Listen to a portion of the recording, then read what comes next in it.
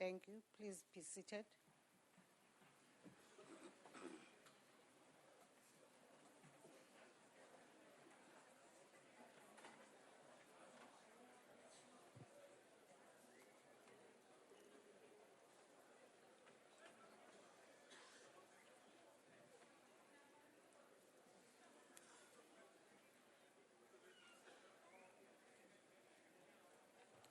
We come to notices of motion. Yes, Honourable Member of the ANC.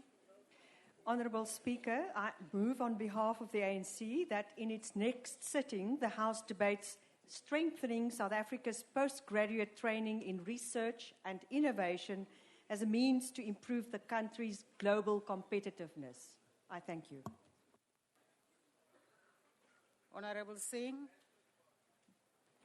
Thank you, Honourable Speaker. On behalf of the Inkatha Freedom Party, I shall move at the next sitting of this House that the House debate the report released yesterday by Groundwork, an NGO that works for environmental justice and the Centre for Environmental Rights, in which it was reported that the government has allowed the air quality management system to deteriorate to the point of collapse in South Africa, and to further discuss immediate measures that must be put in place to prevent such catastrophe.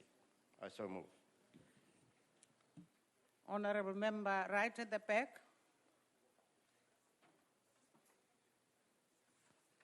Thank you, Speaker. I move on behalf of the Congress of the People that the House debate the need for electoral reform to ensure that elected representatives are more accountable, responsible, and responsive to the electorate. I so move.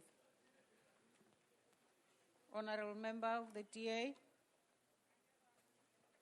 Honourable Speaker, I hereby move on behalf of the Democratic Alliance that at its next sitting, this House debates the lack of funds in the National Student Financial Aid Scheme and the impact that this has on people's right to quality higher education.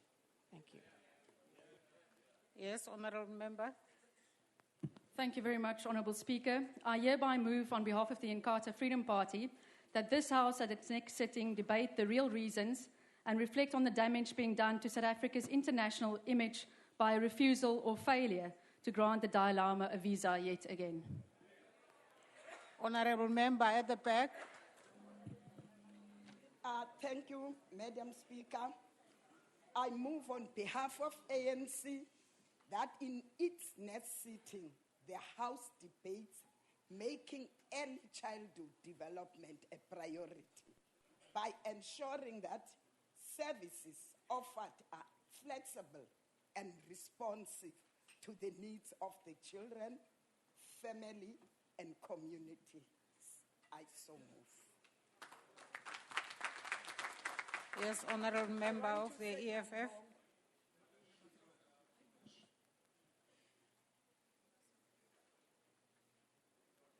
Thank you, Honourable Speaker. I rise on behalf of the Economic Freedom Fighters that in its next sitting, the House debates South Africa's state of household food security. I so move. Honourable Members, I picked up a comment from a member of the House and would like to use this opportunity to request members who are our guests in the gallery, who are very welcome to observe the proceedings, please to desist from participation in any way. No clapping, no comment, nothing. So that then we can leave the procedures to the floor and be able to conduct ourselves. Honourable members, any other motions? I see the Honourable Member of the NFP. Thanks, Madam Speaker. On the next sitting day of this House, I'll move on behalf of the NFP that the House deliberates on the conditions of hostels in our country. I so move. Honourable Member over there. I'll come back. All right. Honourable Speaker. No, Honourable Member. I've pointed at the Honourable Member sitting right there. Okay, thank you, Honourable Speaker. Honourable Speaker, I move on behalf of the ANC that in its next sitting, the House debates promoting rural women access to vital resources such as safe and affordable energy, water and land. I so move. Honorable member at the back. Thank you, Chairperson. On behalf of the Economic Freedom Fighters, I rise that at the next sitting, the House debate the conditions of fishing communities in the coastal areas of our country, and more specifically around the area of St. Helena Bay, where the fishing quotas are going to one portion of the community that is closely linked to the ruling party. I thanks. Honorable member. Thank you, Honourable Speaker. I hereby move on behalf of the Democratic Alliance that at its next sitting, this House debates Eskom's 225 billion rand shortfall and the impact that the countless government bailouts have on our economy. Honourable member. Thank you, Honourable Speaker. In the next sitting of this Honourable House, I will move on behalf of the National Freedom Party that the issue of strengthening the security of South African boundaries be deliberated upon. Our national boundaries are currently very porous and not protected at all from people who bring stolen and unauthorized goods into the country. It was brought to the attention of NFP that 4 SAPS members were arrested by Mozambican police near Ndumo in Jozini last week whilst they were trying to arrest a man who was crossing with unauthorized goods. The suspect called the Mozambican police to assist him, and the Mozambican police responded by crossing the border in South Africa and arrested SAPS members, dispossessing them their firearms. I think you should wait for statements. Kodwa kunjalo nje. Uzosho phela ngesikhathi sama statements. Honorable Mngwango.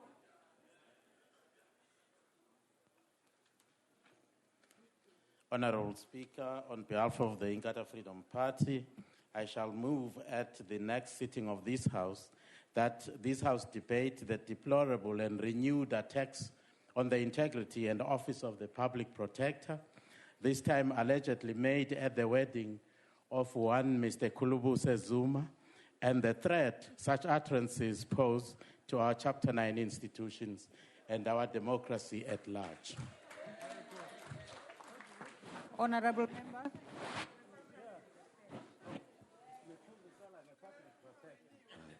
Thank you, Honourable Speaker.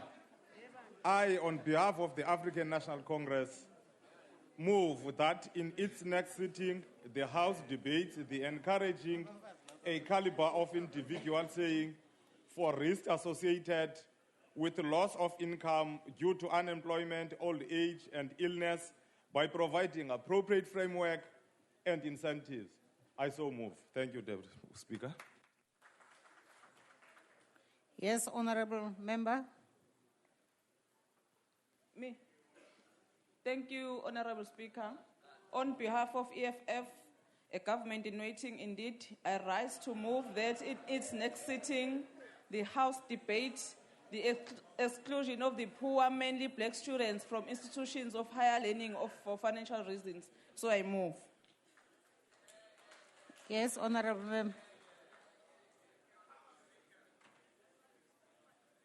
Thank you, Honourable Speaker. I hereby move on behalf of the Democratic Alliance that at its next sitting, this House debates government's proposed nuclear program, its projected impact on future electricity prices, and the mechanisms through which it will be financed. I thank you.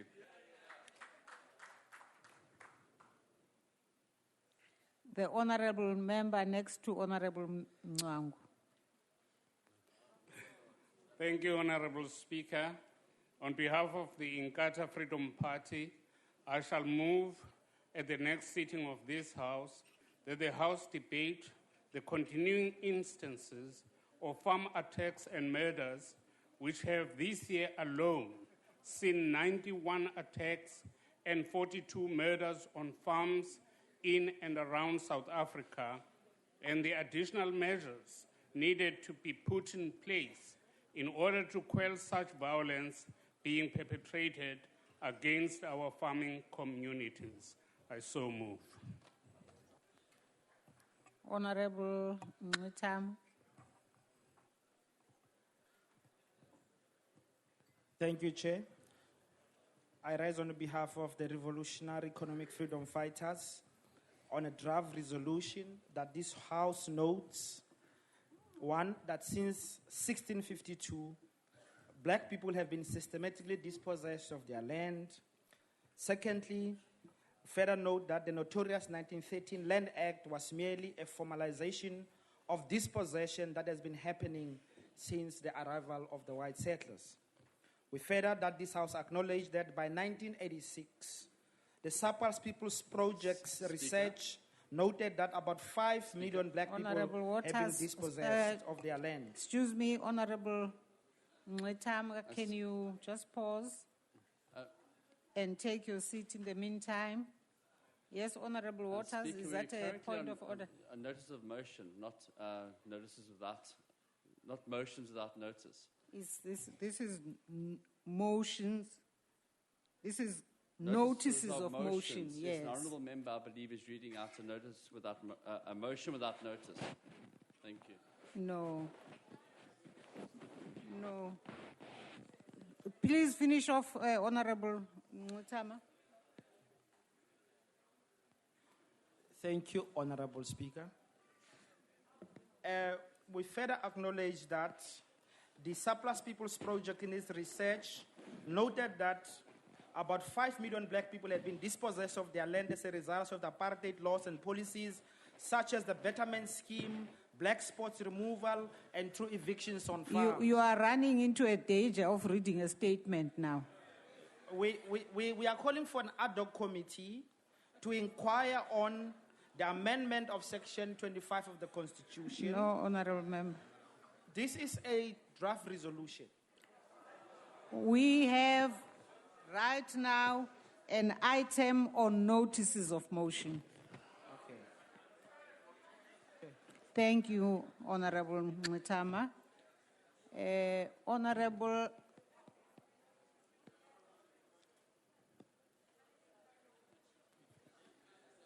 Thank you, Honorable Speaker. I rise on behalf of the Economic Freedom Fighters to move that the House in its next sitting debate the constitutional location of the Office of the Public Protector and its decisions, as there appears to be confusion on its powers. I so move. Honorable Member at the back.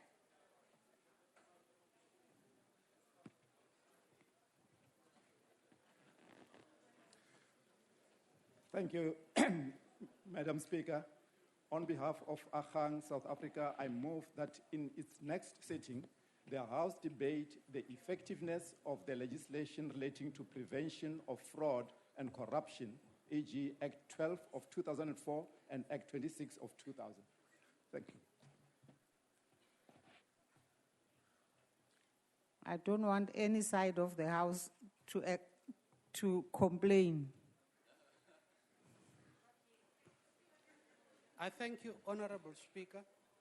I hereby move on behalf of the African National Congress that in its next sitting, the House debates the potential for economic development in informal settlements and how it would contribute to economic growth. I thank you.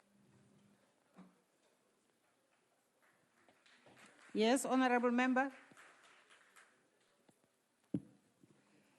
I move on behalf of the Congress of the People that the House debate at its next sitting the worsening national debt to GDP ratio, as well as the budget deficit to GDP ratio, as these are going to make borrowing expensive for the state, financial institutions, and ordinary South Africans. I so move.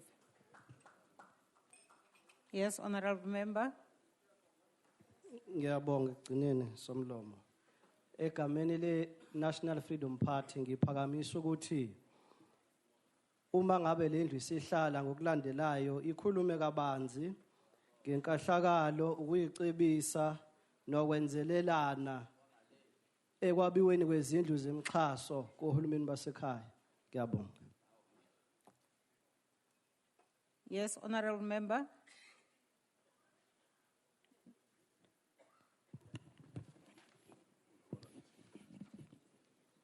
On behalf of the National Freedom Party, I move that at the next sitting, the House debates the issue of the exorbitant amounts of money being spent by provincial MECs in self-promotion of their persons and their offices in the print media associated with the wasteful expenditure and salt-turning ceremonies for interhiring of marquees, tents, caterers, flowers, decorations, and numerous other expenses to launch projects which then do not progress, believing that actions speak louder than words, as such that the unnecessary expenditure could be utilized for far more effectively in actual service delivery. Thank you. Honorable members, let's move to motions without notice.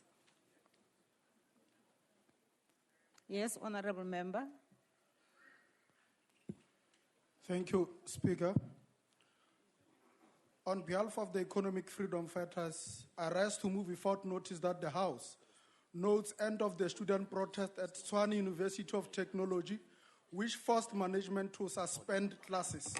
Acknowledge that grievances of student bodies are, amongst others, lack of funding from National Financial Student Aid Scheme, which remain inadequate to fund all students who qualify. Further note that public universities are public spaces, and the unilateral decision by the TUT management to suspend classes, threaten students with evictions, remains outside principle of universal access to free and quality education. I so move. Thank you.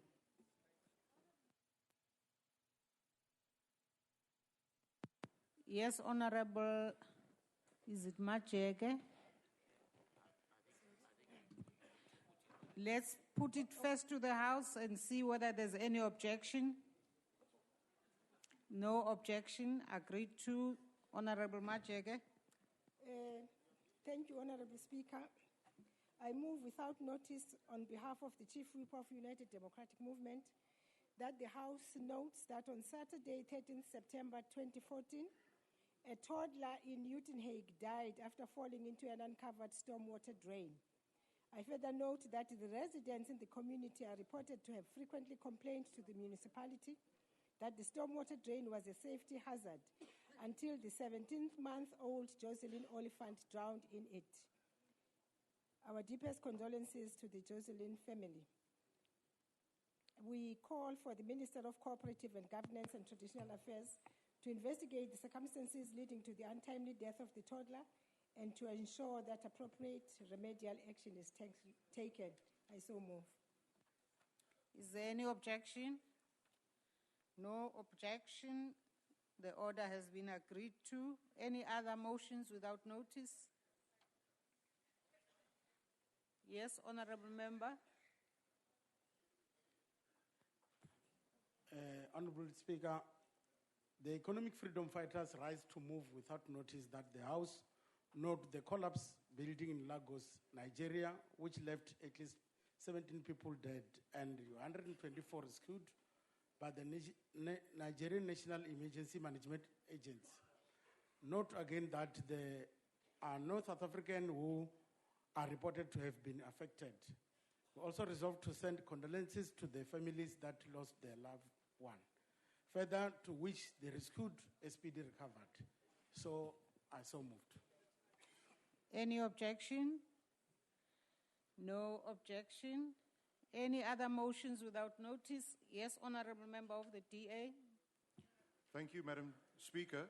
I hereby submit on behalf of the Democratic Alliance the following motion without notice, that the House notes that the famous Blue Train that travels between Cape Town and Pretoria has once again been named Africa's leading luxury train at the 2014 World Travel Awards, the third year in a row, and thereby contributes greatly to our tourism sector. Also acknowledges that tourism has been identified in the National Development Plan as a key job driver for our economy, as tourism supports 1 in every 12 jobs in South Africa, and further acknowledges the hard work and commitment to excellence of the Blue Train operators and staff, and furthermore, that we congratulate the Blue Train on flying our flag high. Thank you, Madam Speaker. Any objections? No objections. Agreed to. Honorable Singh. Thank you, Honorable Speaker. I hereby move on behalf of the Inkatha Freedom Party without notice that the House, 1, commends the custom officials of the Changi Airport in Singapore who recently thwarted the attempted smuggling of the horn of 8 black rhino into Singapore by a Vietnamese national. 2, notes that the horns weighed in total 22 kilograms and hold a street value of approximately 15 million rand.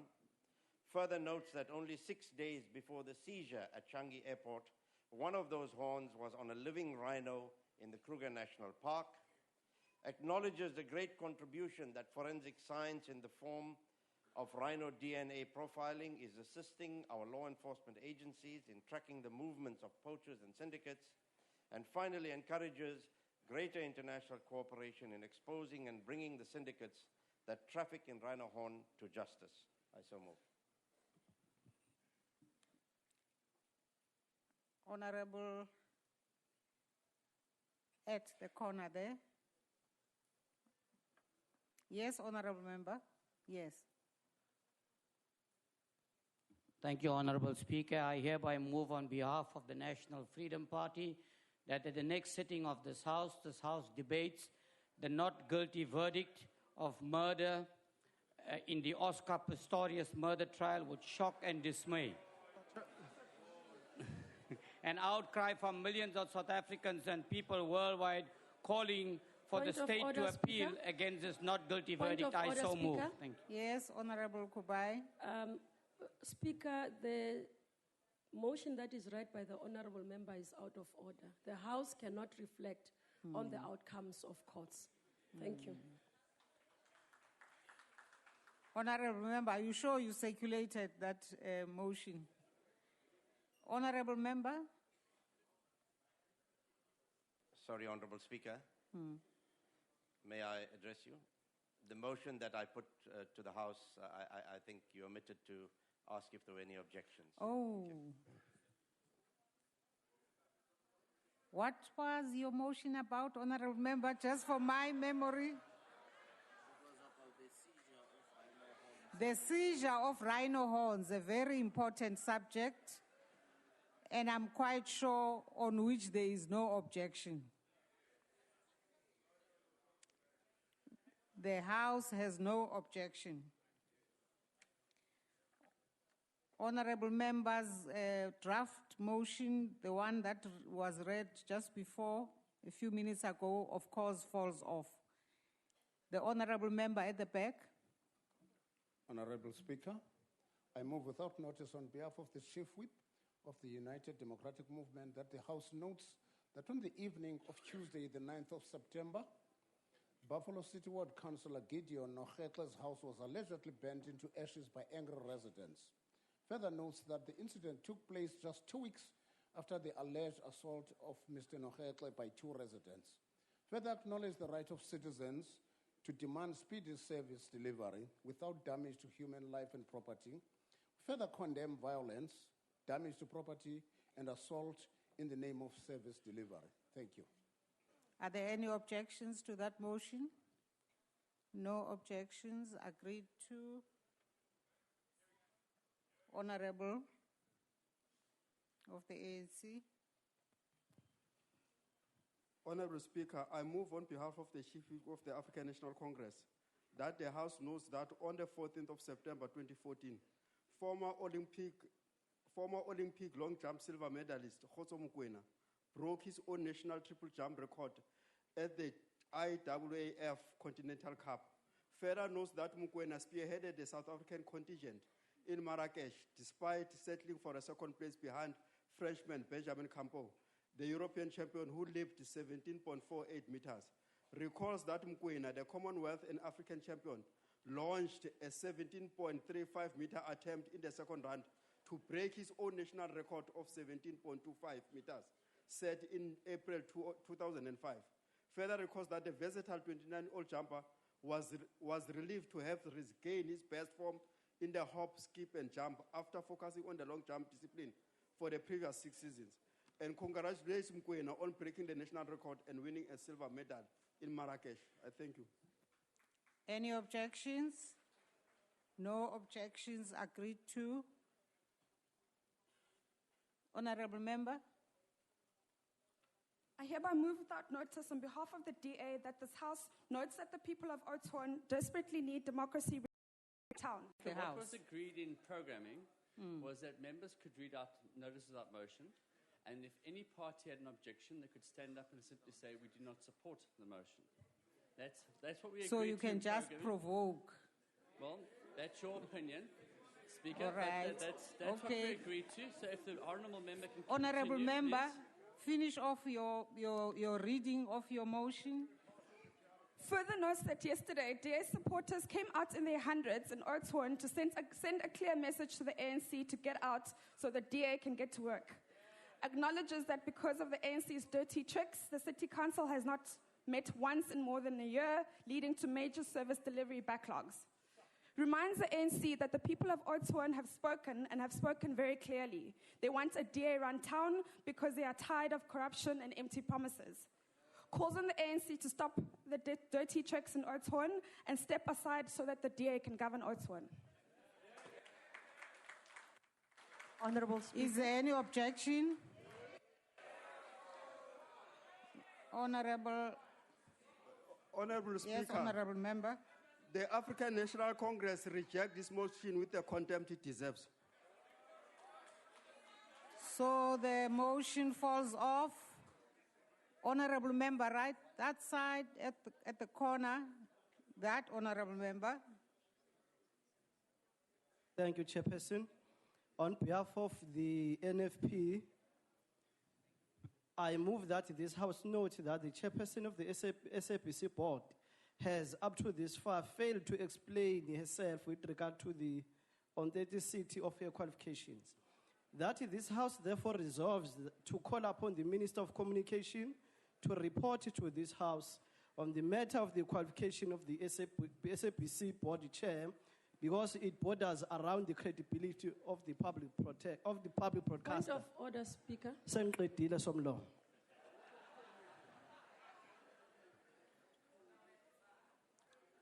Honourable Kubai. Yes, Speaker. While we acknowledge that there might have been an agreement at the Chief Whip's Forum or programming, there are certain matters that shouldn't even be read because they impact on the integrity of the House. The chairperson of the board's appointment and removal from office depends on this House. For a member to stand up and read something like that, while there is a process in place, it's just not assisting the House. Honourable members. Honourable Speaker, I think that there's a process. I have not recognized you, Honourable Shibambu. Please, Honourable Shibambu, I'm still talking to what was put before us by the other Honourable member. Will you let me finish what I'm doing? Okay, that's fine. Honourable members, I think repeatedly in the House, we have referred to issues relating to people who are even not in the House, not members of the House, but whose appointment depends on us in the House. And therefore, the responsibility that puts on our shoulders as to how we deal with issues affecting them. That we cannot lambast people whom we have appointed and whose removal actually depends on us without doing it through a properly formulated substantive motion. I mean, this is a matter we are repeating again. You also are referring to a member of this House who is the minister. Please do it properly through a substantive motion. It's not a matter of not doing it. It's a matter of doing it properly according to the rules we have agreed.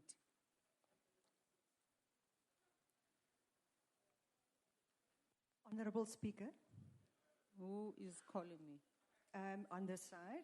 Honourable Speaker, just on a point of order, we have noted what the Honourable Waters has said with regards to a decision by the Programme Committee. But I would like to respectfully suggest that in terms of the functions and the powers of the Programme Committee, they cannot make such arrangements. The Rule 190 spells out what the functions and powers are. and they cannot come to some other kind of an agreement. That is the role of the Rules Committee. Thank you. Honorable members, I would like us,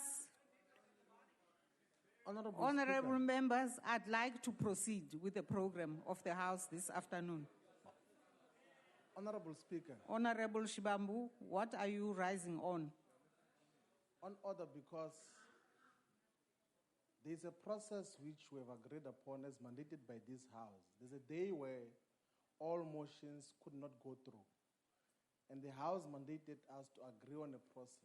We agreed on that process. We came back to the House to announce that this is our proceeding. Those honorable members that have stood up now to object to the process that we have agreed on should have done so when the House was agreeing on the process that we agreed on in the Chief Whips Forum, in the Programming Committee. And not question it now because it's convenient for them. Honorable, I don't think that it's going to help the House to continue doing in that particular fashion. Let's Honorable all Shibambu. read the motions without notice.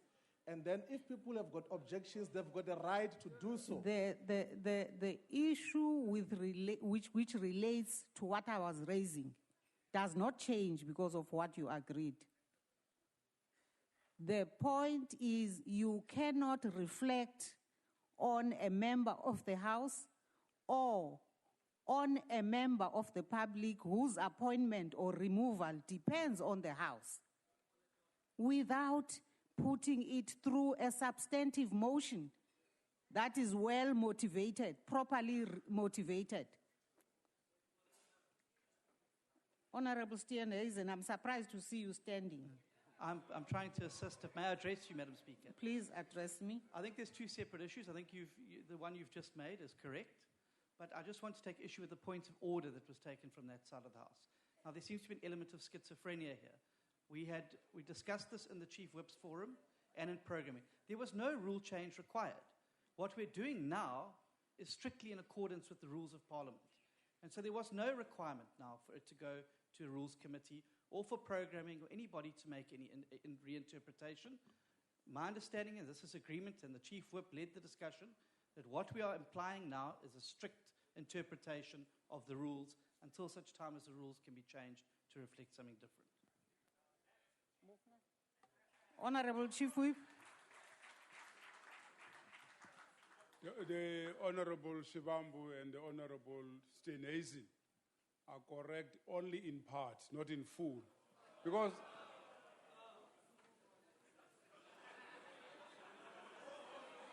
Honorable members, allow the Chief Whip to finish his statement. our agreement does not break rules. We don't have any power to break other rules by making an agreement. The agreement does not nullify the other rules simply because we said we must read it in full. If you break the rules, you must be stopped. It cannot be right for you to break the rule simply because you are implementing our other agreement. Can't be right.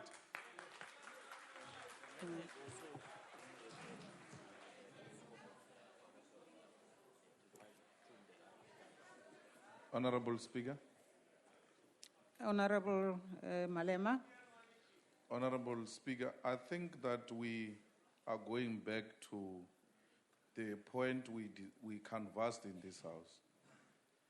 There's no one who will put the integrity of this House in question if a motion is raised and the one who disagrees stands up to object. It's not a motion that was carried by this House. Because if we are going to be saying, you can't say this, you can say that, we are going to go back to where we object almost everything here. The Chief Whips Forum has discussed this matter. Let us be allowed to raise motions, and then you stand up and object, then we proceed.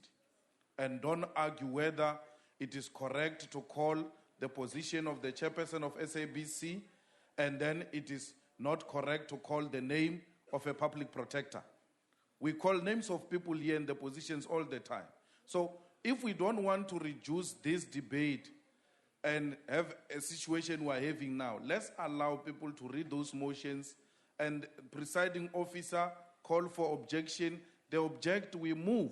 And therefore, it's not a parliamentary position and it will not compromise the integrity of this House. Honorable members, just to also clarify the issue of motions without notice and how we deal with certain of the things on which we've been disagreeing, let us be reminded that the matter is receiving attention, and this is a matter that will serve before the Rules Committee in the near future. I now wish to move us, honorable members. I wish us to move from motions without notice. I see a forest of hands suddenly. A forest of hands.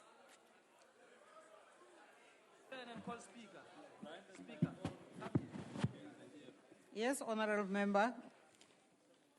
Thank you, Honorable Speaker. On behalf of the Economic Freedom Fighters, I move without notice that the House notes the latest youth unemployment figures at 36.1% according to Stats SA. Further note that according to the same statistics, the black youth are becoming less skilled, whilst skills amongst the white youth have increased gradually. Acknowledge the report that skilled employment among white youth stands at 61.5% currently, from 52% in 1994. Indians and Asians at 50.7%, coloreds at 22.5%, and black youth at only 17.9%. Further acknowledge that despite legislation, blacks still find it hard to find employment, let alone develop their skills. I so move. Any objection? No objection. Agreed to. Honorable member of the DA. Thank you, Honourable Speaker. I hereby move on behalf of the DA without notice that this House notes that the National Development Plan brings up serious concerns over the government's proposed nuclear build program and calls for an in-depth investigation into the financial viability of nuclear energy. Further notes that the updated integrated resource plan also brings up serious concerns over the nuclear program and calls for a decision over it to be delayed while other energy options are explored. Recognizing that this program will be the largest government procurement in South Africa's history, with estimates ranging between 400 billion and 1 trillion rand. Therefore, calls on the government to handle this program in a far more transparent manner and release to Parliament all the documents emanating from the Interministerial Committee on Energy Security, where this issue has been discussed. Further calls on the government to outline how such a deal will be financed, what impact it will have on future electricity prices, and what measures will be put in place to avoid any individuals or political parties benefiting improperly from such a procurement program. I so move. Thank you. Any objections? There is an objection. The motion falls off. Any other motions without notice? Honorable Munsami. Thank you, Honourable Speaker. The Economic Freedom Fighters rise to move without notice that the House notes the alarming increase of violent protests across the country. Notes the violent service delivery protest currently underway in New Greytown Road in Pietermaritzburg. Further note that protesters are demanding to address Mbombela Local Municipality Mayor Sibusiso Matonzi, and as a public servant, he ought to make himself available to the people.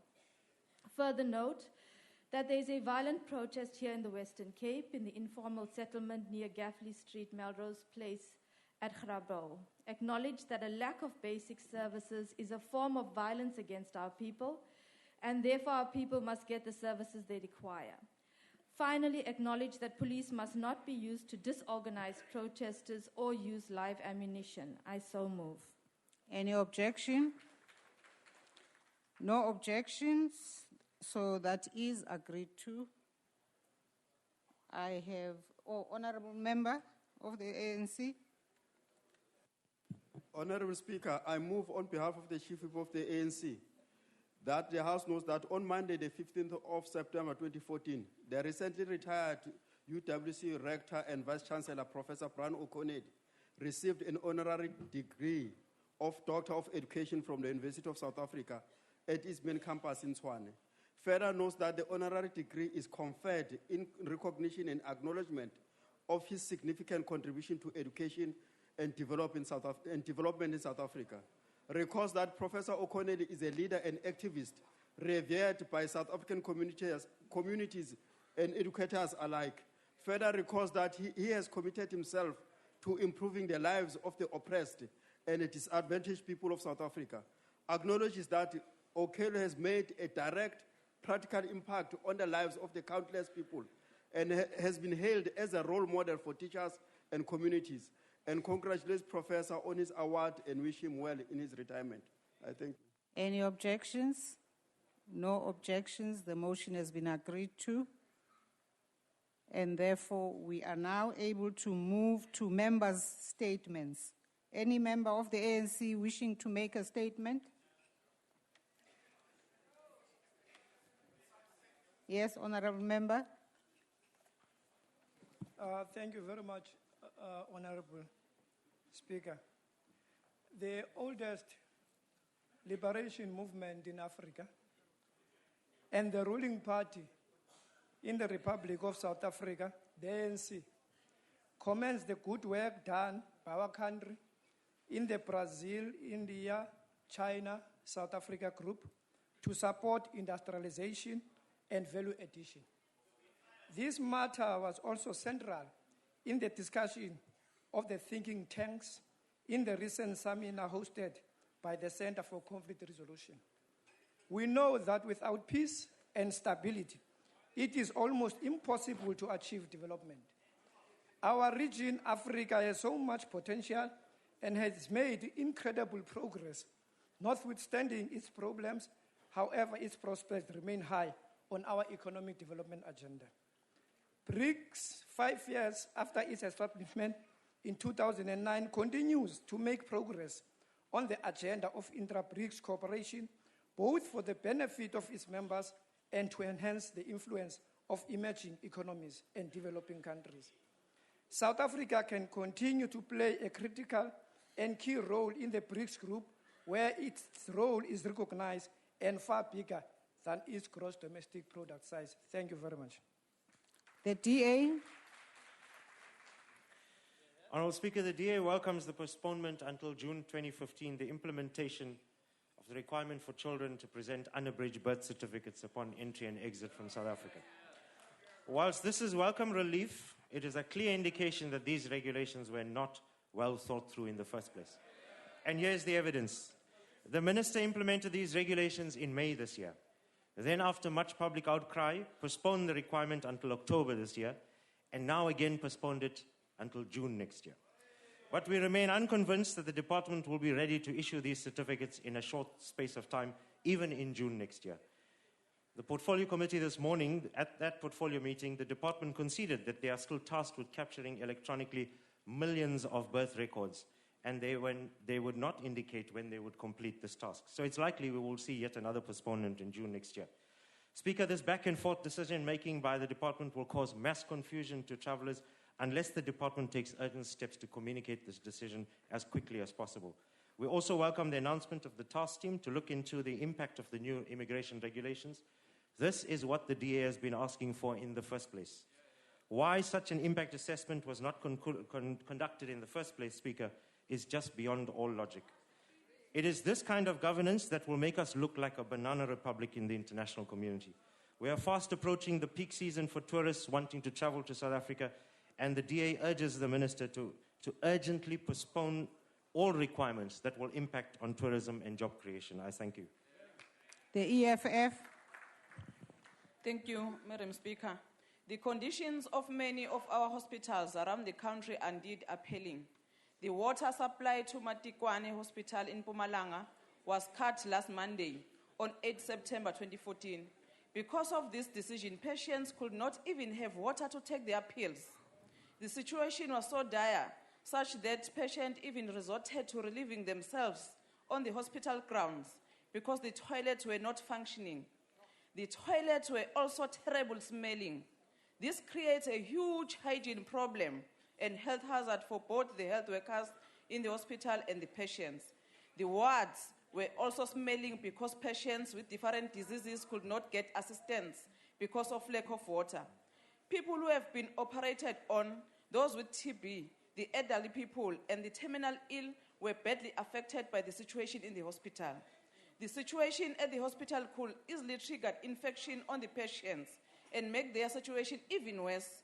This actually shows the condition under which our people are subjected to 20 years after attaining democracy.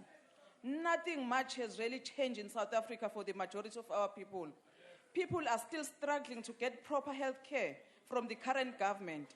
The poorest of the poor are the ones who are most affected by the lack of service delivery in the health sector.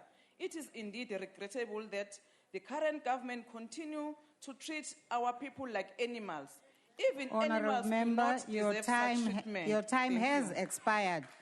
However, Honorable Member, I would like to suggest that you relook at your draft because it's quite schizophrenic. You start off by saying the hospitals are appealing, and then you go on to say something that is absolutely the opposite. But what you did say is it's appealing. The ANC... Speaker? Yes. Can I correct that because I want to be on record? The All hospital right. are appalling. The ANC...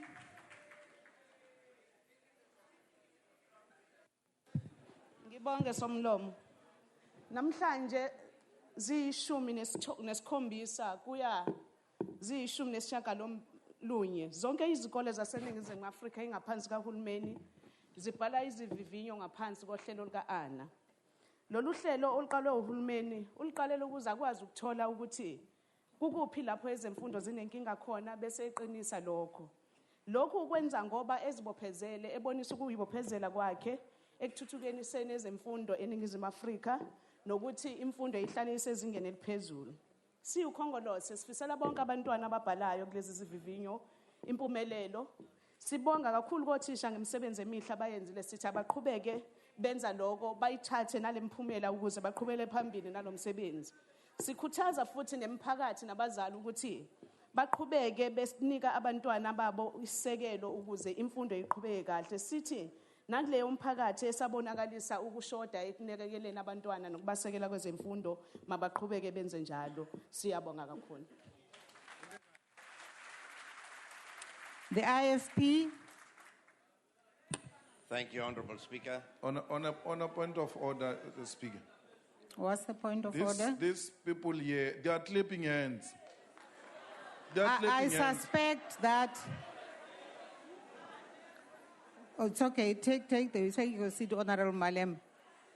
Mhlawumbi ngokuya bendithetha eqaleni bekungakafiki bonke abanye abantu. Ndicelile okokuba indwendwe zethu mandichaze okokuqala uba zamkelekile. Okwesibini, order. On a point of order, Speaker. On a point of order, Speaker. Can I finish first? Zamkelekile indwendwe zethu kodwa imithetho yenkqubo yalapha eParliament ayivumi okokuba indwendwe zethu ziqhwabe. Ndizama ukuyichaza loo nto leyo uba niyazi abanye besendibaxelele kodwa ke beningakapheleli.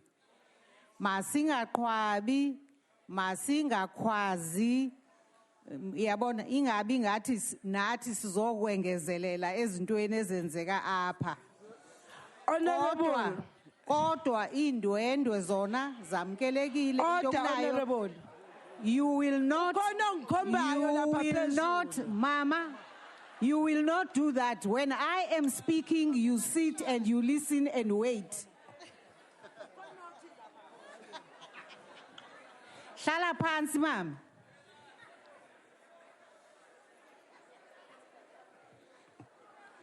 So niyacelwa zindwendwe.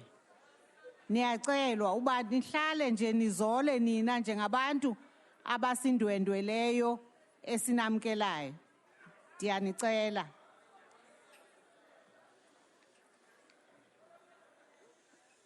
IFP.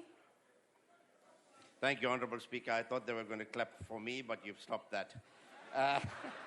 Honorable Speaker, the bailout plan extended to Eskom by Cabinet, which also includes support for tariff increases, is troubling because it does not seem to have taken a holistic view of the situation. The decision to support increased tariffs will have a continual devastating impact on the poor people of this country, as they cannot afford rising electricity prices, as well as on the commercial, industrial, and household sectors. Many statements of reassurance to consumers and businesses will most likely emanate from government, claiming that electricity prices will not increase.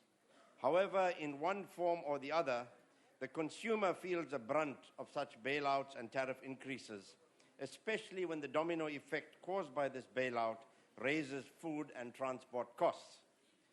Government needs to clarify whether events that landed Eskom in this predicament in the first place were taken into account. Cable theft, illegal connections, delays in commissioning the Medupi power station, and the more than 10 billion rand owed to Eskom by municipalities have severely hampered the power utility's ability to maintain revenue streams. Remedial steps need to be taken and municipalities especially held to account, because no amount of free basic electricity allocation will shield the poor from higher tariff hikes. Eskom's inability to manage its books will no doubt lead to the same problem again in the next budget cycle, thus turning it into another version of SAA. The UDM.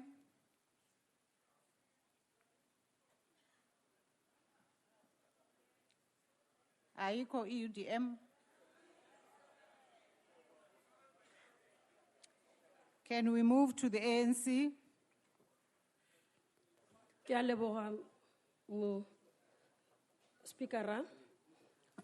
Mokgatlo wa African National Congress o lebogisha Morena Franz Malachi go tswa mabopane ge a kgonne go tlhoma pampiri ya magae e bitswago mabotsepanesane.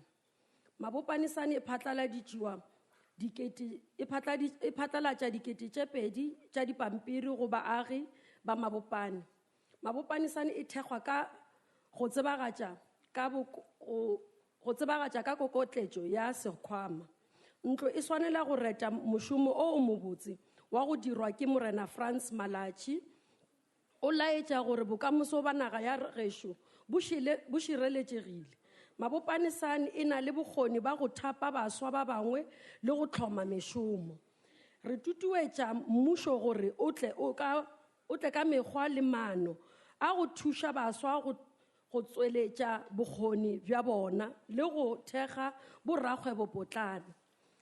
ANC e lakaletša mabopanesane le balekodi le batsweletši ba yona bokamoso bo bokaone le ba go kganya. Ke a leboga. The ACDP.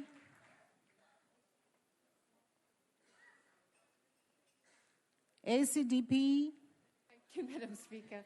Reports that a former euthanasia supporter, Professor Theo Boer, has told the House of Lords in the UK not to make the same mistake as the Netherlands are relevant for us in South Africa, as following the death of MP Ambrosini recently, talk of the end-of-life bill resurfacing on the parliamentary agenda were heard. The ACDP has pointed out that this will be hugely problematic for many reasons, including the likelihood of AIDS sufferers and the elderly feeling pressured to commit suicide to make life easier for others. Dr. Boer, who is an academic in the field of ethics, had argued 7 years ago that a good euthanasia law would produce relatively low numbers of deaths, but now says he believes that the very existence of a euthanasia law turns assisted suicide from a last resort into a normal procedure. Dr. Boer, who was a member of a review committee that monitors euthanasia deaths, has said that euthanasia is now becoming so prevalent in the Netherlands that it is on the way to becoming a default mode of dying for cancer patients. Assisted deaths have increased by about 15% every year since 2008, and the number could hit a record 6,000 this year. Dr. Boer is also concerned at the extension of killing to include the demented and the depressed, and the establishment of travelling euthanizing doctors, saying he was wrong, terribly wrong, in fact, to have believed regulated euthanasia would work. I used to be a supporter of the Dutch law, but now, with 12 years of experience, I take a very different view. Thank you. Sorry. ANC.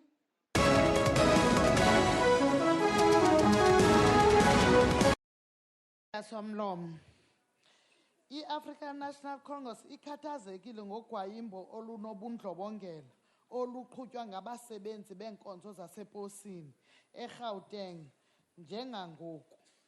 Olu gwayimbo luqhutywa ngabasebenzi abangxungxileyo abangamakheswa kwiinkonzo zeposi. Bebesoloko bekuthethathethwano nabaphathi beenkonzo zeposi kule minyaka idlulileyo malunga nenkqubo yokubaqesha isigxina babe yinxalenye yeli ziko.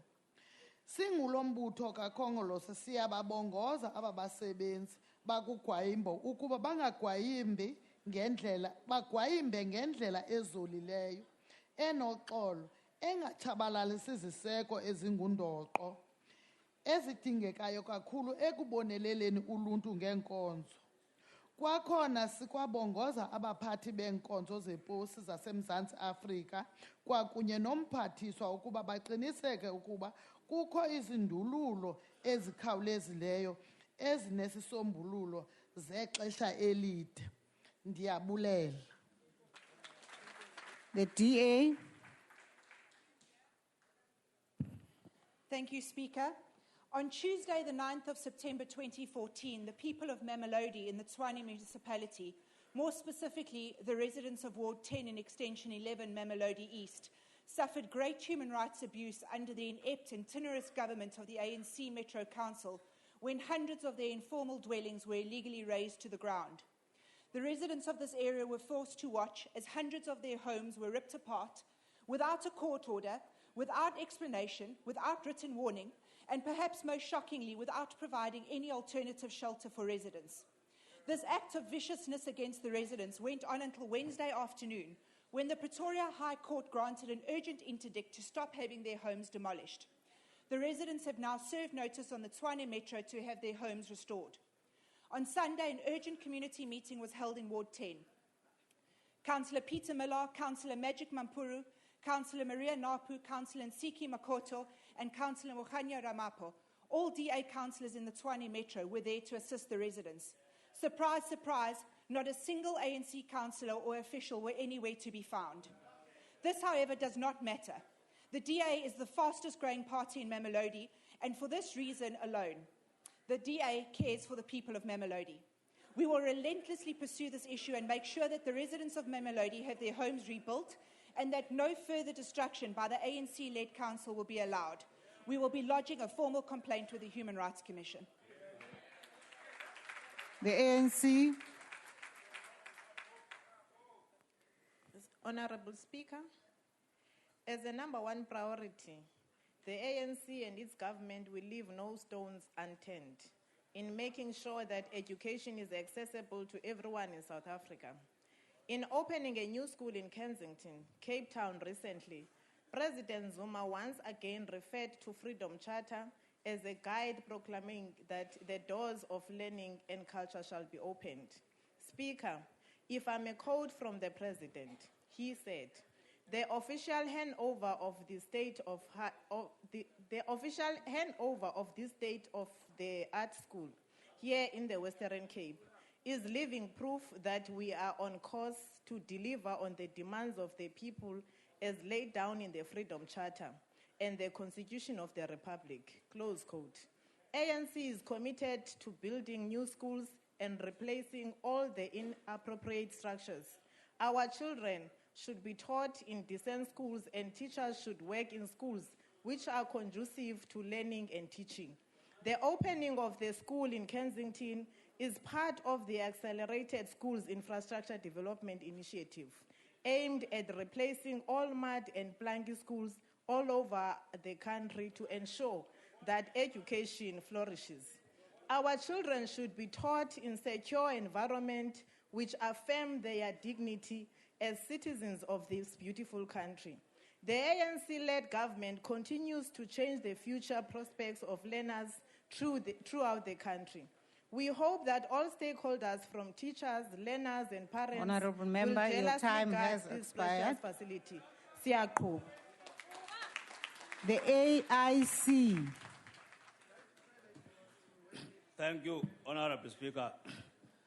Honorable Speaker, the AIC want this House to note the state of poor conditions in the area of Matatiele in as far as the service delivery is concerned. This results from our government's ignorance and forceful incorporation of the area into the Eastern Cape instead of KZN. Honorable Speaker, the howlers can do their job, but it is very alarming to learn that 3 students and 1 adult who were involved in a car accident on the 1st of this month, where 1 educator lost her life, are still lying unattended in Asha Memorial Hospital in Gokstead, which is in KZN. This happened after the Taylor Bequest Hospital in Matatiele failed to transfer them to Nelson Mandela Hospital at Amtata because the hospital was allegedly reported to be full without beds and therefore could not admit the patients from Matatiele. The IC feels, Honorable Speaker, that the time has come to free the people of the area to the province of their choice, where services will be easily accessed. I thank you. The ANC. Making education the apex priority and embracing the ANC's vision of quality education for all gained substantial support when Anglo-American Platinum recently built facilities that allow easy mobility and access to classrooms for disabled learners at the Mante Primary School in Tahong, Northwest. The school was dilapidated, affecting even the learning of able-bodied pupils, when the mining company noted the plight of the learners at the school and decided to build a new school. The new school boasts an administration block, a science and computer laboratories, a library, and a space for remedial education for physically and mentally challenged pupils. The ANC once more commends the contributions and financial support of the private sector in partnering with the South African government to ensure the progressive realization of universal schooling, expanding quality education, and eliminating disparities in education. We appeal to other businesses to do the same so that we can work together to move South Africa forward. I thank you. DA. Thank you, Speaker.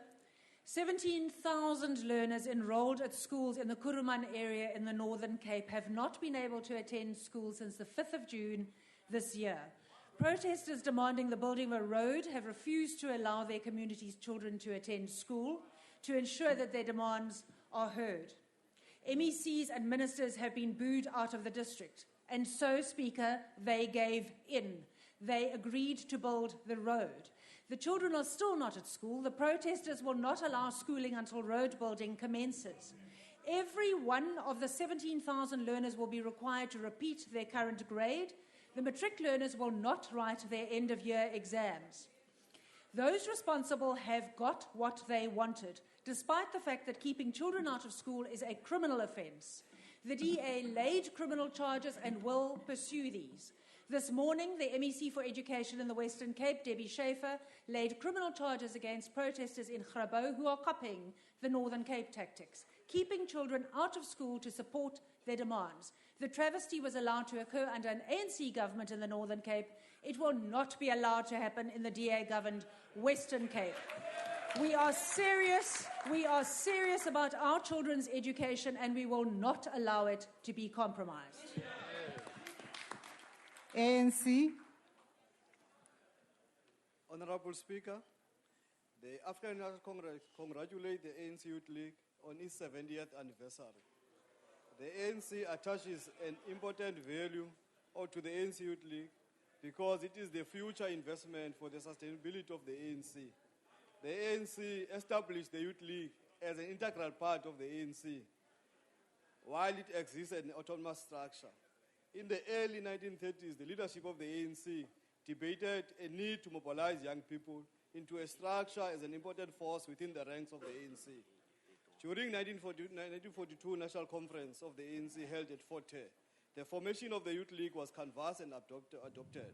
The Youth League was later founded in Johannesburg on the 10th September 1944. The primary task for the ANC Youth League was to mobilize young people behind the vision of the ANC, as well as to serve as a preparatory school and the incubator for the ANC. Throughout its existence, the ANC Youth League has never failed to discharge this important task, and all its different generations have also appreciated their political responsibility to strengthen the ANC. We are proud of the contribution of the Youth League has made throughout the evolution of the mother body, the ANC, during the different epochs in history. Roar, young lions, roar.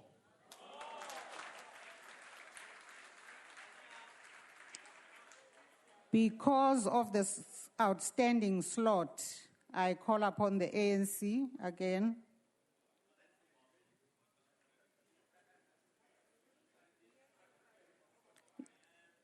Is there no other member of the ANC ready with a statement?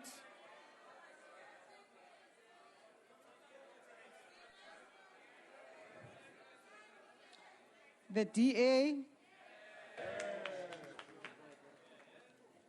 Honourable Speaker, the DA has laid a charge with the Public Protector to probe the financial misconduct in the Maroling municipality.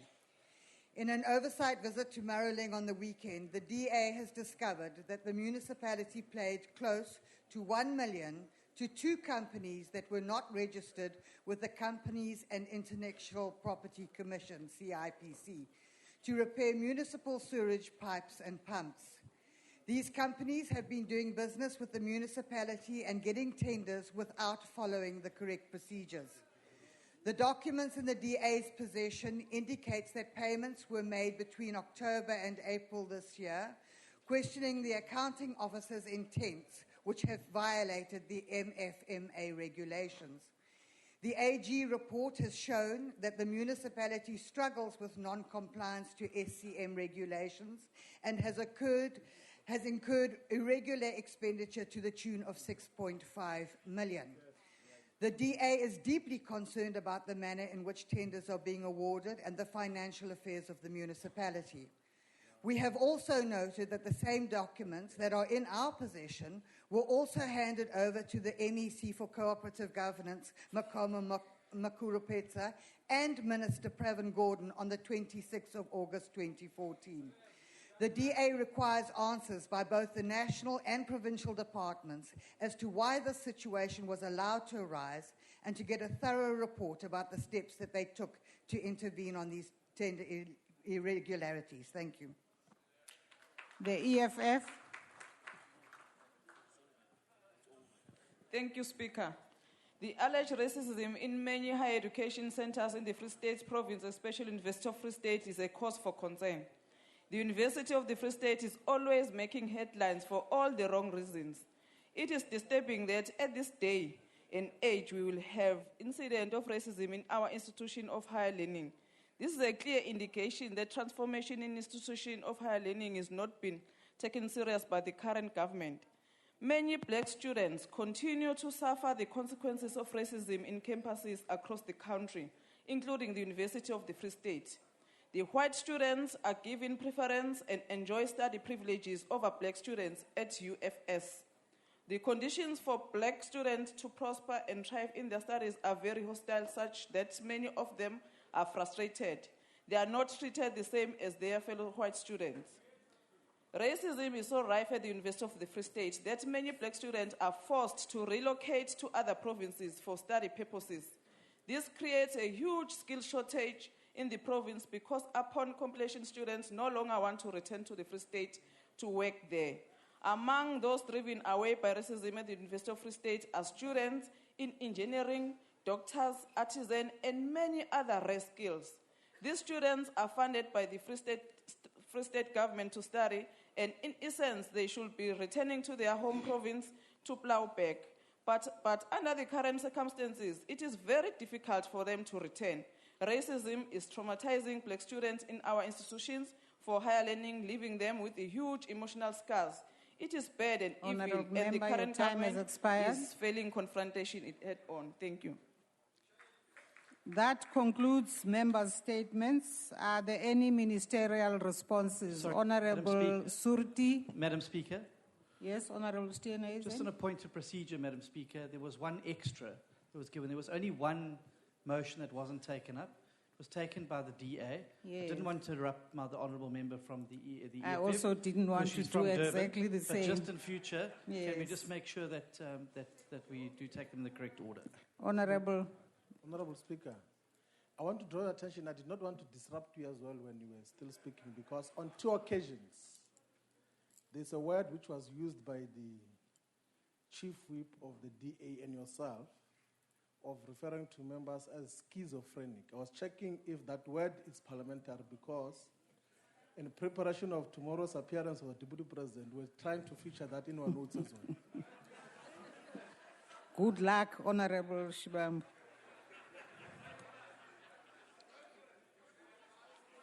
Are there any ministerial responses? Honourable Surti. Thank you, Honourable Speaker. Honourable Speaker, last week the President had been part of a ceremony in terms whereof we delivered a state-of-the-art school exceeding 45 million in the Western Cape in Kensington. The week before that, the Deputy Minister of Basic Education had the pleasure of going to Lotus Rivier and handing a state-of-the-art school exceeding 42 million rands to the people and the communities of Lotus Rivier. The Western Cape in itself is going to be the beneficiary of 14 schools in this year, and another 11 thereafter. The children of Gabbro and the children of Kuruman are the children of this country.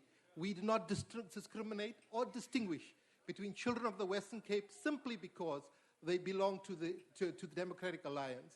Indeed, the Western Cape is the second largest beneficiary of the ASIDI program. Honourable Chairperson, it is therefore unfortunate that a member of this Honourable House chooses politics above the best interests of our learners. Honourable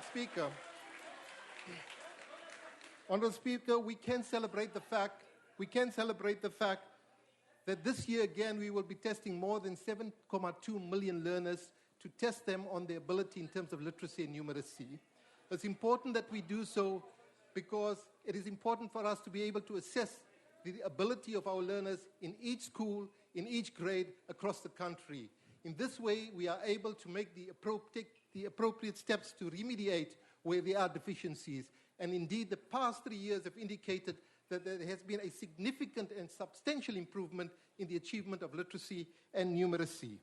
Honourable Chairperson, let me conclude by saying that we are indeed grateful to the private sector for the partnerships that they've concluded, because we do believe that together we can move South Africa forward. I thank you.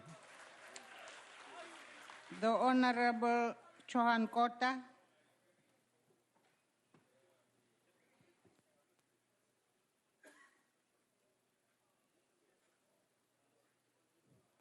Thank you, Madam Speaker. I noted very, very carefully the words used by the Honourable member from the DA, Honourable Hussein, when he made his statement. I noted particularly the use of the word banana republic when referring to our beloved country. I suspect that the tourism industry would thank the Honourable member and ask him to refrain from using disparaging language when describing our country. If he is so concerned about the tourist industry, perhaps I suggest he should use the many platforms available to him to promote South Africa as a destination of choice instead of using disparaging language when describing our country. Instead of calling South Africa a banana republic, perhaps he should tell the people of the world that South Africa is still the most beautiful place to visit. It offers the Point best of order. facilities in the world. It What's the problem, I Honorable rise on Chibu? Rule 69, Madam Speaker. It's very clear that the material part of the Honourable Hussen's speech has been misunderstood. And if I can repeat the words that were actually used in the motion, a written copy which I have here, it is this kind of governance that will make us look like a banana republic. He didn't say we are a banana republic. Point of order, Speaker. Order, Honorable Member. Point of order, Speaker. Wait, Honorable Member. I want to allow the Deputy Minister to continue and finish her answer and what she is saying wait a minute. In response to what the Honorable Member had said. Honorable Deputy Minister, do you change what you are saying in relation to what has just been clarified? perhaps what the honourable member should say, instead of saying that it is this kind of governance that will lead us into a banana republic, the honourable member should say to the people of the world that come to South Africa because government has taken the necessary measures to ensure that while you visit our beautiful country, you will be safe. Thank you very much. Honorable Mbalula.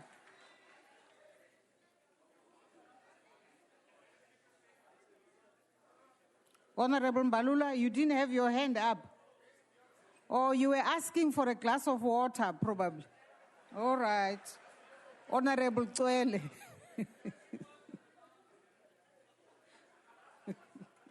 Somlomo ngivumelana nomhlonisha uNdongeni kaEkhongolose ukuthi lolu dlame oqhubekayo kulabo abadelekile eposini ufuna liphele.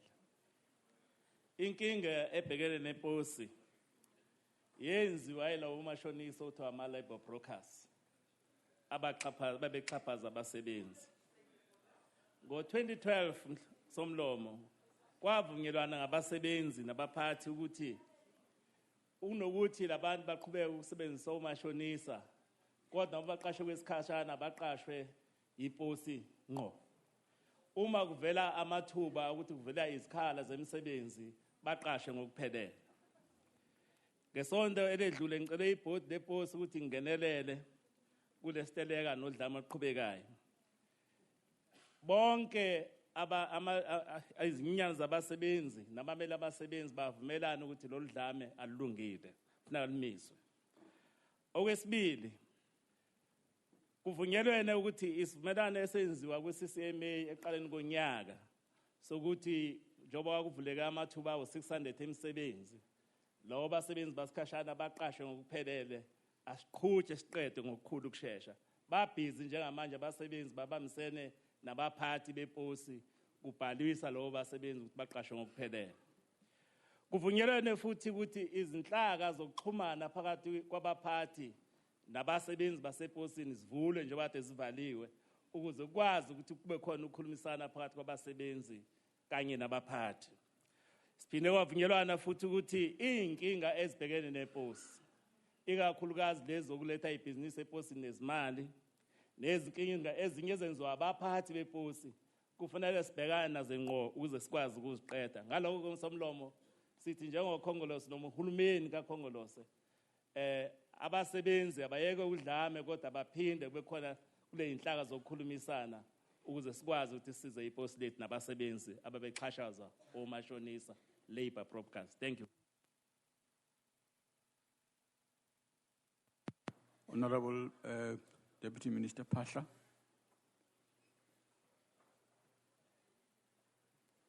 Thank you, Honorable Deputy Speaker. Deputy Speaker, I want to deal with a statement by an honorable member from the EFF concerning the Matikwane Hospital in Mpumalanga. While we appreciate the concern of the honorable member about the shortage of water at the hospital, I think it is quite undoubted that the honorable member highly exaggerated the situation at the hospital. We will indeed investigate the state of water supply in the hospital.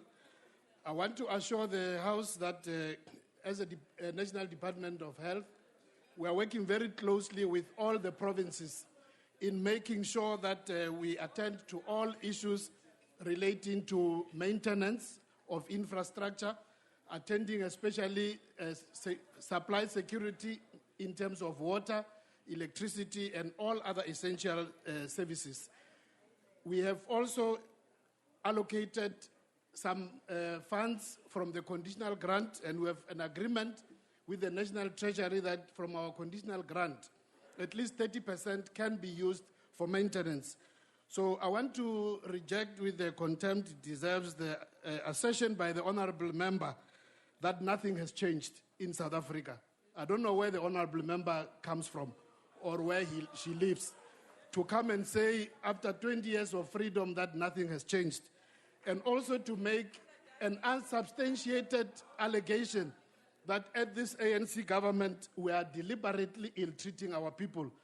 I think while we accept the whatever information the honorable member may have got, which we will definitely investigate, I think it's really irresponsible for the honorable member to make this kind of wild allegations.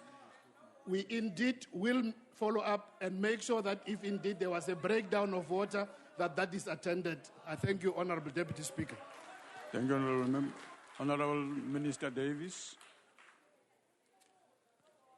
Thank you, Deputy Speaker. Deputy Speaker, I want to welcome the statement by the Honourable Mkongi drawing the attention between our role in BRICS and the promotion of industrialisation and regional integration. Let me just say I can report to this House that the BRICS Business Council, which was established under South African chairpersonship, will be meeting in the near future under the chairperson of Brazil to take forward the important work of identifying business opportunities between the BRICS countries. I can also mention that the Contact Group on Economic and Trade Issues reported to the Ministers of Trade in Brazil on a study which had been conducted on the promotion of value-added trade between BRICS countries. We will be pushing energetically for the implementation of that. And thirdly, the much better known establishment of the new BRICS Development Bank will of course be a resource that can be used to finance infrastructure on the African continent, which is critical to the integration of that continent. I can also just mention, I think in this connection, that the president of the African Development Bank noted recently that the infrastructure deficit was costing this continent the equivalent of 2% growth. So filling this important lacuna is very, very important to the promotion of regional integration. Thank you very much. Thank you, Honorable Minister. Honorable Deputy Minister Bapela.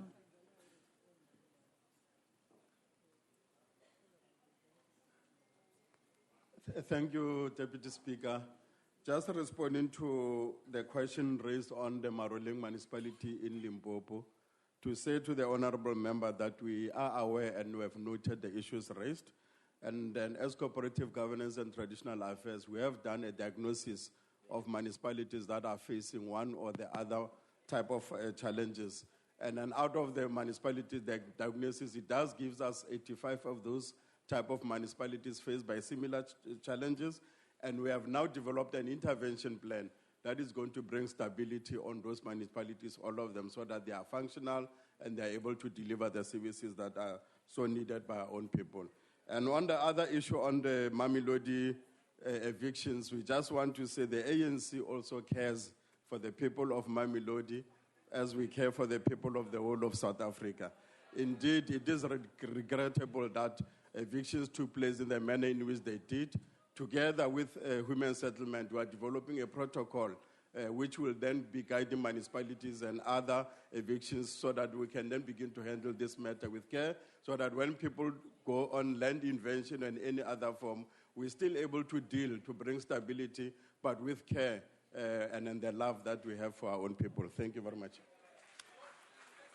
Thank you, Honorable Deputy Minister.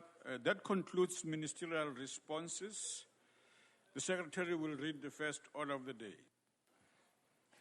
Consideration of Rental Housing Amendment Bill and report of Portfolio Committee on Human Settlements thereon. Now recognize the Chief Whip.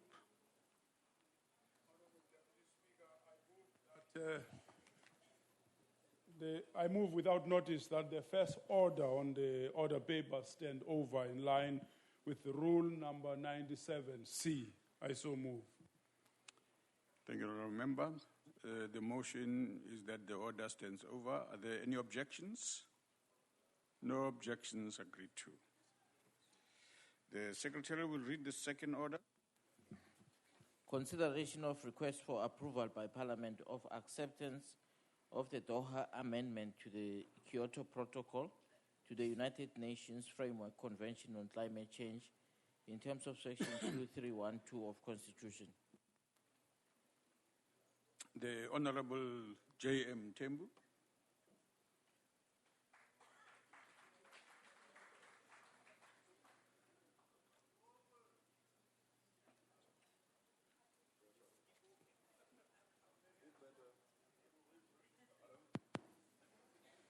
Thank you. Thank you, Deputy Speaker, Deputy President, the Speaker. The Portfolio Committee on Environmental Affairs received a briefing on Doha Amendment of the Kyoto Protocol from the Department of Environmental Affairs on the 24th of August this year. Subsequent to that briefing, the Doha Amendment was then formally referred by Parliament to the committee. It's after this referral that the committee then adopted its report on the 2nd of September, recommending to this National Assembly to ratify the Doha Amendment of the Kyoto Protocol. Deputy Speaker, the African continent is among the most vulnerable to the effects of climate change. Climate change poses a threat to our long-term sustainable development, economic growth, and the overall quality of life of our people. Despite being among the regions least responsible for current and historical global greenhouse gas emissions, developing countries like ours have to take action to address the long-term impact of climate change. The economics case is simple. The long-term financial impact of inaction far exceeds the cost of action. Deputy Speaker, South Africa has a national interest in maintaining a robust, multilateral and rule-based international legal regime to address the threat posed by climate change. In 1995, the international community developed and adopted the United Nations Framework Convention to combat climate change. It recognizes the common global responsibility to address climate change simultaneously, taking into account the varied capabilities of different countries to address the problem. The Kyoto Protocol to the United Nations Framework Convention on Climate Change was adopted in 1997 and came into force in 2005. It creates binding obligations on industrialized countries to reduce greenhouse gas emissions during specifically defined periods. It also outlines the specific obligations of developing countries towards mitigating the effect of climate change. South Africa is a party to both the convention and the protocol. The first commitment period began in 2008 and ended in 2012. The second commitment period will therefore begin in 2013. In 2011, the international community agreed to amend the protocol to provide for a second commitment period from 2013 to 2020. The Doha Amendment to the Kyoto Protocol was adopted in 2012. It outlines this second commitment period of emissions reduction obligations on the part of developing countries. Although there is no legal obligation on South Africa as a developing country, we must ratify the Doha Amendment. For this crucial amendment to enter into force, instruments of acceptance need to be submitted by at least 3/4 of the parties to the Kyoto Protocol. As signatories to this protocol, we should once again affirm our commitment to our international obligations. We should deposit an instrument of acceptance before the United Nations Framework on Climate Change, COP20, that takes place in Lima, Peru, from the 1st to the 12th of December this year. Therefore, Deputy Speaker, we submit that Parliament must ratify the Doha Amendment. The effects of climate change are real. An increase in global average temperature above 2 degrees Celsius poses a danger to all of us, but especially to the poor and vulnerable. Most of them are found here in Africa.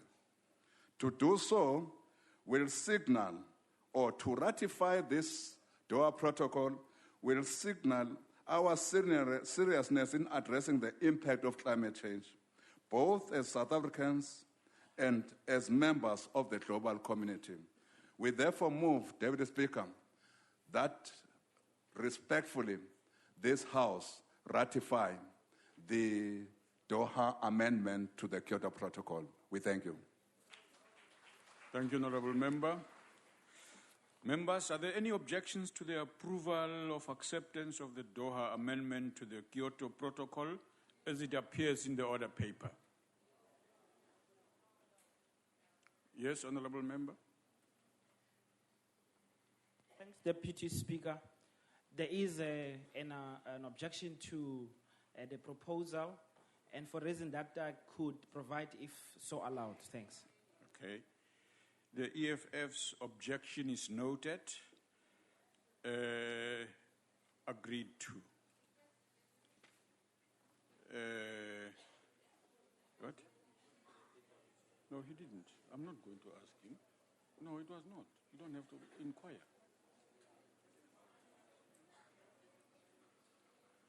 The third order of the day. The Secretary will read the third order of the day. Consideration of report of Portfolio Committee on Higher Education and Training on Strategic and Operational Planning Workshop in Pretoria. Okay, the Honorable Y.N. Posa.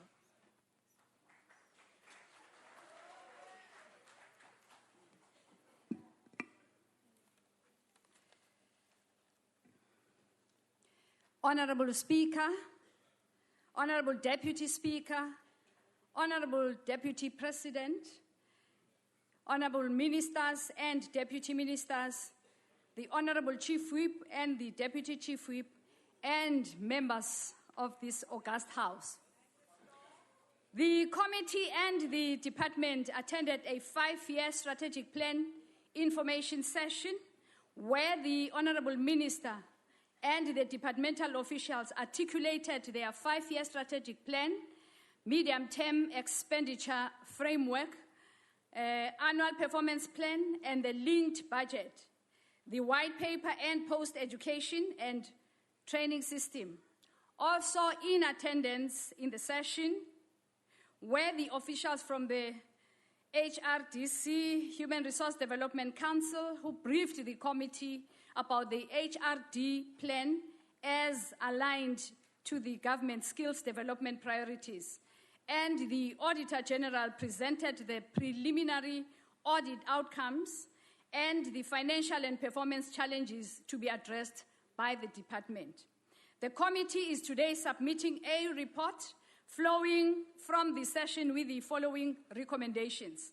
1, the Minister should submit a request for additional funding to Treasury for the unfunded key priorities. Expansion and growth of the higher education sector should be consistent with the baseline allocation to these institutions, and postgraduate funding should be increased to support the development of the future generation of academics, particularly for those coming from the previously disadvantaged communities. Strengthening of partnerships with industry for the absorption of TVET, technical and vocational education and training college graduates should be prioritized.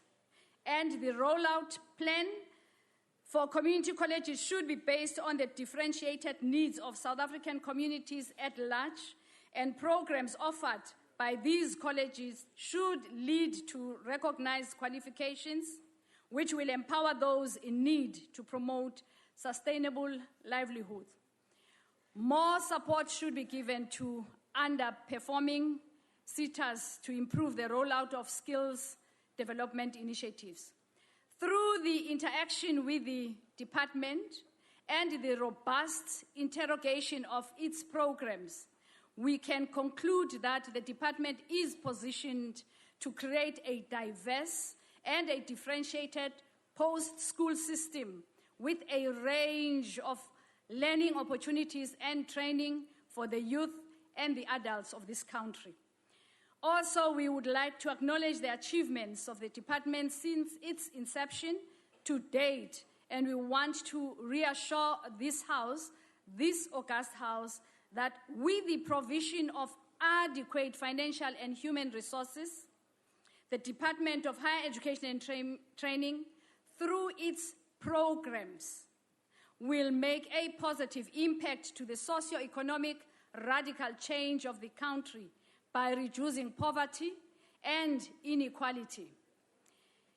As I conclude, I would like to thank the Honourable Minister of Higher Education and Training, the Director General, the Auditor General, the Human Resource Development Council, and the departmental officials and the members of the committee for their quality time and invaluable contribution to the Strat Plan session.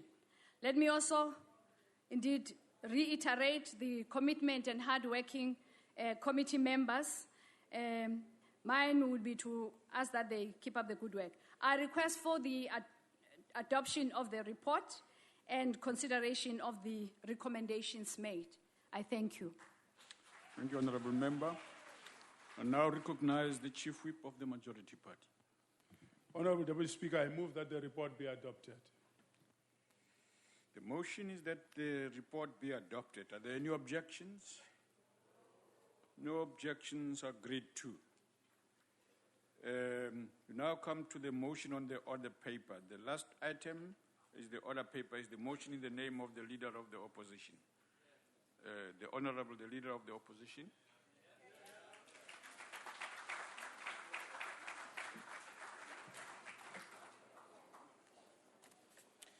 Chairperson, Speaker, Honourable Members, South Africans, Bagaetsu Dumela. Our Parliament should be a pride of our nation. It is here where we should debate differences and set a course for a brighter future for all of our people. Parliament should be an example for other nations. They should look to us as exemplary democracy, a country with functional institutions, a country where everyone has a voice in this chamber and the powerful come to answer difficult questions. So today, I call on all members of this House to support a motion of no confidence in the Speaker of the House, the Honourable Baleka Mbete.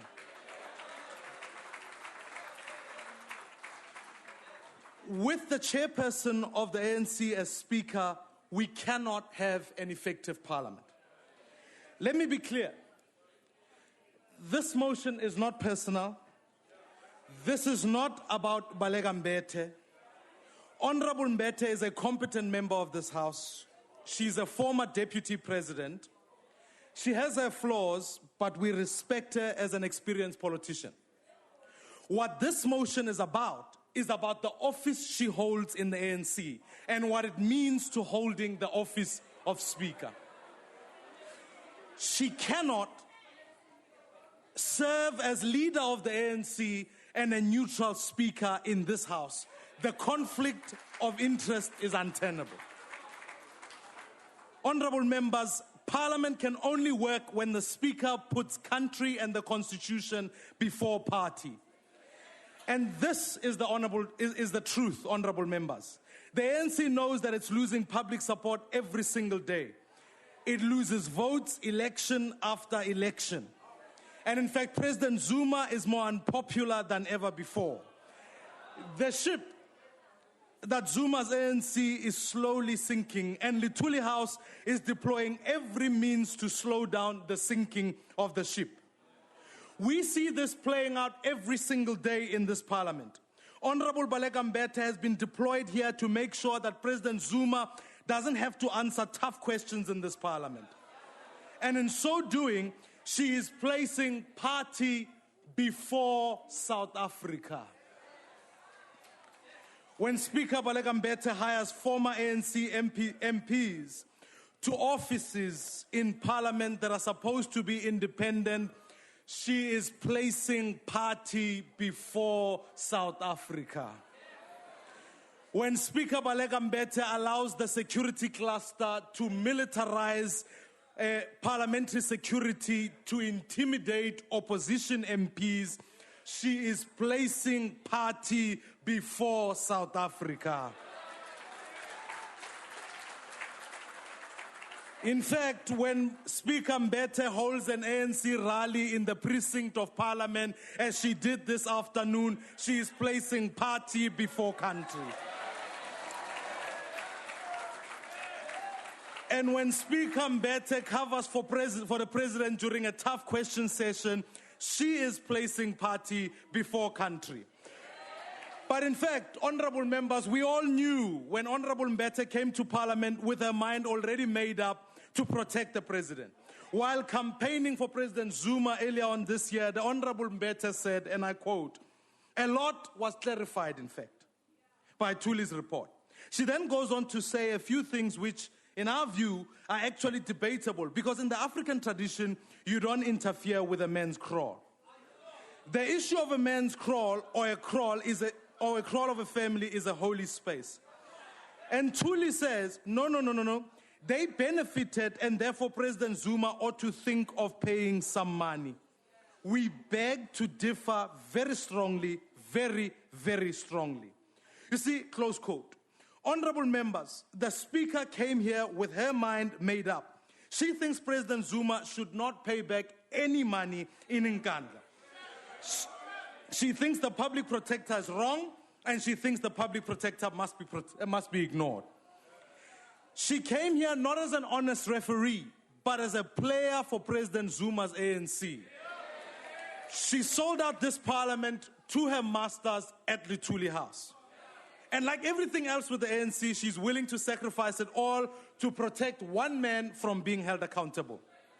Make no mistake, every lever of power is being used to protect President Zuma from answering questions on Nkandla and hundreds of charges against him.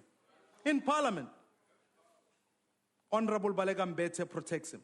Outside Parliament, the ANC at large, like Honorable KB, attacks the public protector and undermines the Constitution. At the SABC, Hlaudi Motsoeneng is deployed there to shield the president from becoming even more unpopular than he already is. It's all part of the ANC agenda to protect President Zuma at all costs. So we sit with a speaker who fights for one man and not for Parliament or the people of South Africa. During Honorable Mbeke's tenure as Speaker in this House, in this fifth Parliament, South Africa has seen unprecedented events which has brought this House to a shameful state. The Speaker has not been able to obtain order in this House on numerous occasions. This has resulted in the important work of Parliament being reduced to a slinging match of spurious points of order, with many instances having ruled on a biased manner. Honorable members, the emblem of this Parliament carries this simple motto: we the people. This is why I emphasize the point of this House being an institution which works for the people of South Africa, not for Luthuli House. Nowhere does the line say, we, the ANC, feature in Parliament's emblem, honorable members. We cannot allow our parliamentary democracy to regress. We have seen in the past what regression looks like within our own borders in the kingdom such as Lesotho. We cannot allow our parliamentary democracy to regress. It's unfortunate that Parliament has had to come to this. And in fact, if members of this House respect the Parliament, respect the Constitution, we should never have a biased Speaker in the first place. Honorable members, for the sake of a functioning Parliament, I ask the members of both sides of this House to put South Africa first. Let's support this motion of no confidence in Honorable Baleka Mbete. Let's put this country before any party. I thank you.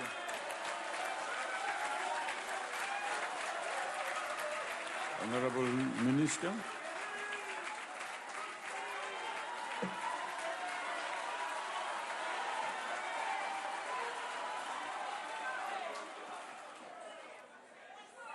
Thank you very much, Deputy Speaker, Deputy President, the Speaker of Parliament, honorable members, on the 7th of May in 2014, the people of South Africa Order, members.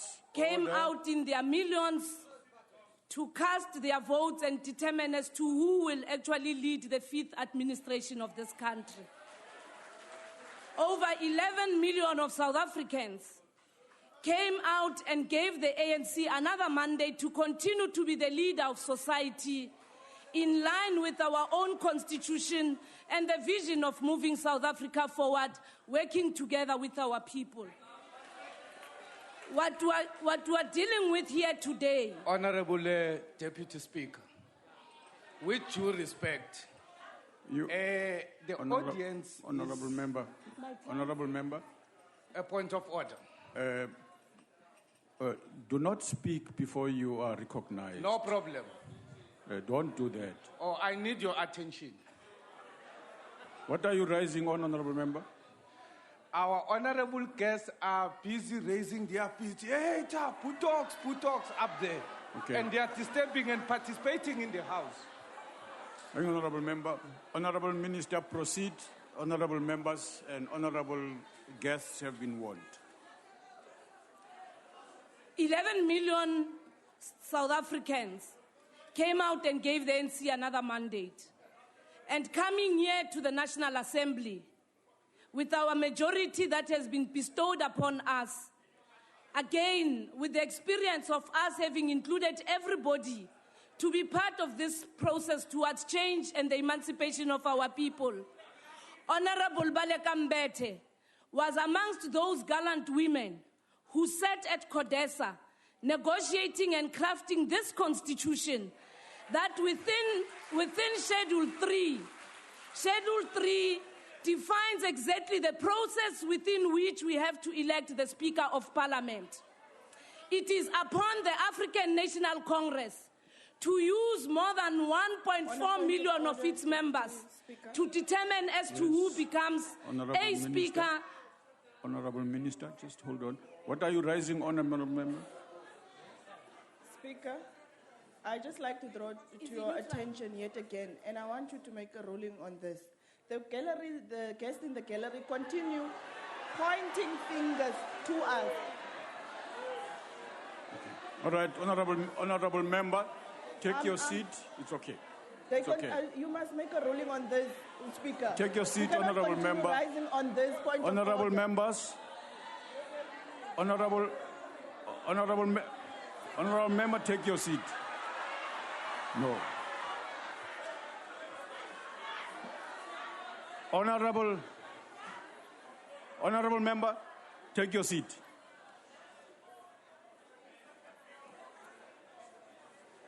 Honorable members, there will be order here. Firstly, that order must come from the members themselves and how they conduct themselves, so that those in the gallery recognize that you yourself are orderly. The honorable members of the gallery themselves, the Speaker warned you that you are welcome, but not to participate in the proceedings in the House. Please do not repeat that.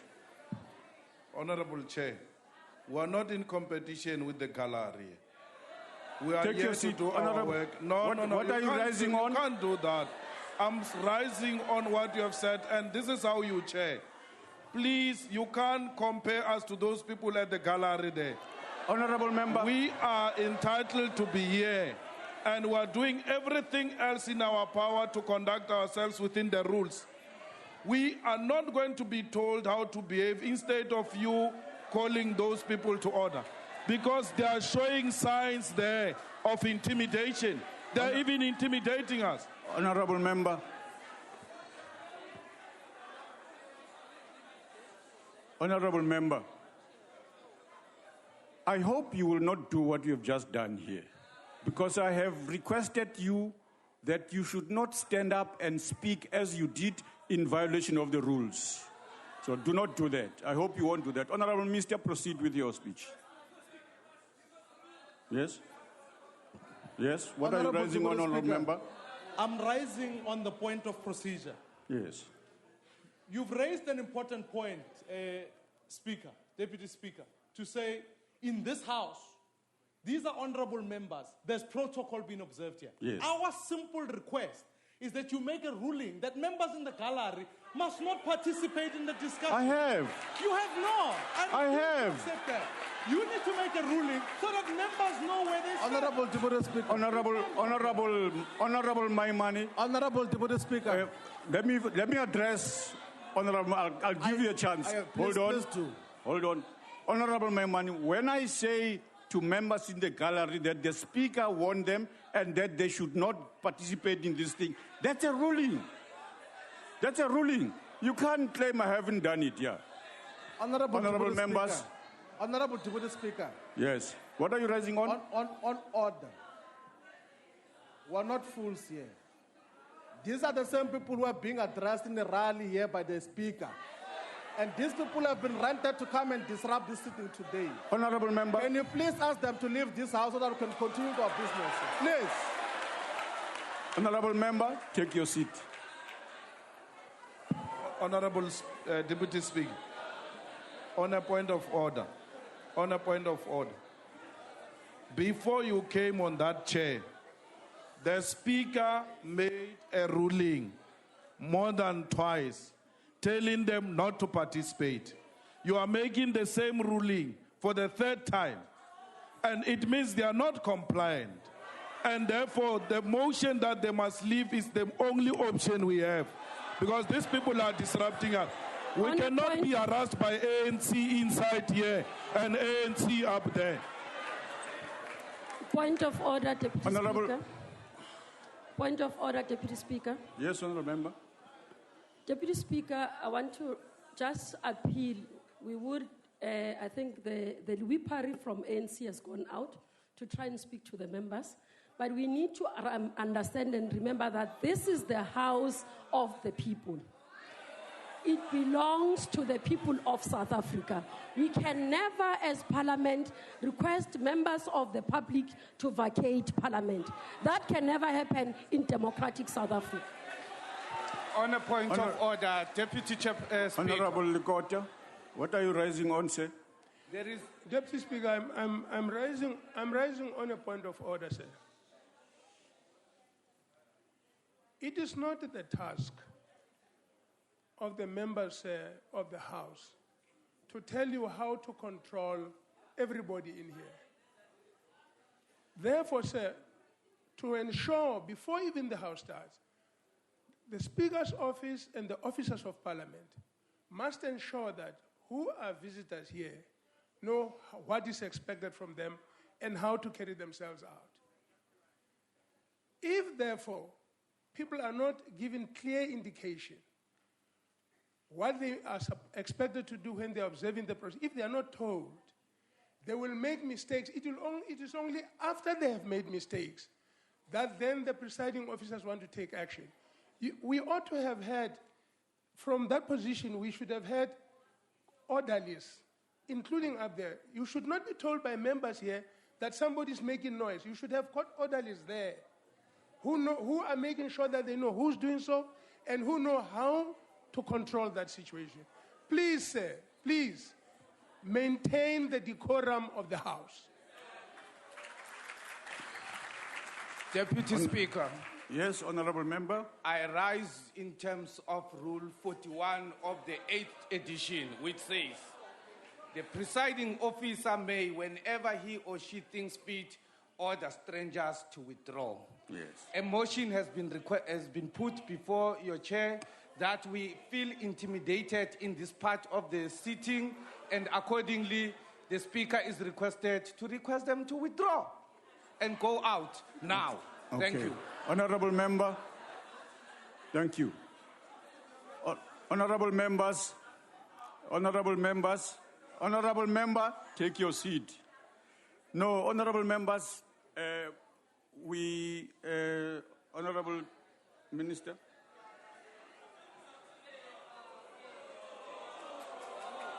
Order, order.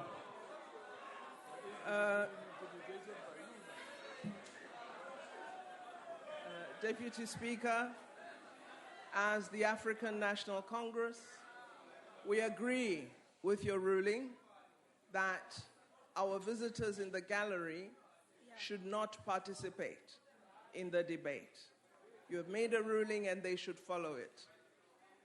We also believe that this parliament, which we established as an open parliament with public access, must retain that character. And so we don't agree with referring to persons in the public gallery as those people, nor as people who must be thrown out. This is not in concert with the spirit of the Constitution. But we do agree with you that the visitors in the gallery must listen to the Speaker and the presiding officers, and they must not participate in the debate. Okay. Thank you. Honorable members, may I, Honorable Makata, what are you raising on? Yes, Speaker, we are all aware as members of Parliament and parties represented in this Parliament with the utterances made by the Honorable Minister there. But all what we are saying, people have the right, South Africans, to come and observe the proceedings here. And if people are brought here with different intentions of disrupting the House, that can easily be picked up. You know, we are not saying the Parliament should be closed for public, but we are saying we should avoid rented crowd invited here for other objectives of disrupting the proceedings of this House. I thank you, Deputy Speaker. Honorable members, it is disrespectful to talk about rented crowds. Honorable members in the House, we will observe the rules as we understand them. Honorable members in the public, there are people who will work with people in the gallery who are there, deployed by Parliament to take care of things, so that the rules are observed every time throughout our proceedings. Honorable Minister, proceed. Fellow South Africans, it is clear that this titanic struggle is between the forces representing the future and the forces striving to preserve the old order, ganging under the disguise of challenging the integrity of the Speaker. And all these shenanigans about the Speaker of Parliament are really a phantom to masquerade the essence and nature of opposition politics in our country, and the belief that in the proverbial sport, the game is won by not playing the ball, but the person. As the NC, we have strived to improve the lot for every member of our society. Furthermore, we have enjoyed an uninterrupted period of peace, security, and stability, including the consolidation of institutions of democracy. The ANC has scored in the recent national elections a mandate to continue with our quest to dismantle the vestiges and legacy of colonialism and apartheid. We also take cognizance of the fact that patriarchy has taken other forms, and that the attack also on Madam Speaker is also a reflection of patriarchy and sexism, male chauvinism, and individuals who are threatened by the power and the influence and the astuteness of the member of the ANC, who is not her own creation, that 1.4 million members of the ANC have affirmed as a national chairperson of the African National Congress. And the debate here today, the discussions here today are so embarrassing, because millions of our people are expecting us to talk about how do we take the National Development Plan forward. It is about how we exercise as this House oversight over the executive. For the past 100 days, members on this other side have been preoccupied by going for individual leaders of the African National Congress. Ngesintu bathi ikonkotha ehambayo. Siyaqhuba thina. We are here today, amongst others, to reassert and defend the hard-won struggle for the emancipation of women and the right of the majority not to be undermined by a minority.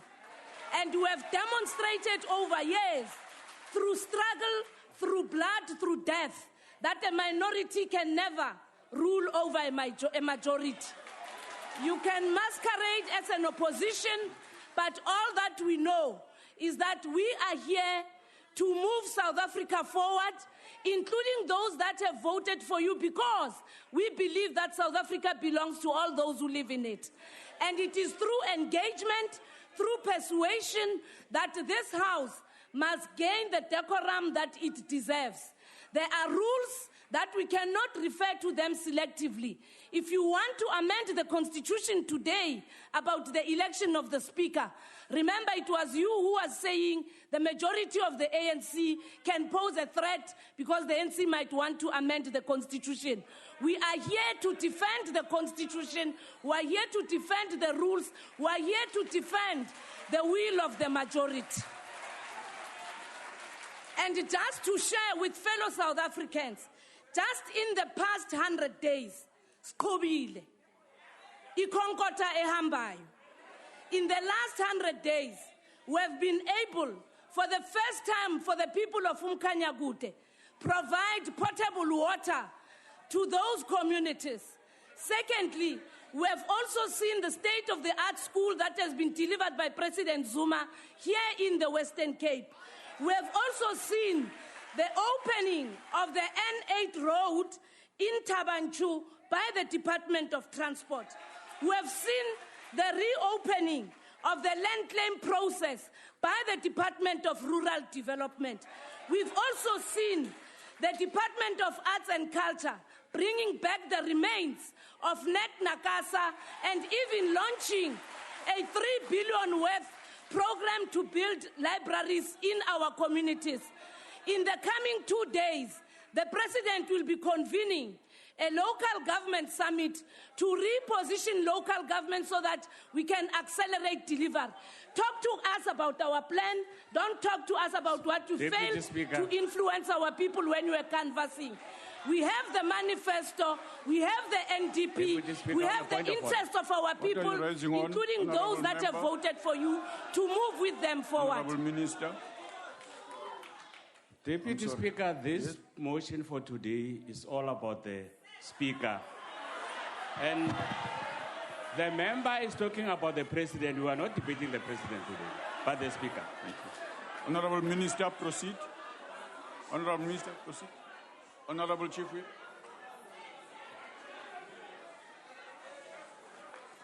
Order, honourable members, order. Honourable Deputy Speaker,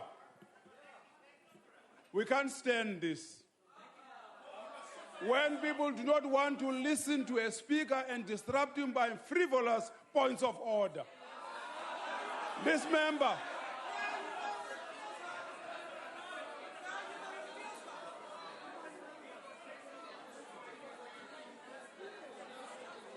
Honorable Maimane was speaking about the President of the African National Congress, not about the Speaker. They did not object to that. Now they want us to shut up because they do not tolerate an opinion of the other party. Stop them from doing this. Honourable Minister, proceed.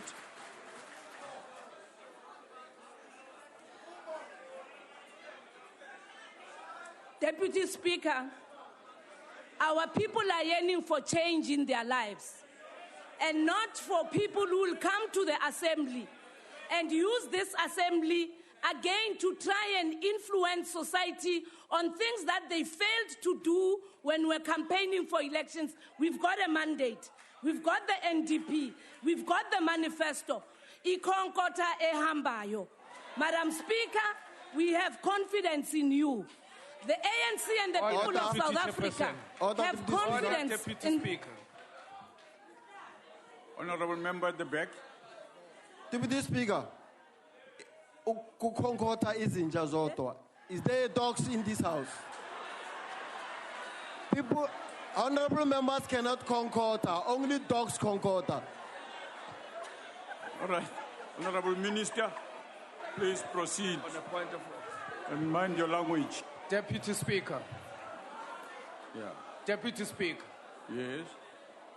I think this issue of figurative speech, now there is another proverbial idiom here that this is very insulting because only dogs barks. So can you please rule whether it is parliamentary to use words that border on Take your seat, dogs honorable and member. dogs and Point of dogs? order, Chair.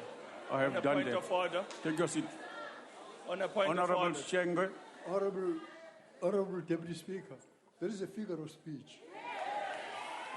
We're not going to split hairs now on the use of figures of speech. Thank you, honorable member.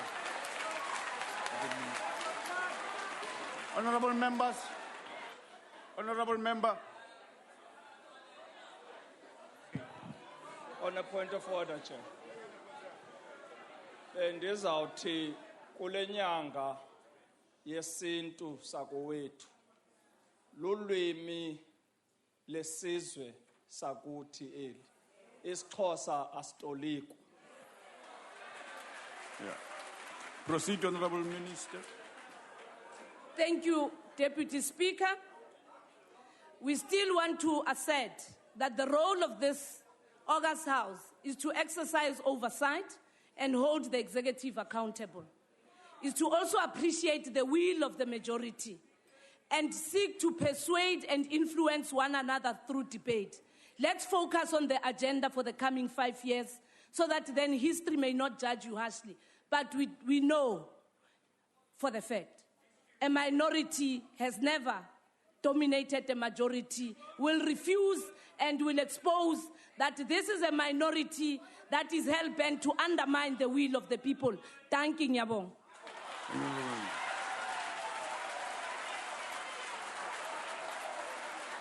Honorable Dreyer.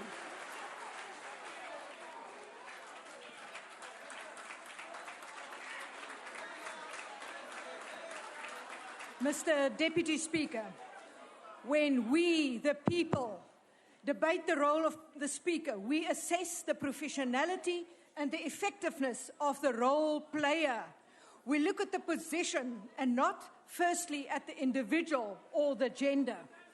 Like in the military, we have to respect the rank, not necessarily the incumbent of the person. Order, honorable members. This debate is about the manner in which the incumbent instills confidence and performs the requirements of the job. Therefore, I will focus on the basic requirements of any professional speaker, regardless of the gender. Firstly, impartiality in a speaker ensures that all members are able to articulate their viewpoints, specifically the weakest members or the smallest parties.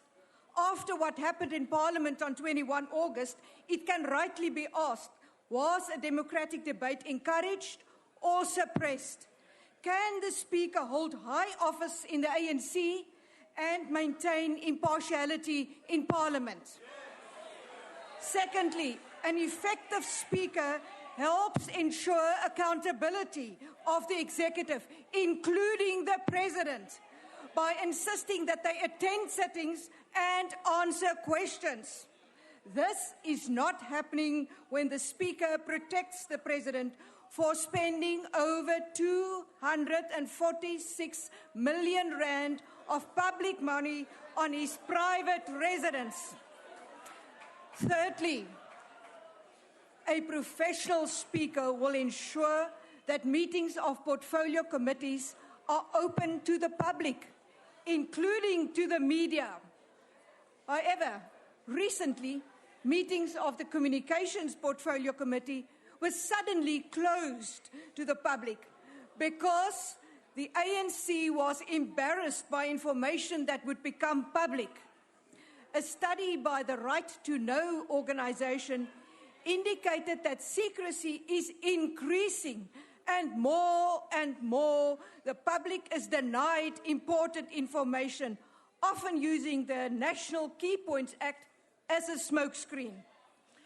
A fourth critically important requirement is that the professional Speaker upholds the Constitution.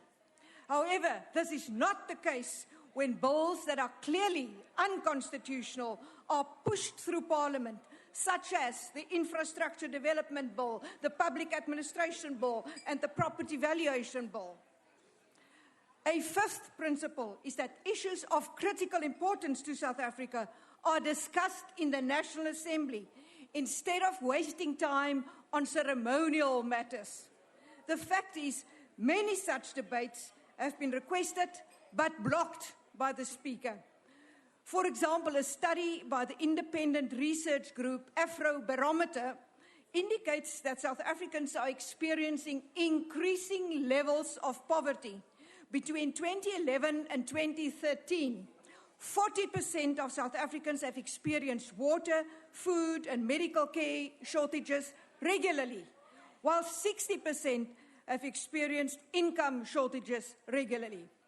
Repeated requests by the DA to debate issues like this have been denied because the Speaker believed it to be of no immediate concern. In conclusion, a professional Speaker adheres to principles like impartiality, holding the executive to account, including the President, upholding the Constitution, allowing debates on critical issues to South Africa. Several ANC speakers, and specifically the current incumbents, virtually disregard all these principles. That is why the National Assembly needs a new and a professional Speaker.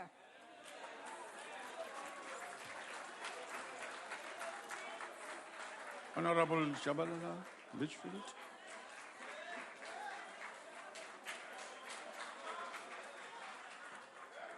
Thank you, Deputy Speaker and honorable members. The EFF has long lost confidence in the credibility of the Speaker to run this House impartially or objectivity in any manner. While the examples are bound, perhaps it's important to take a step back and look at the origins of this system. It does predate democracy, by the way. It's a system that comes prior 1994. It's also interesting that at the time, progressive forces, including the Liberation Movement, lambasted the National Party for using the same method in oppressing and controlling the Progressive Party. It was lambasted then, we stand here today in 2014 and we lambast the same system. While we might differ on many issues with the ruling party, but we say, let us use this platform for an honest debate. Let us desist from making the Speaker to control the debate of this House, in the process causing her to be so conflicted. For the conflict in her can be read in her body language, in her facial expression, while her independent intellect tells her what is objective to do, but her heart subjectively tells her that toe the party line, for that's what's put bread on the table. In May, in 2004, one of the champions, in fact, who writes on the Westminster system, which is where we took this system from, said about the Speaker. She said the Speaker's impartiality is a precondition for the successful running of the House and keeping it in order. I like deductive thinking because from this statement you can deduce the opposite, that the Speaker's partiality is a precondition for the House to break down into chaos and ruckus. Haven't we had many of those instances thus far? It is for this reason that the EFF calls for this practice to be abandoned. We join the DA in a vote of no confidence on the Speaker, and we declare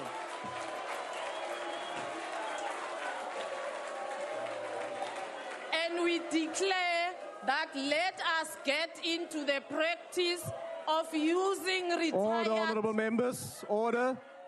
Order, honourable members. Into the practice of using retired judges to run the proceedings of this House. Why retired judges? Because they are not sucking up to anybody for promotion. They are not going to be blackmailed because they are still paying their bond or their car or their house. They are impartial. Besides, they know the law. They are not going to stop proceedings while they are consulting parliamentary legal services. They are also not going to tell us that we'll tell you tomorrow, let us go and see the Hansard. They are used to sitting and listening to opposing opinions and making a judgment. They are trained. You know, confidence is defined as knowing without a shadow of doubt. Order. Honourable member at the podium. Will you take your seat, please? Honourable members. Honourable members. Honourable members. It's not very wise to drown your own speaker in howling and interjections. It makes it order. Order, honourable members. Order. Honourable members, I'm addressing you now. It is not very wise to drown your own member in howling. Let us allow the speaker at the podium a reasonable opportunity to be able to address the House. Continue, honourable member. Thank you, Deputy Chair. Confidence is defined as knowing beyond a shadow of doubt that which we are dealing with is assured. And the opposite of confidence is not lack of confidence. It's actually defined in the English language as arrogance, or what they call hubris, which is impersonated confidence or misplaced confidence. Lest we suffer misplaced confidence in a speaker that we know represents the ruling party, we stand here today and we say, let the judges preside, male or female. It is not a gender issue, much as degeneration into a situation where members want to use their buttocks to protect the president is not a gender issue.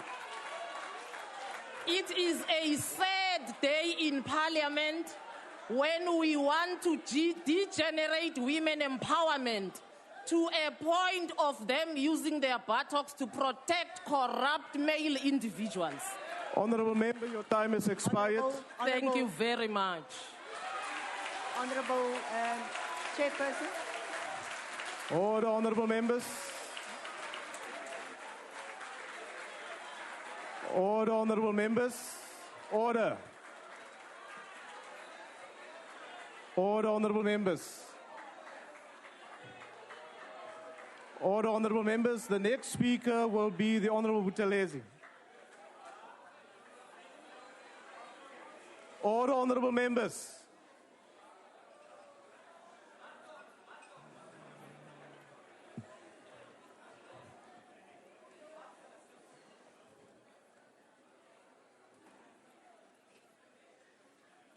Honourable Chair, Honourable Speaker, Honourable Deputy Speaker, Your Excellency, our Deputy President, Honourable Ministers, Honourable Deputy Ministers, Honourable Members. Today, let us remember Sir John Bassey, Mr. Thomas Thorpe, Sir Thomas Tresham, Mr. William Catesby, Sir Richard Emson, Mr. Edmund Dudley, and Sir Thomas More. Requiescat in pace.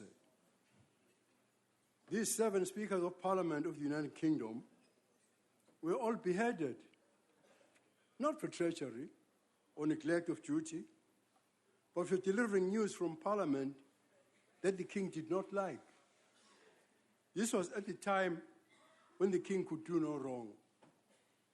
Within the oldest parliamentary democracy, the mother of all parliaments, United Kingdom, the Speaker is non-partisan and represents Parliament to the monarch.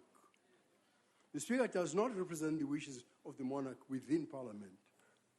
The need for the Speaker to be impartial and above party political controversy is fulfilled by the requirement that upon election, the Speaker resigns from their political party, shedding all loyalties and friendships in the House. They are expected to stay away from former party colleagues, even in the Commons dining room. But it's still the prerogative of the majority party to choose the Speaker.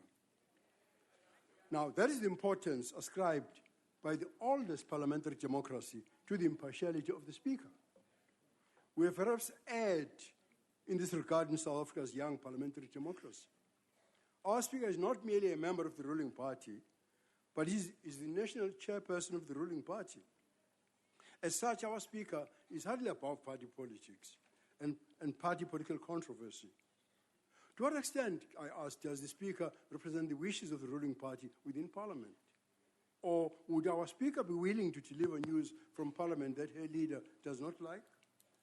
She may not risk beheading, but the ruling party deals harshly with those who fail to toe the party line.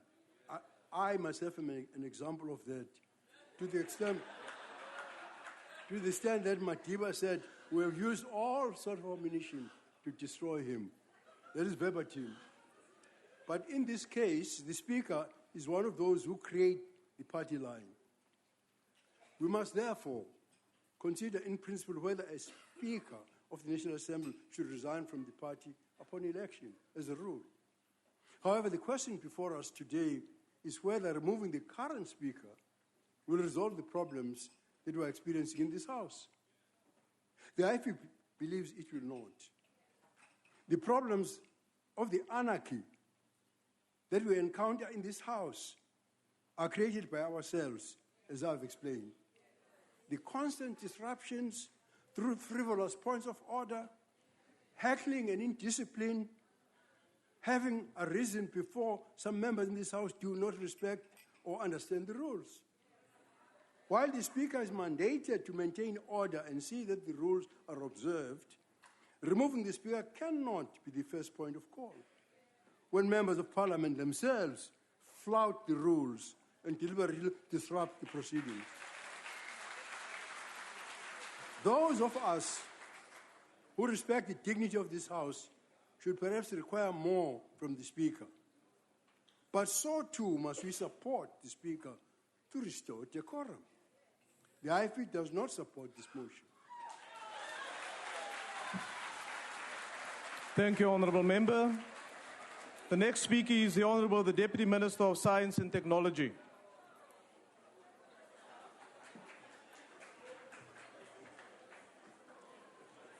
Honourable Deputy or Chairperson, the Speaker and the Deputy Speaker, Honourable Deputy President, Ministers, Deputy Ministers, Honourable Members. The function of Parliament is governed by the rules and convictions, and therefore they cannot be changed for political expediency. As parliamentarians, we are to make laws that govern the country. We are here to debate issues, come up with solutions and resolutions that improve the lives of people. Our task is to hold the government accountable and detect wastage within the machinery of government and public agencies, and to improve the efficiency in economy and effectiveness of government operations.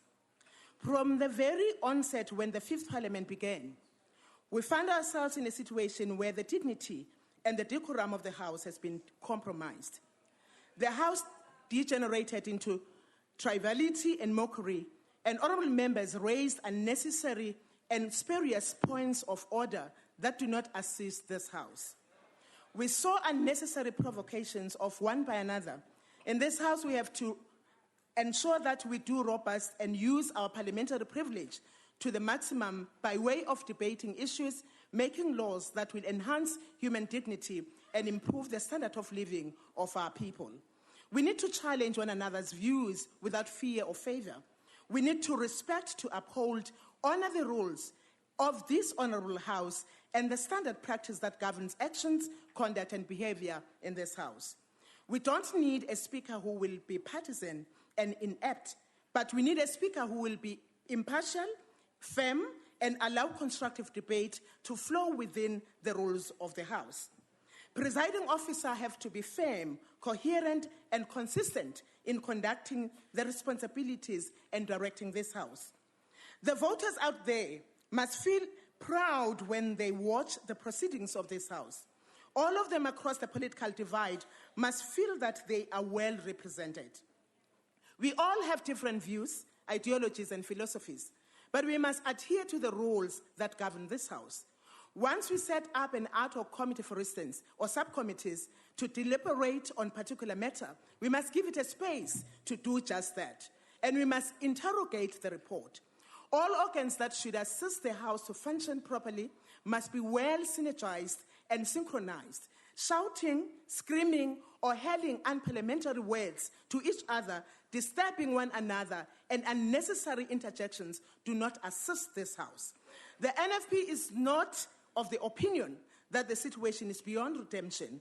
We can still engage in robust discourse and reach conclusion and resolution within the spirit of respect, honesty, dignity, and consistency. The NFP would encourage exchange of views and robust communication. The NFP, we do not support the vote of no confidence in the Speaker. Thank you, Honourable Member. The next speaker is the Honourable the Minister of Sport and Recreation. Honourable Chairperson, Honourable Members, Deputy President, Members of the House. We have, since the official opening of the 5th Democratic Parliament, witnessed Black Mampatile and Make Me Believe antics, sacrilegious, derogating and denigrating conduct to the prestige and decorum of this august House. Beyond any measure were to painstakingly contend with the irreparable damage this puerile conduct has done, not only to diminish our standing in society as members of this House, but also tarnishing the image of our beloved country. Must we sit and watch powerlessly when our institutions are being deliberately undermined and unashamedly destabilized? We don't believe so. Enough, it is enough. My hlome ihlasele igwala kulonina. Amasi abekelangeni, the jig is up. Izinja zikhonkotha ehambayo emileyo ziyayichamela. The ANC rejects the Democratic Alliance's Boys Club motion of no confidence with the contempt it deserves. The DA and its strange bedfellows who are gradually becoming its subjects must never be allowed to attempt running this country by hook or crook without a popular mandate. It is the ANC that has that popular mandate and not this counter-revolution. The genesis of this counter-revolutionary pseudo forces grievance is not the implausible failure of the Speaker to conduct the business of this august House objectively and with decorum, but the infantile disorder the charlatans are hell-bent to achieve with alacrity. The Speaker is not a consultant in his House. He is an elected member of the ANC. He's the chairperson of the African National Congress. And the ANC have won the majority rule. And therefore, we don't apologize. The African National Congress has been given a mandate by the majority of our people to govern. We are duty-bound to discharge our historic mission of the total liberation of our people. What gives these losers and hypocrites the audacity to question the ANC deployment policy? The DA want to lecture us on cadre deployment when they parachuted Tim Harris, a former DA member of this House, to the city of Cape Town, as they called, as the so-called economic advisor. Order, honourable members. I first recognize the Honourable Lakota.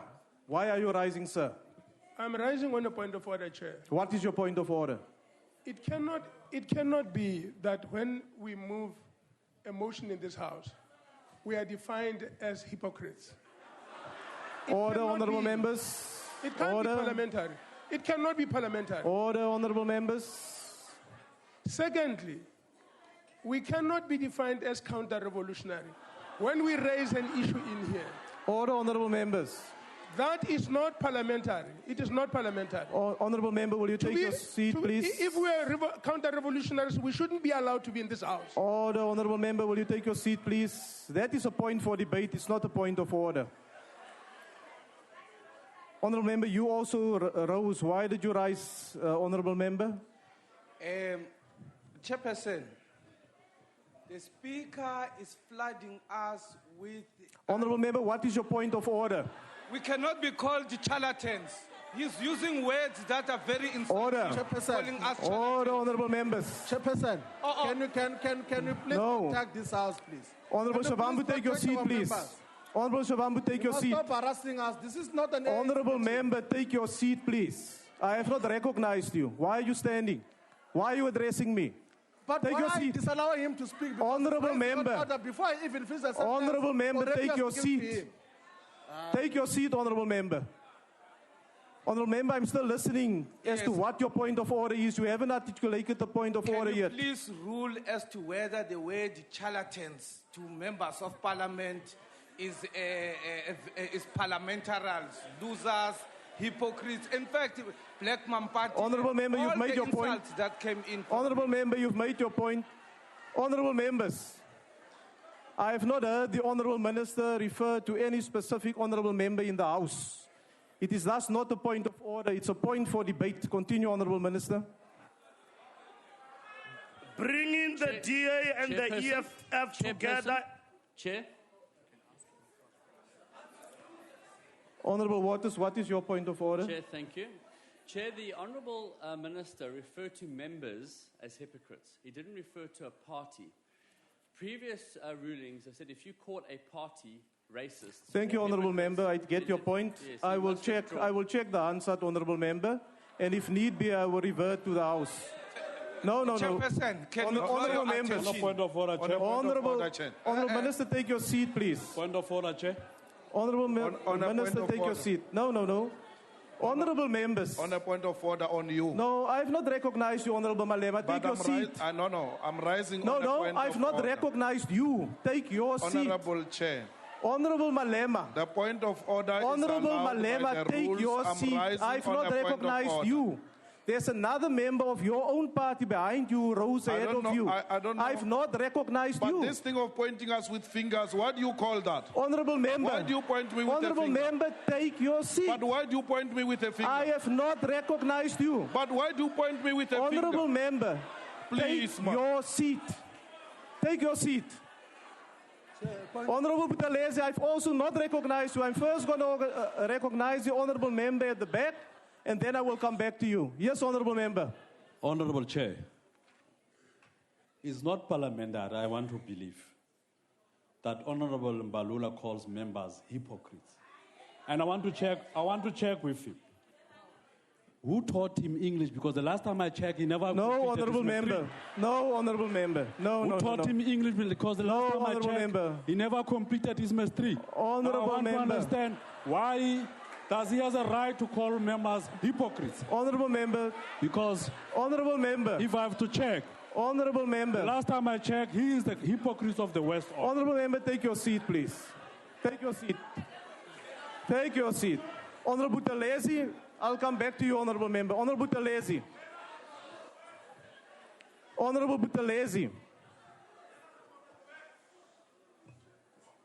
I just wanted information because the only thing you can do together is singing in a choir.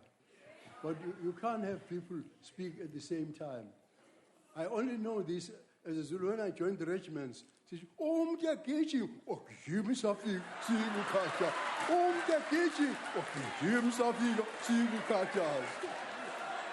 No, Honourable Butalese. Order, Honourable Members. Order, Honourable Members. Honourable Deputy Minister, Honourable Minister, take your seat. Honourable Minister, take your seat, please. No, Honourable Members. Honourable Members, I have indicated that as far as my recollection is concerned, the Honourable Member did not refer to any specific member in the House. However, I did indicate I will ask the table staff to check Hansard.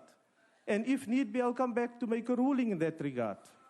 Let us continue with this debate, even if you politically disagree with what the member is saying. It's a political debate. Your party have an opportunity to respond. But let us not create an opportunity where we simply disrupt the Speaker by raising frivolous points of order. Honorable Malema.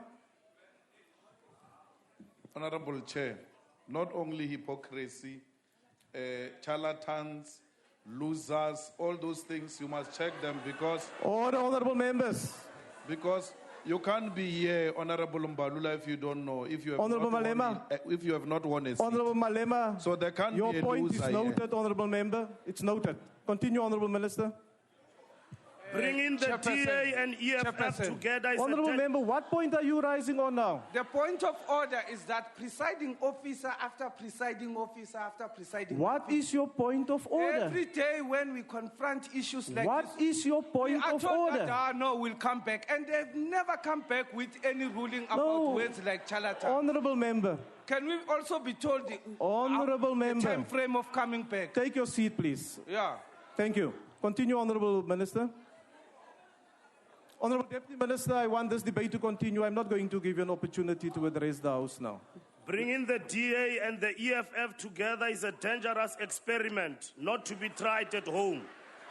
The DA and EFF together like mixing oil with water. What a monumental disaster. This is the mother of all contradiction in terms of modern democracy. The South African citizenry is not amused. Members are not astonished. The world is not flabbergasted. The DA is a right-wing neoliberal party, a party whose actions resembles fascism, a party that is rooted in the shameful colonial history of our country. Chairperson. In post-apartheid South Africa, there has never been Honorable Minister, will you take your seat, please? Yes, honorable member. Chairperson, I put it to you that the Honourable Minister Order. Order, honourable members. has referred to the DA and its members as fascists. And I'd like you to ask the Honourable Member to withdraw. Honourable Minister, will you withdraw the remark, please? I didn't say, I say... Honourable Minister, order. Order, honourable members. Order, honourable members. Honourable Minister, will you withdraw the remark, please? A party whose actions... Honourable Minister, will you withdraw the remark, please? I withdraw, Chairperson. Thank you. In post-apartheid South Africa, there's never been a poignant moment of the reincarnation of the ghost of apartheid other than the moment when Premier Helen Zille called the people of South Africa refugees in their own country. Sadly, she said this about the majority of our people who constitute 84% of the total population. Lately, the party has been on a shopping spree to find a black token who will not threaten the fundamentals of the party. A party established to protect white minority privilege. It has found one such black in the dusty streets of Soweto. And he is still trying to figure out why he is here and when decisions are made elsewhere about him. Honourable Minister, will you take your seat, please? Yes, honourable member. Chairperson, Order, honourable members. Order. Sure. Honourable members, I won't be able to hear what the honourable member is saying if you are continuing with your interjections. Yes, honourable member. Chairperson, the Minister has referred to Honourable Mayamani as a token. Take your seat on. Put it to you that it is Take your seat, honourable member. Honourable Minister, have you referred to any member in the House with the statement that you have been making? No. I couldn't hear you. Order, honourable members. Honourable Minister, did you refer to any particular member of this House? No. Continue, honourable Minister. Order, honourable members. Order. The EFF is a conglomeration of ill-disciplined and disgruntled, self-serving Honourable demagogues Minister, there's another point of order. who think they are larger than our movement. Order. Honourable member. Honourable De Freitas, you have no right to shout at the Speaker at the podium to sit down. You are out of order. Honourable Kalyan, what is your point of order? The point of order is that you asked the Minister whether he had referred to a member in this House. You heard me correctly, yes. Right. And the Minister replied in the negative. Yes. He misled this House. he was being very economical with the tools. Are you answering on behalf of the minister now, honourable member? He was being economical with the Honourable tools, member, sir, take your and seat, I please. ask you to ask him to withdraw his... Honourable member, take your seat, please. Continue, honourable minister. Honourable Speaker, may I address the honourable chair? Honourable members, may I remind you that while points of order are allowed in the House, it cannot be used to disrupt the speaker at the podium. What is your point of order, honourable member? A point of order, by definition, it does disrupt. No, honourable member, don't define to me what a point of order is. No, I was defining Raise your myself, point of order, honourable member, or sit down. I'm raising it, Chair. A point of order. Is it ministerial, parliamentary, to refer to people as ill-disciplined who are members of this House? Honourable member, take your seat. That's not the point of order. Rule on that, Chair? Take your seat, honourable I think member. it's Really. uneducated for a member Honourable of the member, House to come here honourable and call member, us ill-disciplined. take your seat. Continue, honourable minister. But Chair, can you rule if it's ill-disciplined? Honourable That's not member, take your parliamentary. seat, please. So I must sit down when I'm being called. Honourable member, the point you're raising is not a point of order. Take your seat. Some people. Honourable member, for the last time. Honourable member, for the last time, take your seat. The poor may be presented as the motive force for the EFF, but in truth, the character of its leadership is of disgruntled youth looking for shortcuts to social mobility and success in our society. None of its leaders are time-tested. None of them are experienced. None of them have a history of struggle and selflessness. The economic freedom fighters has one courage that in Point the of ANC order. will never be acceptable. Chair, point of order. Just point of order, Chair, please. Point of order. You are rising together with a member of the DA. Which of the two of you? It doesn't matter, but I'm rising on the point of order. Which of the two of you want to take the point of order? It doesn't matter, but I'm rising on the point of order. You are chairing. Don't ask us questions. Honourable members, both of you, the Honourable Singh had his hand up first, so I'm going to recognize the Honourable Singh. You are not... no. Honourable member, I'm presiding over this session, and you are not going to tell me how I must recognize honourable members. Both of you will sit down until you are recognized. Thank you. Honourable Singh. Thank you, Chairperson. I rise in terms of Rule 49, which is exactly what you have referred to. And it reads as follows. Whenever the presiding officer rises during a debate, any member then speaking or offering to speak shall resume his or her seat, and the presiding officer shall be heard without interruption. But we cannot hear you without interruption, Honourable Chairperson, and I ask you to rule on that. Are we going to allow this House to degenerate into what it is at the moment? Thank you, Honourable Singh. I have not recognized you. Take your seat, Honourable Member, until I recognize you. We really would like to call on the Honourable Members to observe the rules of the House. And in this instance, the one that has been articulated by the Honourable Singh. Let us proceed with this debate in a way that, yes, there may be things that will be said from the podium, which politically you may not agree with, but that doesn't mean that it is unparliamentary and out of order. It's a point for debate. Honourable Member, what is your point of order? Thank you, Chair. I was just saying, whatever that is the Speaker said, like the Honourable Minister, must be factual. He is referring to EFF leadership as youth. And I'm not a youth. Honourable so Member, it must be factual in terms of... I think the Honourable Minister will take note of that. And that even the struggle youth. credentials, can be compared. I'm not a youth myself. Yes, he will take note. The Honourable Minister will take note that you are not youth, Honourable Member. Then the Honourable Minister, I will recognize you when the time arrives. Honourable Maglua. Chairperson, you are a former UDM and National Party member. Now, I just want to check whether that oil mixture... Honourable Member, you are out of order. You are completely out of order. And Honourable Member, order. Honourable Member, may I just state for the record,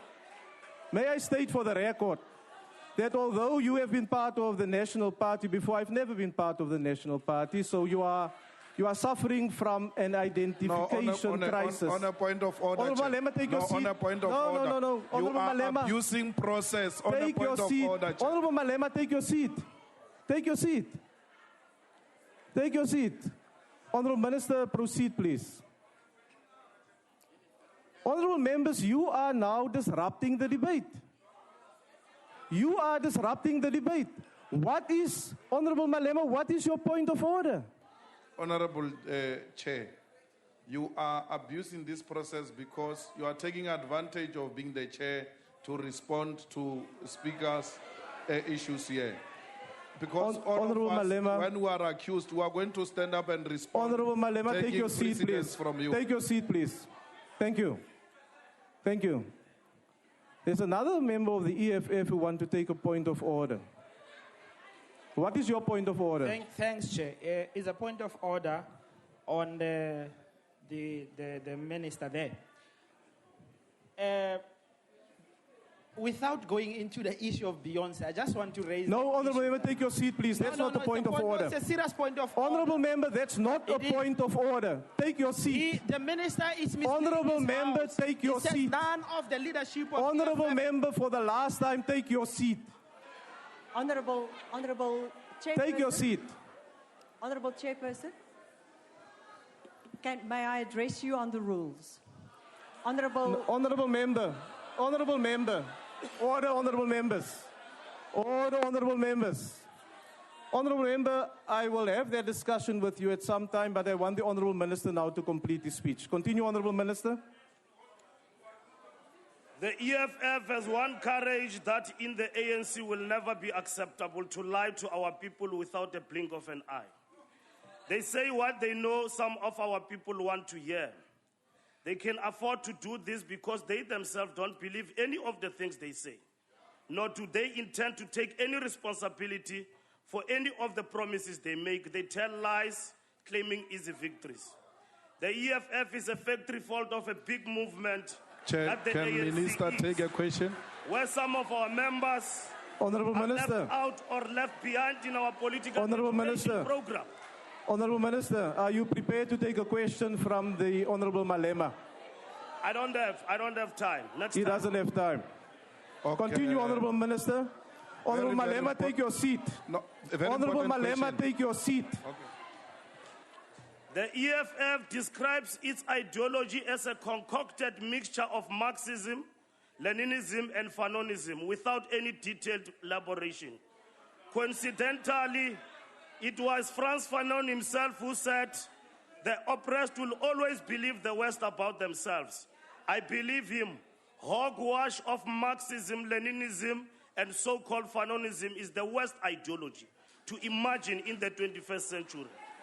Somewhere we are told that the EFF is a vanguard, then socialist, and somehow part of the protest movement. This is confusing, if not confused. It was Lenin in the left-wing communism who warned us that the threat to any revolution is not only from the counter-revolution of the likes of, rise on a point of order. of the likes of the not-so-democratic allies. Honorable Minister, just take your seat. What is your point of order now, Honorable Member? The rules of engagement. Which rule are you referring to? Is the rule on the topic of... What is the rule number, Honorable Member? You see, that is the partisanship we are talking about. No, I'm asking you so that I can assist you with the ruling. No confidence to the Speaker because you have decided. You have not been asking everybody what rule number. Honorable Member, what is your point of order? The point of order here is that the Speaker on the podium is no longer debating the motion. No, Honorable Member, take your seat. EFF. Honorable Member, take your seat. Take your seat.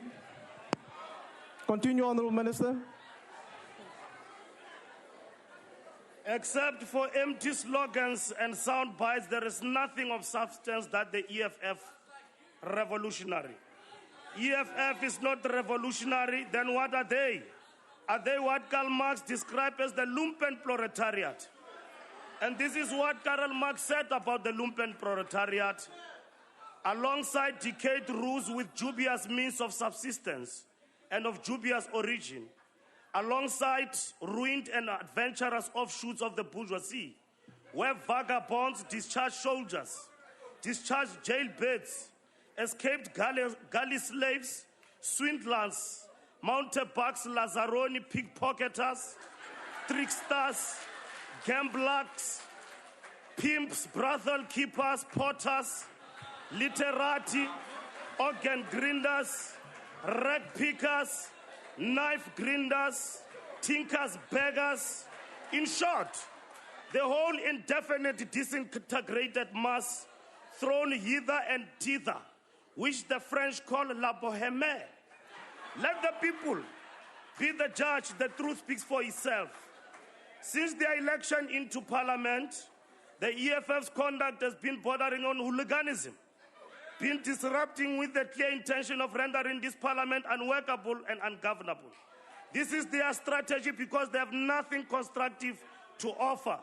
In every session of parliament and provincial legislatures, they have abused Honourable presiding Minister, officers. there's another point of order. What is your point of order, Honourable Member? The minister is misleading this House on Lenin.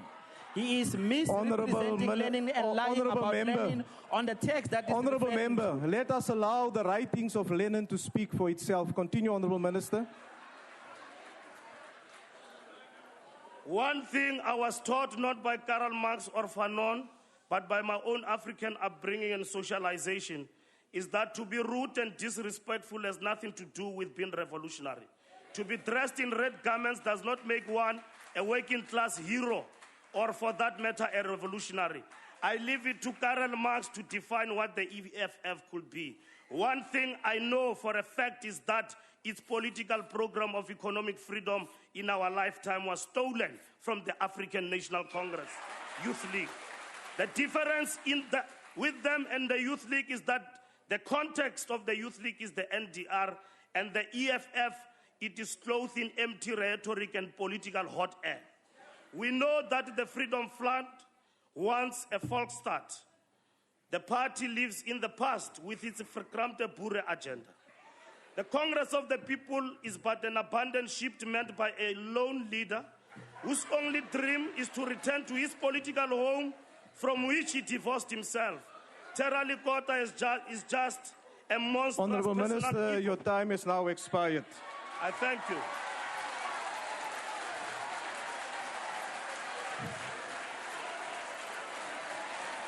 Order, Honourable Members. Order, Honourable Members. Order. Chair. Order, Honourable Members. Order, Honourable Members. Honourable Carter.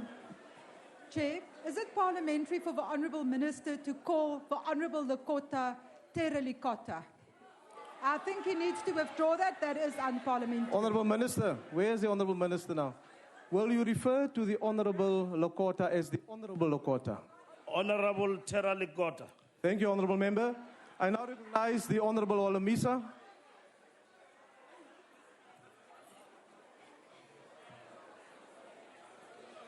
Order, Honourable Members.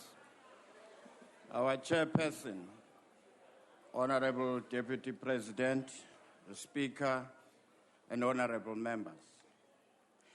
The United Democratic Movement endorses the motion of no confidence in the current Speaker on grounds already presented in this House.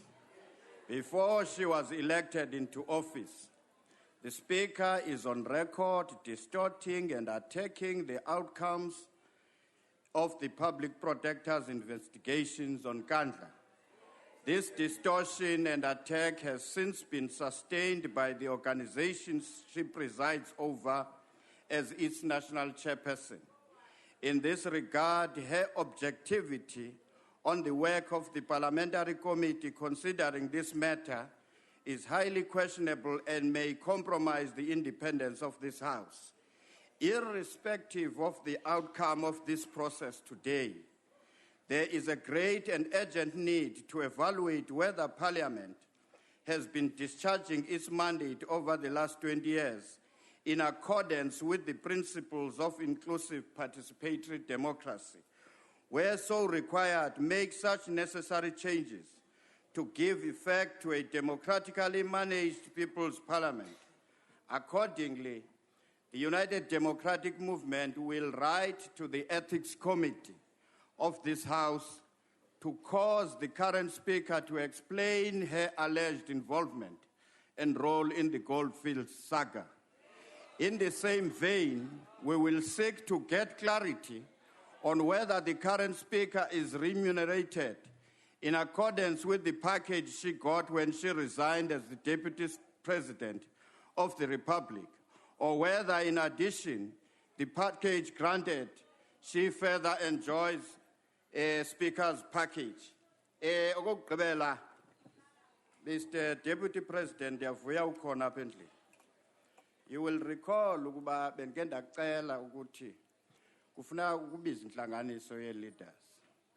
Ezinye zezinto ezivelayo apha as a result of tension ekufuneka ke ngoku usebenzise your office to address. Yena ubaleka yena uSpeaker ubaleka Mbete must go whether niyathanda anithanda uzawuhamba. Order, honourable members. The next order. Order, honourable members. Honourable Telezi. No, I was just asking, sir, from order. Whether it's correct to say, yeah, now Baleka Mbete, just like that you speak of Baleka Mbete. Is that sufficient to refer to her like that? Honourable Buthelezi, indeed you are correct. We would request honourable members to refer to the honourable Speaker. Honourable Olamisa. Since I addressed that issue, I corrected it. No, I can't have it. Honourable. Go to the records, there's a ruling tomorrow. Honourable. Bring the ruling tomorrow. No, honourable members. Honourable members, order. Let us continue to refer to each other as honourable members, instead of reverting to other names that you may be aware of. Because in this House, there's the Honourable Speaker, Baleka Mbete, and we would like honourable members to refer to her in that way. Honourable Olamisa.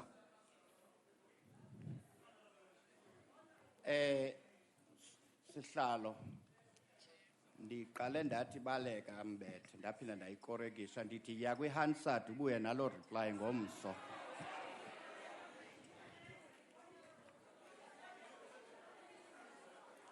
Honourable Olamisa, I will check the Hansard indeed, and we will get back to it. But let's maintain the discipline that is supposed to be in the House. It's in all our interest to do so.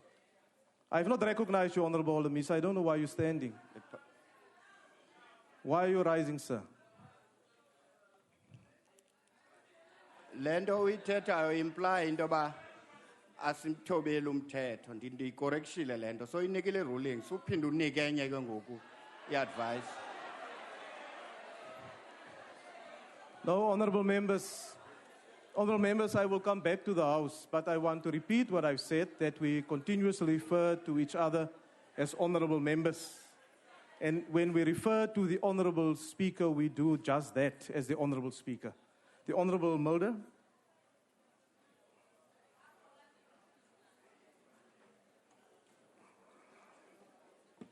Honourable Chairman, this is an unusual motion.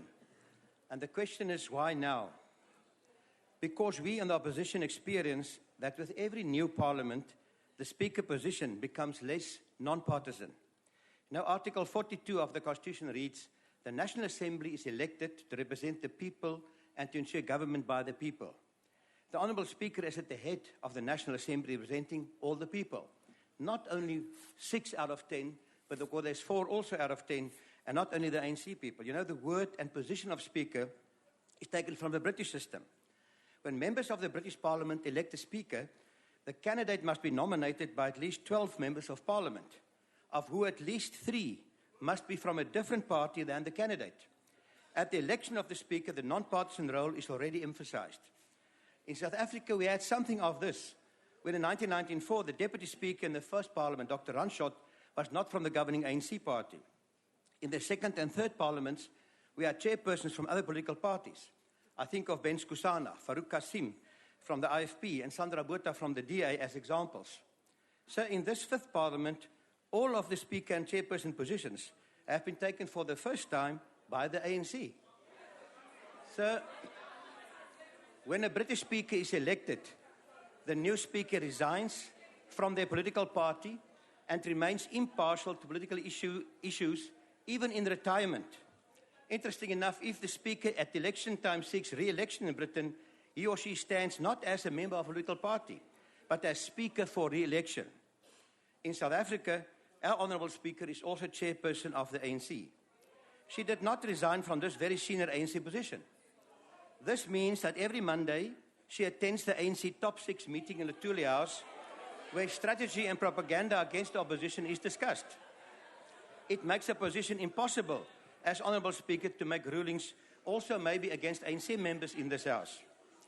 Mevrou, in die ANC se mosie verlede week, ten gunste van die speaker, het hulle al haar prestasies as 'n ANC lid opgenoem. Dis indrukwekkend en dit verklaar waarom sy adjunkt president was en waarom sy tans ANC voorsteur is. Maar dis ook presies die rede waarom sy moeilik as 'n onverbonde objektiewe speaker gesien kan word. Ons het iemand anders nodig. In Suid-Afrika in die verlede, byvoorbeeld voor 1994, het die speaker hom of haar losgemaak van haar party na die verkiesing.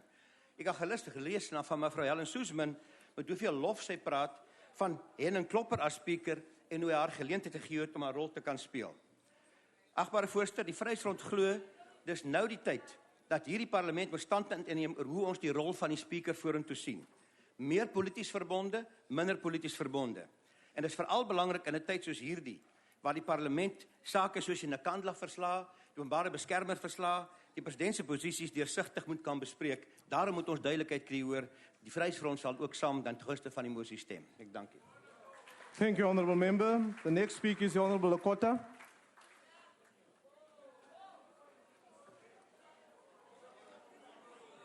Thank you, Chairperson, Deputy President, honourable members of the House. The debate this afternoon, the substance of this motion before us, is not whether the Speaker is a lady or not. That question is out. So we're not debating that issue. It is not whether she's an African, a colored person, Indian person. That's out. That's not the issue. Is the question before this House is whether the current Speaker is performing her functions to the satisfactory of at least the vast majority of us. That is the central issue. Now, the test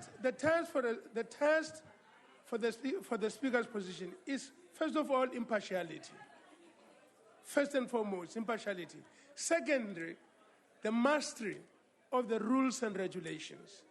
And thirdly, it is important that the person who is the Speaker enjoys the confidence of the people, the trust of the people. When that is that is the test we are applying. And it's not helpful to talk about other issues.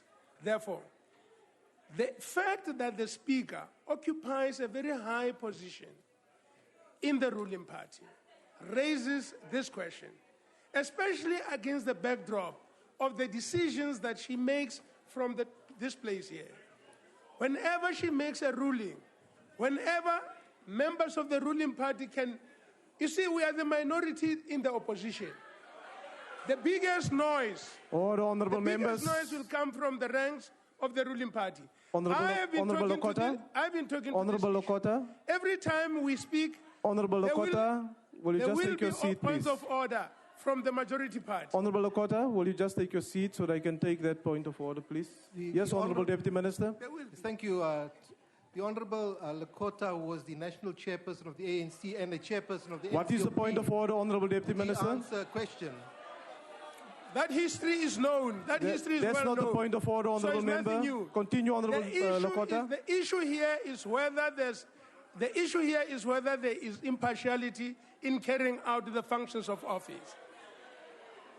Many of the members of the African National Congress will bear witness how many times when I was the presiding officer in the Council of Provinces, I called cabinet colleagues, cabinet members here, to come and account. And at some point I was threatened by some of them. But President Mandela stood with me. He said, no, that is correct. If you are a minister, you must come and answer the questions when you are required to do so. So I never was not partial on the question. But I understood what this office entails. It's really important that South Africans must consider whether we should not, and there's many of us, the speaker can be the chair of her party, or she can resign and occupy this. There'll be many others who will be willing to be chairpersons of the party. Then that frees her to be able to do her work impartially and not to abuse power like this and have this fight the public protector, attack the public protector from this position. And you come and occupy this position, you Honorable are not supposed Lekota, to your be. time is now expired. You have to prevail. Thank you, sir. Thank you. Thank you, Honorable Member. The next speaker is the Honorable Meshu.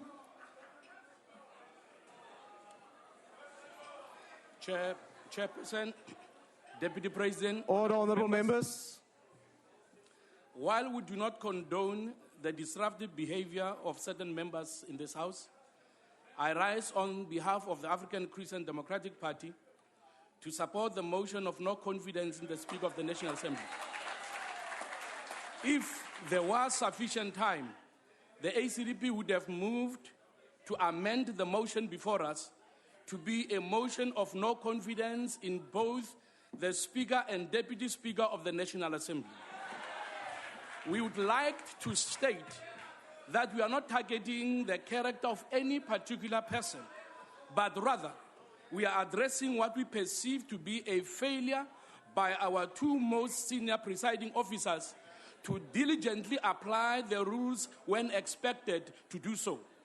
The current situation in the National Assembly is marred by a lack of decorum and respect, with high levels of disruption being caused by ill discipline and members who often rise and start speaking without having been recognized by the presiding officer.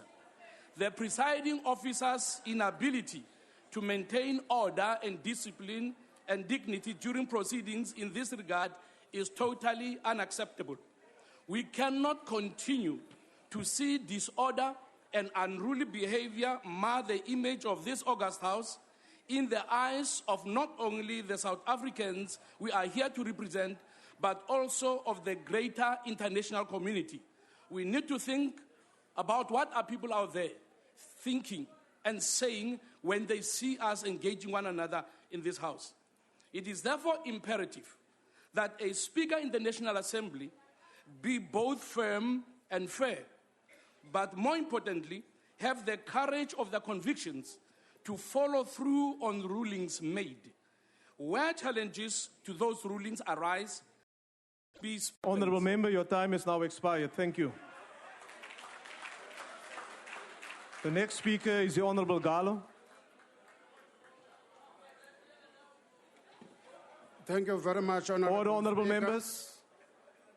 The AIC is of the view that political parties represented in this so-called parliament should focus on major issues that are facing our country, not issues of no significance like passing a vote of no confidence in an individual, knowing very well that Honorable Gallo. this individual Honorable Gallo. is politically manipulated by Honorable his Gallo, will you political take your seat, please? principles. Yes, Honorable Member. Chairperson, is it not bringing disrepute to the image of Parliament when a member calls this Parliament so-called? Honorable Gallo, will you withdraw that comment? I heard that comment, please. I withdraw, Chair. Thank Thank you. you very much. The major issues we are facing as a country are as follows. Leadership crisis in the high echelons of the state, political corruption and cheating, as well as moral degeneration in our society, to name but a few issues.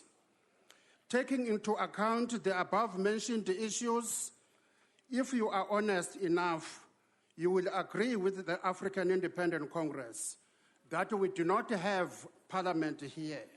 But what we are just having is a project of Luthuli House, provincial legislatures and local municipalities included.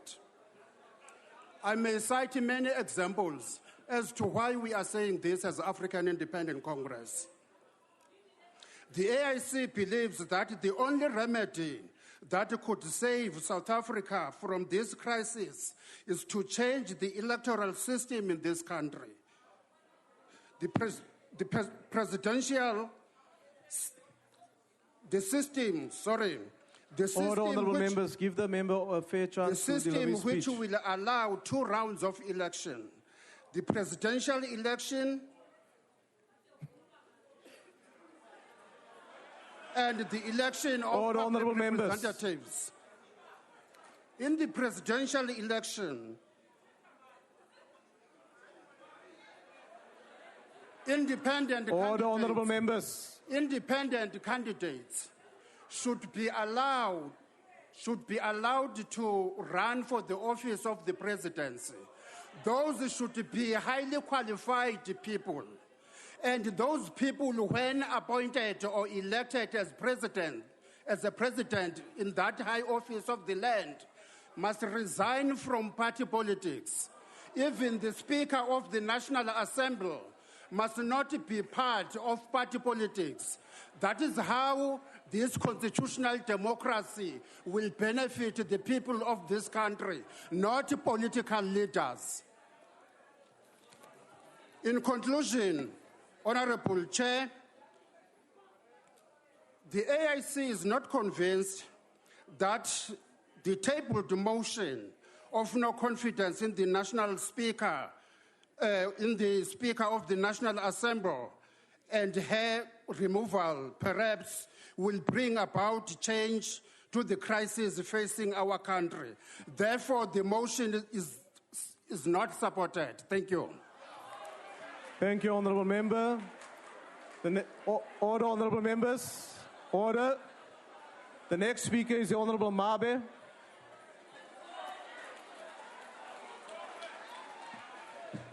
Thank you very much, Honourable Chair. AIC, you have no experience. You've never been in government. You are fundis in this game, so you've got nothing to tell us. You know nothing about government. Democratic processes can make you very bitter. And as a result, you can behave like Honorable Lekota is behaving now. By the time when he was the chairperson of the ANC and the chairperson of the NCOP, because it suited him, it was okay, and we never objected in that. In fact, we supported him. And today, because of it's a woman who's a leader, who's a Speaker of the House, who is also the chair of the ANC, he sees it as a wrong thing. Today's motion is a direct attack on the ANC, the leader of the revolution in South Africa with footprints in Africa and the world. Today, the DA is demanding that Honorable Baleka Mbete should be condemned for being a cadre of the ANC because this makes her partial in the discharge of her responsibilities. We reject this idea with the contempt that it deserves. We say that the ANC will never disown its own because of irrelevant parties like DA, which seeks attention, misleading, unprincipled, and ideological bankrupt forces to its agenda of negative liberalism. The DA claims that the Speaker is unable to control the disruption of the EFF, which they all support together with the other angry lot, which claims to be presidents when they have never been elected by the people. Who's rising now? Oh, yes. Yes, honourable member. What is your point of order?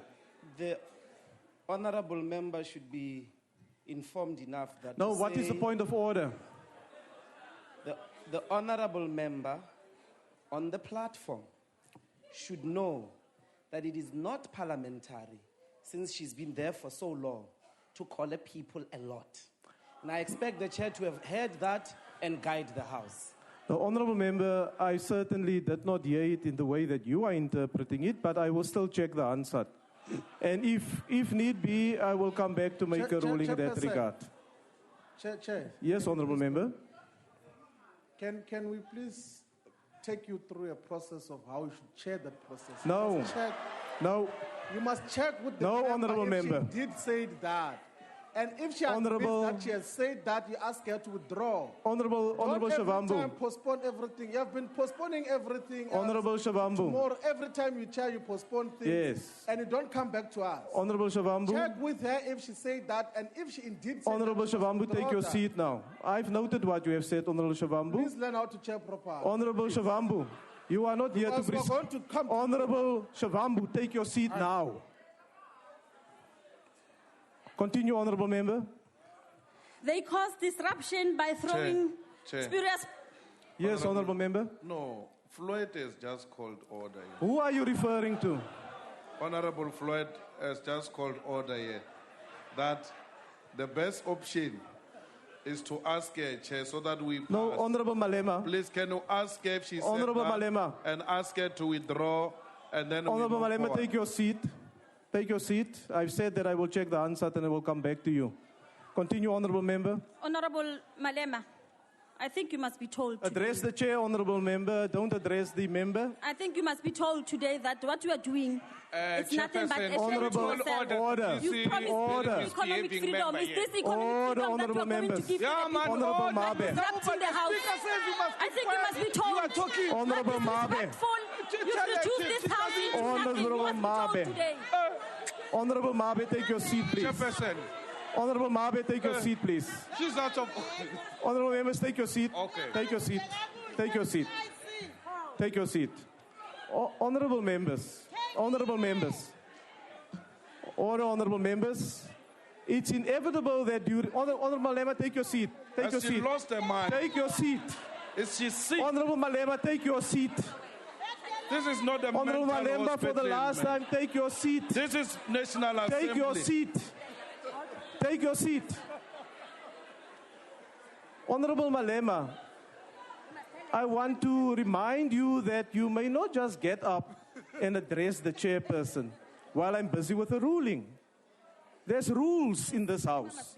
Honourable Mabe, may I also remind you that you are supposed to address the chairperson and not to point to individual members in the house when you're making your input.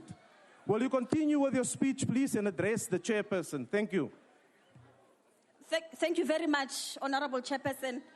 Honorable Malemba, you must be told today that you are nothing. Order, Honorable. Order, Chairperson. And you are a shame to your family. Order, Chairperson. Order, honourable members. Order. Honourable Mabe, take your seat. No, order, honourable members. I'm not recognizing you, honourable member. There's another member behind you. No, honourable member, I'm not recognizing you. There's another member behind you. Okay. Decide who must be recognized. Yes, honourable member. Deputy Chair, sinenkinga lana. NgesiZulu, masikhulume ngesiZulu. Sikhathele, ngicela ungiyeke wena. Sikhathele ukuthi lana nisitshele imithetho, niyayishintsha futhi imithetho. Kuyimanje ngabuza ngelinye ilanga ukuthi kanti yini enifuna nisifunde. Kuyimanje honorable. Order, Chair. Wenza njani ukhomba Thank you, honourable member. Thank you. Take your seat now. Honourable member, take your seat now. Honourable member. She's right. Honourable member, take your seat now. Take your seat now. Honourable Mabe, may I remind you what I have indicated, that you must address the chairperson and stick to your speech. Stick to your speech, please. Continue, honourable member. Honourable Chair. Honourable members. Honourable members. Honourable Shavambu, take your seat. Are you going to recognize me? No, take your seat. Please recognize me before. Take your seat, honourable member. There's another member there behind you. Honourable Shavambu, take your seat. But please recognize. Take your seat. Yes, honourable member. Thanks, Chair. Order, honourable members. Honourable Chairperson, I think it's in the best interest of the House. No, what is the point of order? Yeah, I'm rising on a point. I want to talk to it, Chair. Please allow me to address What is the point of order? No problem. The honourable member on the podium calls the honourable Malema nothing. I think, Chair, you must restore at least the right of members not to be insulted in the House. the honorable member must be asked to withdraw with immediate effect. Thank you, Honorable Member. Honorable Mabe, you referred to another member as nothing. Thank you very much, Honorable Will you withdraw Chair? that remark, please? I withdraw. Now you continue and you focus on your speech and you refer to the chairperson and not to individual members in the House, Honorable Member. They cause disruption by throwing spurious points of order, and when Speaker applies the rules, they undermine her rulings and cause chaos in the House. They then use the very situation that they have created to pass a vote of no confidence in the Speaker. Honorable Chair, Honorable Maimane must always remember, as he tries so hard to justify his existence and acceptance in a white-dominated, in a white male-dominated party by undermining the good that the ANC has done for him, that it is through the impartiality advocated by the ANC that gave him an exposure to speak and behave like a parrot. It is the ANC that gave him an opportunity to attend the best schools. Honorable Member, take your seat, please. Yes, Honorable Member. Chairperson, the Speaker has referred to Honourable Maimane as a parrot, and I suggest that is unparliamentary. Thank you, Honorable Member. Honorable Mabe, will you withdraw that statement, please?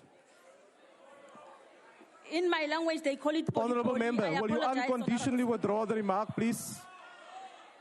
I withdraw. Thank you. It is the ANC that gave him an opportunity to attend the best schools and learn the Queen's language so good that he ended up succeeding a very difficult job interview of rent a black job. It is not surprising today, and as it has always been, that the argument of some opposition parties is that... Honorable Mabe, will you take your seat? Yes, Honorable Member. Chairperson, I put it to it's racist for the Honourable Speaker to suggest that Honourable Maimane was rented because he's black.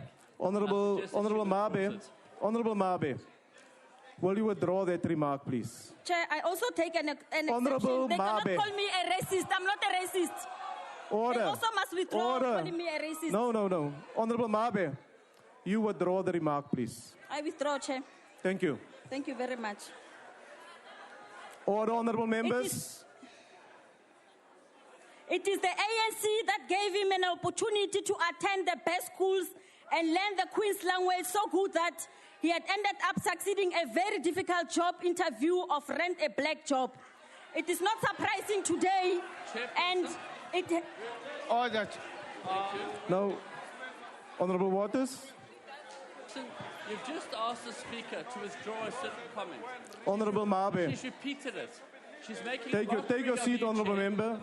Honourable Mabe, will you withdraw the remark that refers to another honourable member of the House as a rent a black job? I withdraw, Thank you. Honourable Chair. Honourable Chair, the minority parties are given an opportunity to participate and are treated as equals, but they can't wish to manipulate on the floor of the Assembly what they have been unsuccessfully to achieve at the ballot box. The ANC has never, in any single day, used its majority to stifle and undermine the democratic processes in this House. The ANC has never called for a division in any matter, unlike the opposition who calls for division even when we have to adopt the budget that seeks to promote and address the basic needs of the people. It is shocking that all of a sudden impartiality and independence in South Africa, it means being anti-ANC. It is the ANC through the blood and sweat that ushered democracy in South Africa. From the shackles of the oppressive state of the apartheid colonialism. In the ANC, impartiality is the Freedom Charter. As for you, Honourable Speaker, Comrade Baleka Mbete, a product of the Freedom Charter, it is laughable for any person to accuse you of not being impartial. I am confident that you have a full understanding of the fact that the impartiality of the Speaker is one of the prime values that the integrity of the South African Parliament is measured in terms of. You have done very well in your responsibility of being a custodian of this integrity. It is for this reason that the ANC collectively and the majority of other political parties elected you to be the Speaker of this Parliament. Honorable Maimani, you must be rest assured that the ANC upholds the Constitution. Your party is safe under the leadership of the ANC. What we know for sure is that they are going to dump you. They are going to dump you like they did with other rented blacks, the likes of Mr. Swati and Mr. Mazibuko. Mrs. Mazibuko. Yes, order, honorable members. The Honourable Speaker. Honorable members, order. Order, honorable members. Honorable members, I won't be able to hear the honorable member who's raising a point of order if you continue with the levels of noise. Speaker. Honorable members, can I have silence, please? Thank you. Chair, the Speaker has said that the DA will dump Honourable Maimani, right? Order, honorable members. Like we dumped other rent-a-blacks. That casts aspersion on the Honourable Maimani as being rent-a-black. It also casts aspersion of racism. And I'd ask you to ask the Speaker to withdraw it, please. Honorable Mabe, will you withdraw the remark and stop referring I withdraw, Honorable Chair. to members I withdraw. in that way, please? I withdraw. Thank you. I am told that Honorable Maimani, apart from being a politician, he's a priest. He's a pastor of a church. Hauli Muruti, we You must be careful of not to fall in a trap of being abused by a political party. As a pastor like Cope once nearly abused one of the prominent priests. He opened his eyes and realized the abuse. You better jump off this ship of misery while there's still time. Tlogela go nna moruti wa tsotsi. Ntate Modimo ha rate.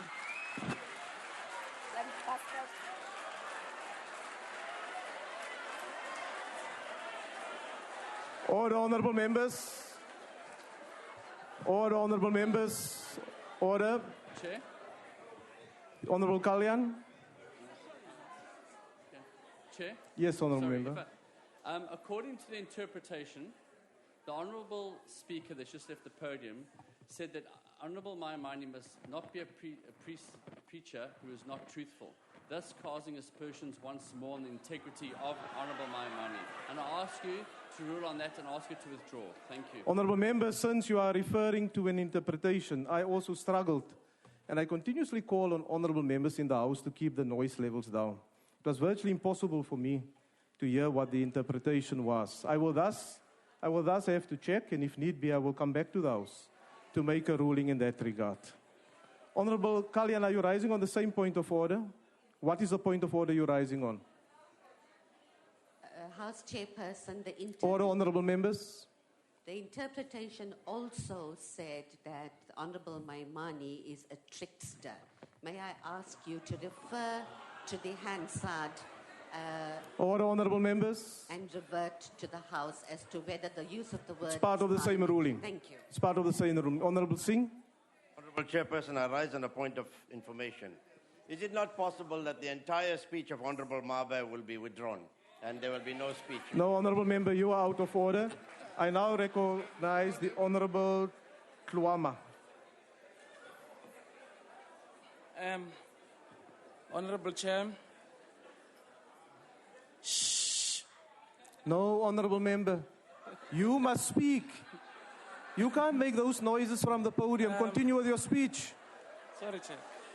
Honorable member, the member at the podium has a desire to be listened to in silence. Okay. Let's hear what he has to say.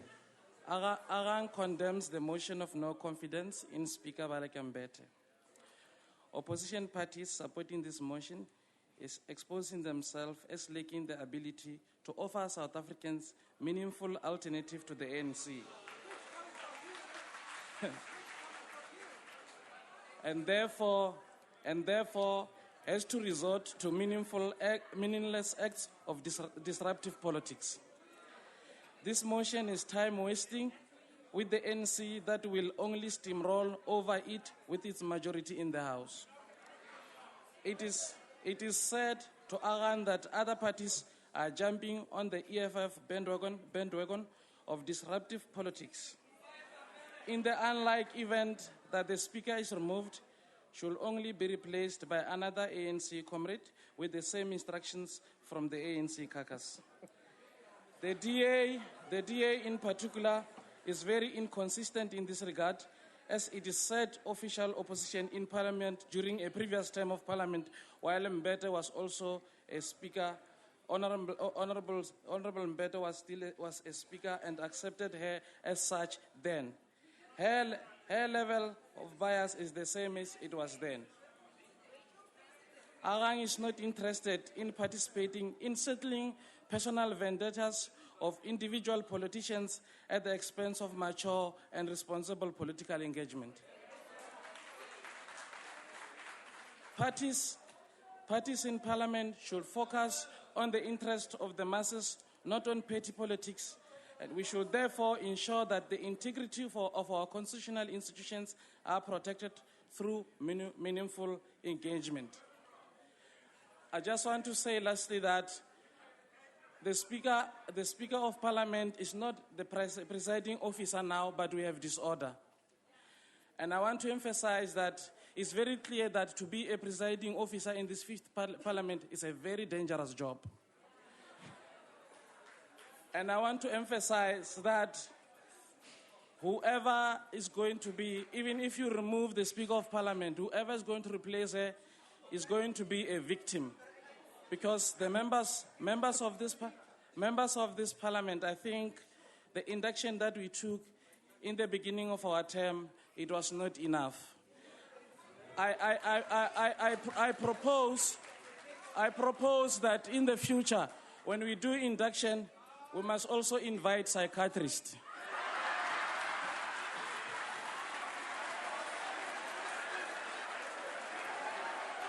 Order, honourable members. Order. Order, honourable members. Order, honourable members. Order.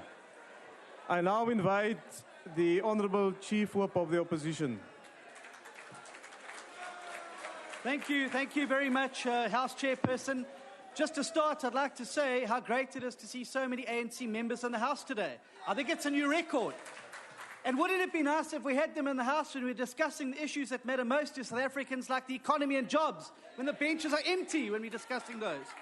Let me be very clear. There is a golden thread that runs through every single speech today. And if we cut through the chafe and the racial invective from this side of the House, it is very clear. There is a fundamental conflict of interest that occurs here in Parliament, with the Speaker, Honourable Baleka Mbete, continuing to occupy the position of chairperson of her party and Speaker of this House. Now, it's important that not only are speakers non-partisan, but they are seen to be non-partisan. And given this current conflict of interest, which has broken the covenant of speakership and the Parliament of the people, this is impossible. Because we know that in the Speaker's parlour, there's a red telephone right to Lutuli House. And when you pick up that line, at the end of it is Gwede Mantashe. And it's not the Speaker who's running this House, it's Gwede Mantashe who's running this House. And then, when you have an opportunity to start talking and demonstrating non-partisanship by making appointments in your office, what do you do instead? You send retreaded ANC has-beens who couldn't get elected because they were on the wrong side of a faction to advise you. Where is the non-partisanship there? The bottom line is this office has been compromised, and the only way it can be fixed is if the Speaker resigns her position as chairperson of the ANC, or she steps down as Speaker of this House, or this motion succeeds today, because maybe some people on that side of the House would have listened to some of the good advice today and great arguments. We need a Speaker who's going to defend Parliament and not diminish it. We need a Speaker who's going to control this precinct, not hand over this precinct to the executive. We had some interesting speakers up here today. Let's start with the Honourable Mokanyana, who came to this podium after being I'd rather not see you after, thank you, who'd been unceremoniously removed from this podium, but she's not averse or untalented in defending the indefensible. This is, after all, the Premier who defended the Honourable Humphrey Mameza when he abused his government credit card. Let me tell you, I hope the people of Beckersdale are seeing what the DA is doing with the dirty votes that you didn't want from them. That you could come here and defend a party and a group of people who chucked you out of office in Gauteng. Well, we've heard about your buttocks. You're obviously very adept at turning the other cheek. You also perhaps need to read this little book, and I'm going to leave it here at the podium for you. It's called The Constitution. Just because you win a majority in an election doesn't mean you automatically appoint the Speaker. It's why we have a secret ballot for Speaker in this House, precisely to ensure that parties don't have to necessarily vote for somebody from their own ranks. So, I'll leave this up here for you. Point because of order. Honourable Steenhuisen, will you just take your seat, please? Yes, Honourable Member. Chairperson, you previously ruled that a member at the podium should not address another member seated. I ask you to maintain that rule. Thank you, Honourable Deputy Minister. Honourable Steenhuisen, will you address the chairperson of the session? I'll give you the Constitution to pass on to her then, if that's the case. But what did she do here today? No comprehensive defence of the Speaker. No rational counter-argument to the points being advanced today. She comes here with a shopping list of government achievements, precisely showing you how there's no distinction between this House and the executive. And isn't that the problem? And then we had Honourable Mbalula here today. I don't know why he's called razzmatazz, because I didn't see any razzmatazz here today, just ugly racial invective. And all he can do is insult people. Opposition, we're not the last people he's going to call losers. Didn't he call our national soccer team a bunch of losers? We wear your scorn with as a badge of honour. Now, he used a lot of highfalutin English here today. There's some speculation about his matric results. I don't want to get into that. But I remember something from matric, and that was Macbeth, who said something about a tale told by an idiot, full of sound and fury, signifying nothing. Isn't that a great lesson?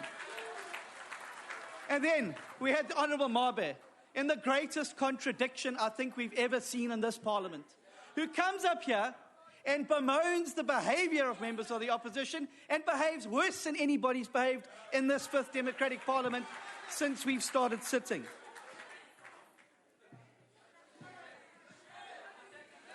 But let me just tell you something. If there was any doubt before today about why this motion must succeed, it is the events of 3 hours ago, where the Speaker of this Parliament, who's supposed to be non-partisan, addressed a group of an ANC rally on the precinct, unprecedented, from a police van. From a police van. Now, given the sensitivity that we have at the moment about who actually called the police to come and intimidate the EFF, who actually invited the militarisation of Parliament, was it the executive, was it the Speaker, the Chief Whip's Forum, even the police had to say that they can only come here on advance. Let me tell you that today, when Honourable Mbete stood on that police van behind the symbol of the SAPS and addressed her supporters on this precinct, she finally, unashamedly, threw off the robes of non-partisanship and donned the green garb of partisanship that will never take this House forward. This is a sacred precinct. We should be respecting minorities. We should be encouraging debate. The bottom line is, with a Speaker who is so severely compromised, this cannot happen. If we want this House to work, there's only one solution, and that's hashtag Mbete must go.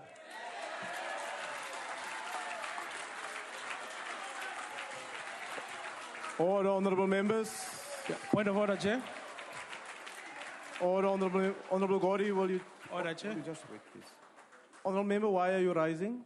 I'm rising on a point of order. What is the point of order, Honourable Member? The point of order is that the Honourable Speaker has just left the podium, has just called Honourable Mbete, with his first name, and he said he must go in this parliamentary house. Honorable Is member. it parliamentary for the member to call another member with his first name?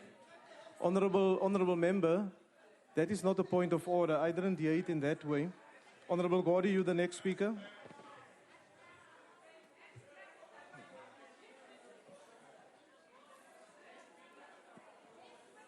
Thank you, Chairperson. Order, honorable members. Comrades, Deputy President, comrades and honorable members. The decorum of the Fifth Parliament is substantively lowered, in part on account of members rising on points of order needlessly, and the unrestrained heckling, testing the acumen of the presiding officers to the limit. The APC believes that we all have a duty to ensure the smooth running of this House. We must all, from the majority party to everybody else, develop thick skins, take a punch, and allow the debates to flow with minimal disruptions. This House is meant for the representatives of the people to debate. Let's debate. Let's allow space for debates, robust debates. In my view, Madam Speaker, you have generally been firm, decisive, and fair. I therefore do not think there is any empirical evidence that would support a no-confidence motion. We have been elected to come here and address the grievances of the people, not to engage in theatrics. We are getting paid with taxpayers' money to do substantive work, to make things happen for the people, not to merely do politics in Parliament. It is a sad indictment on us that the dominant perception out there is that Parliament is preoccupied with drama, having little regard to the basic needs of the African majority out there. The APC, as a sincere and honest party, with a balanced and matured approach to important issues of the nation, cannot support a frivolous motion to remove the Speaker hardly 4 months in office. We shall know them by their friends. The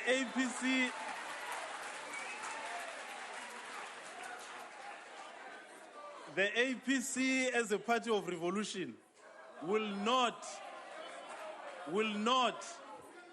for strategic or tactical reasons, align itself with the so-called friends of the natives or the beneficiaries of white minority rule. I thank you.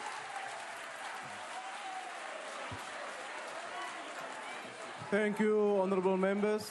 Chairperson. Order. Yes, honorable member. Chairperson, I rise on a point of order, and it's quite serious.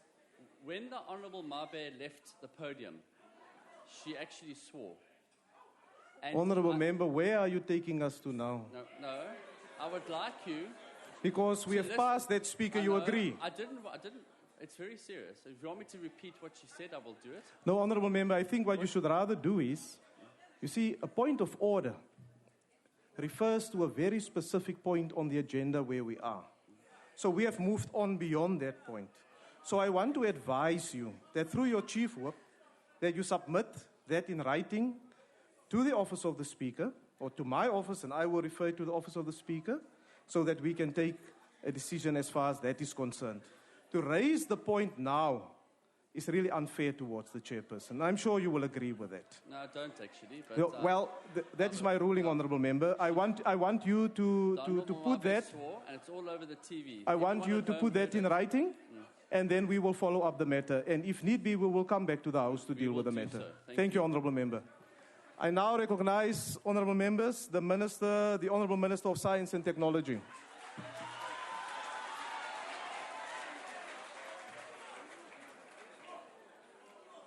Chairperson, Deputy President, colleagues in the Executive, honourable members.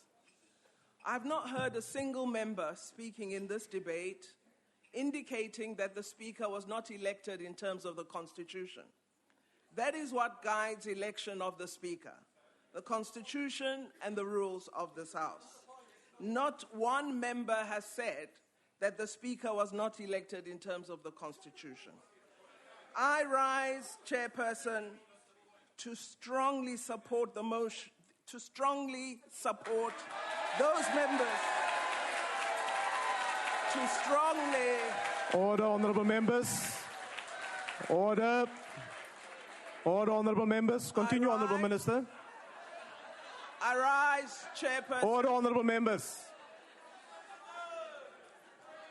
I rise, Chairperson, to strongly support the motion of confidence in Speaker Mbete that was presented by the Chief Whip of the majority party, and I strongly object to the motion of the leader of the largest opposition party. The honourable member and his brotherhood collaborators and their new desperate coalition cannot be supported. Their motion is not worthy of debate. It is without substance and therefore cannot be supported by this House.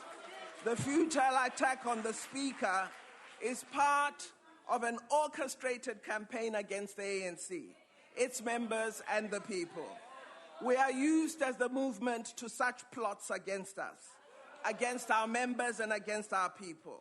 We will withstand this plot and succeed in our cause as we have done before. There are some who try to persuade the public that our presiding officer has not observed the rules. The truth is that the united opposition forces are the ones who have brought chaos and anarchy to the House in their effort to subvert the policy program of the majority party. The executive is here, ready to respond to questions, indeed ready to enhance policy and service provision.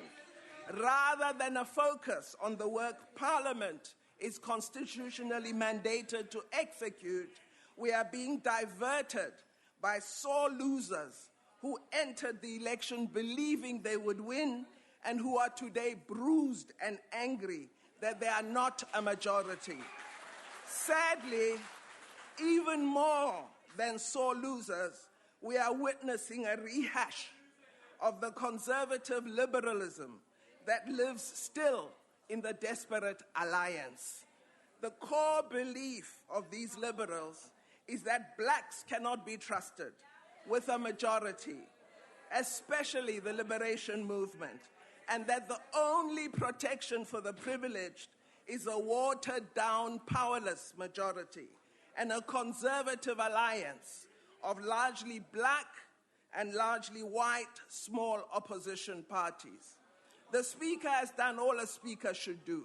She has convened sittings, question days, has allowed members' motions and debates agreed by all parties. She has been met with derision, with insults, with disruption, with outright rudeness and insulting disrespect. All this by so-called honourable members of this House. A Speaker, honourable members and Chairperson, can only be truly effective if members cooperate in the decorum and work Honourable of Minister, the House. there's just a point of order. Yes, Honourable Member, what's your point of order? Chairperson, we are honourable members of this House, not so-called honourable members of this House. Well, remember. Order, honourable members. Honourable Minister, will you refer to members as honourable members of the House and not so-called members of the House. honourable members of the House? The real issue, Chairperson, that we of course know is that we don't want order because we can't stand the debating prowess of the African National Congress. A Speaker can only be truly effective if members cooperate in the decorum and work of the House. Imagine, honourable members, if in a soccer match, the players want to pick up the ball and run and demand that the referee ignore this breach of the rules. That is what we have in this motion. It has been, this House has had disorder, but not because of Speaker Mbete, but because this is what some honorable members have agreed to render the House chaotic. For many of the movers of the motion, being in Parliament is a brief break from a full-time privileged occupation. They are not here to ensure transformation of our society for the good of all, especially the most vulnerable. We will not agree to any attempt to reverse our democratic advances and our implementation of the ANC program of change for South Africa. Honorable members, I urge you to vote against this motion. In this month, we remember Steve Biko, a man who believed that we, the majority, could stand on our own feet and that we didn't need to be propped up by anyone. I wonder what he would say at this new desperate alliance. We remember Vuyisile Mini, a man hanged because he would not betray the cause of freedom. I wonder what he would say at this new desperate alliance. We remember Jeanette Schoon and her daughter bombed to death for believing in democracy. I wonder what she would say about this new desperate alliance. The struggle was a non-racial struggle for democracy, and she was behind it fully. This attack on Speaker Mbete targets democracy. Let us defeat it and consign it to the dirty dustbin of history. Our cause as this House must be to get Parliament working and to accelerate implementation of the ANC's objective of creating jobs, fighting to remove inequality, and eradicating poverty. We have to fight for that. We believe, Chairperson, that leaders of the ANC are excellent leaders in this Parliament. We recall the role played by the now Honourable Deputy President when he served Honourable as Chairperson of the Constituent Let me Assembly. recognize the Honourable Member there. Why are you rising, Honourable Member? Thank you, Honourable Chairperson. I'm wondering if the Honourable Minister is willing to take a question. Honourable Minister? If you have the opportunity to bump against me somewhere, you might ask me a question. I recall Continue, Honourable Minister. That ANC can you rule leaders if that is parliamentary? Honourable Member, the Minister is clearly not prepared to take a question. Continue, Honourable Minister. Yes, sir. As I said, Chairperson, when the debate bites, it becomes uncomfortable and it's difficult to tolerate. Chairperson. Now let us remind the House. Honourable Minister, let me take this. Honourable Member here. Why are you rising, Honourable Member? Thank you, Chairperson. The Minister said in a speech that the executive is here to answer questions. Honourable Member, that is not a point of order. That's an issue for debate, really. Really, I don't know why you're rising now. If she would take my Honourable Member, take your seat, please. That is completely irrelevant now. Continue, Honourable Minister. It's not irrelevant. Honourable Member, take your seat. Honourable Member, take your seat. Chairperson, I'm asking Honourable if the Member, Minister would take a your question. seat. Take your seat. The Deputy President, serving today in government, served this country well while he was Secretary General of the African National Congress and Chair of the Constituent Assembly that delivered the Constitution everybody upholds today, an SG, Secretary General. So we cannot but mistake that this assault on Speaker Mbete is meant to ensure that there's never order in this House, is a fear of the caliber of the programs of the African National Congress and the delivery it will ensure in this 5-year term. I thank you, Chairperson. Thank you, Honourable Minister. All honourable members, I now recognize the Honourable Leader of the Opposition. Just before the Leader Yes, of Honourable Opposition. Member. I see the time here has changed for the Leader of Opposition because he had 3 minutes. Now it's 1 minute. Honourable Malema, you know, Thank you, Honourable Member. You may take your seat. I will advise you that all the Honourable Members, that much earlier in the debate, I alerted in writing the whips of the opposition to say that you are using the time that the leader of the opposition will have to make, and the time was amended by the DA itself. So it's the DA who has decided there's 1 minute left for their leader. It's not us. Chair? I plead innocence to that one. Yes. Honourable Waters? Chair, a point of information. The move of any motion gets 8 minutes. A party cannot transfer time to or from that individual. Thank you, Honourable Member, for that information. Yeah, so Thank we you. didn't take any time. The Honourable Leader of the Opposition.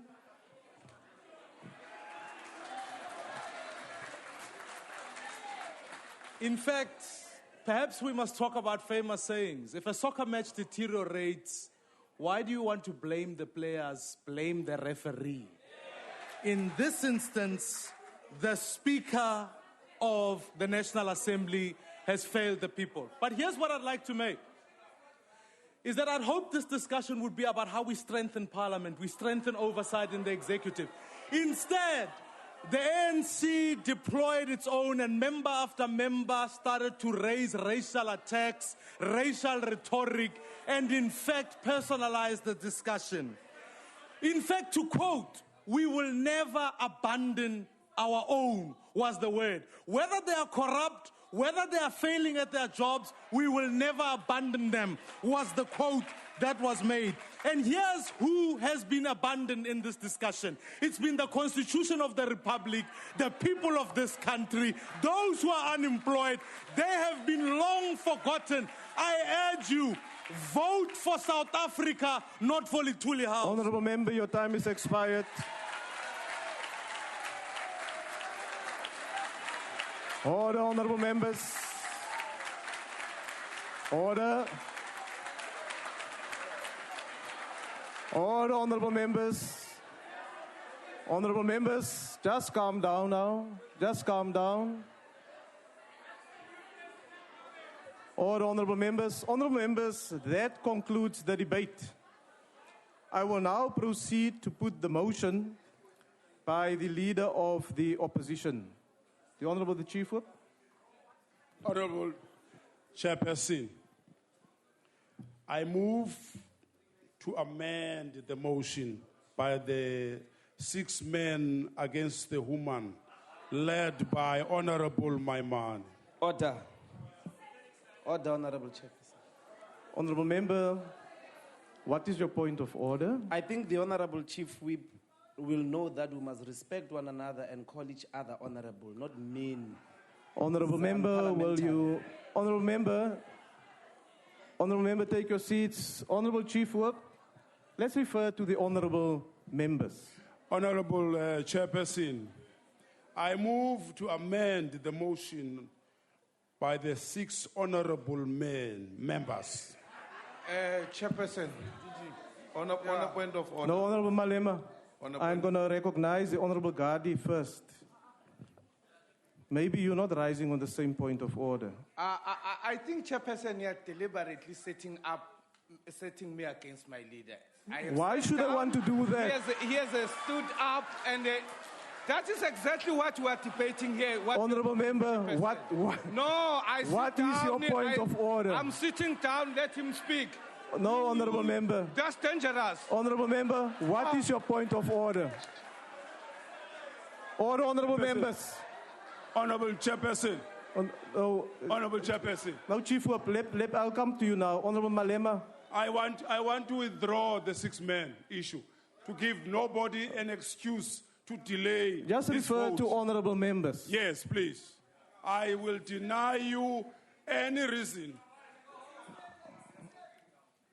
I want to move that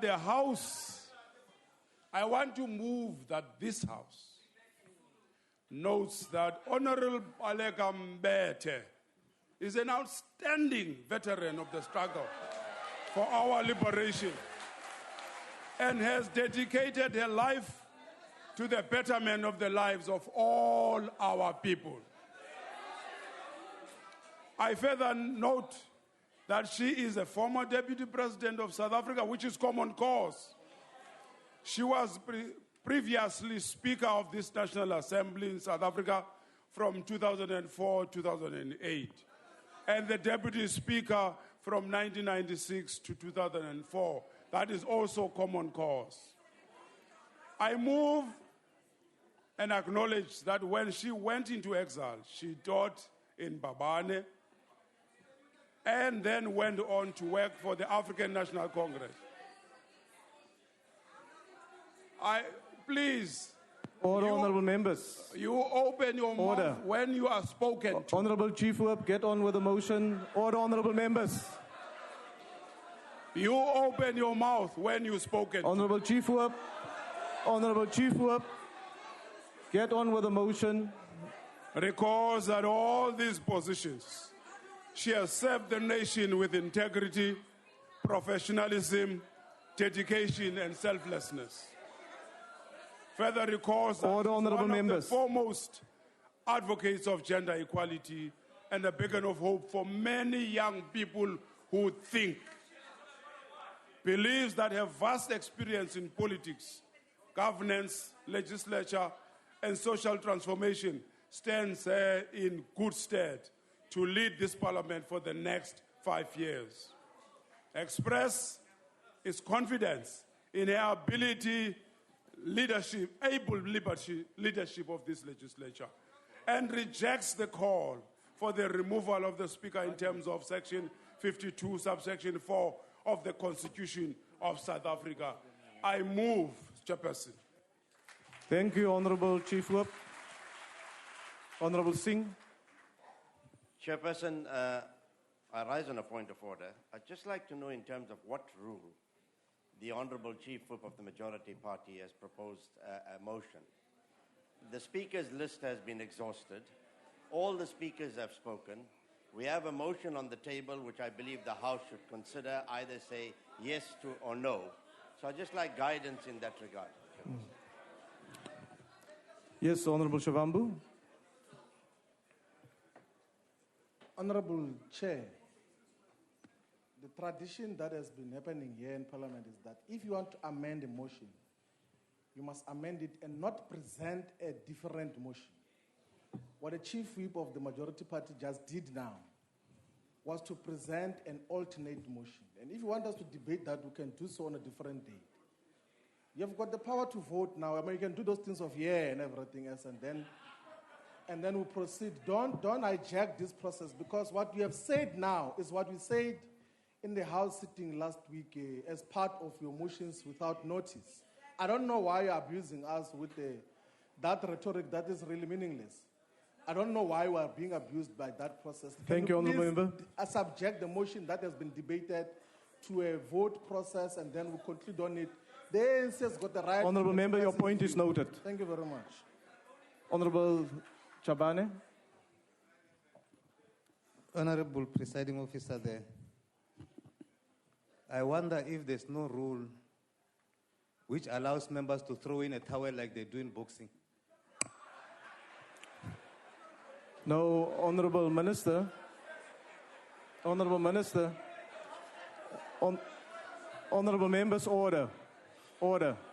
We are dealing with a very serious question in front of the House, and we want to dispense with the question. Honourable Members, in terms of Rule 96, an amendment to a draft resolution may be moved if it is allowed by the presiding officer. In this Parliament, since 1994, these types of amendments have always been permissible. Therefore, there is no basis for this practice not to apply now, bearing in mind that this is not the first time that this House has dealt with motions of no confidence. Honourable Members, I now put the amendment to the motion by the Leader. Chair, Yes. which chair? Well, Rule 96. but this the Rule 96 of the 8th edition does not say anything of the things you just read there. I No. think you must get an updated version of the. So that this is the problem we're having with you. You see, you are reading wrong books here. Honourable Member, It all depends how you interpret Rule 96. It all depends what value you just put on read Rule is 96. nothing, it's not here. Honorable Shavambu, the presiding officer has the discretion in terms of Rule 96C to allow such an amendment, and I'm allowing that amendment. Honorable Steenhuisen. Thank you very much, House Chairperson. While I accept that you have the power to allow an amendment to a draft resolution, I would submit to you, and I seek an opinion from you, or a ruling from you, whether in fact this is not an amendment. It's our view it's not an amendment. It's a substitution of a new motion in its entirety. It's not even closely resembling in substance or wording the drive and reason for the original motion. And so what you're not dealing with here, Honourable House Chair, is an amendment. You're dealing with a substitution. And that surely can't be right in the interests of free and fair debate. Honourable Member, as the presiding officer, I'm allowing, and I will now put the amendment. You can vote against it, of course.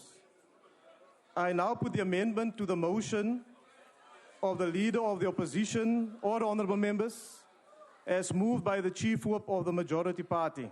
I put the amendment. Are there any objections? There are objections. I now put a question. Those in favor will say aye. And those against will say no. I think the ayes have it.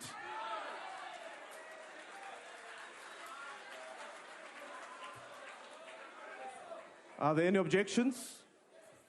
Yes, there is an objection from the Democratic Alliance, and we'd like to make a declaration. There's an objection from the Democratic Alliance, and there's a request for declaration. I will now allow parties who wish to make a declaration or vote up to 3 minutes an opportunity to do so. You may do so. Thank you very much, House Chairperson. What we've seen in the last 10 minutes in this House is a perversion of the democratic right of parties to place motions on the order paper for debate and discussion. And I really think that the real reason why the Chief Whip of the majority party was so hell-bent on amending this motion is that I suspect there are members on that side of the House who may well have supported the motion moved by the Honourable Maimani. And clearly, Lutuli House, the telephone's been ringing during the sitting from Lutuli House.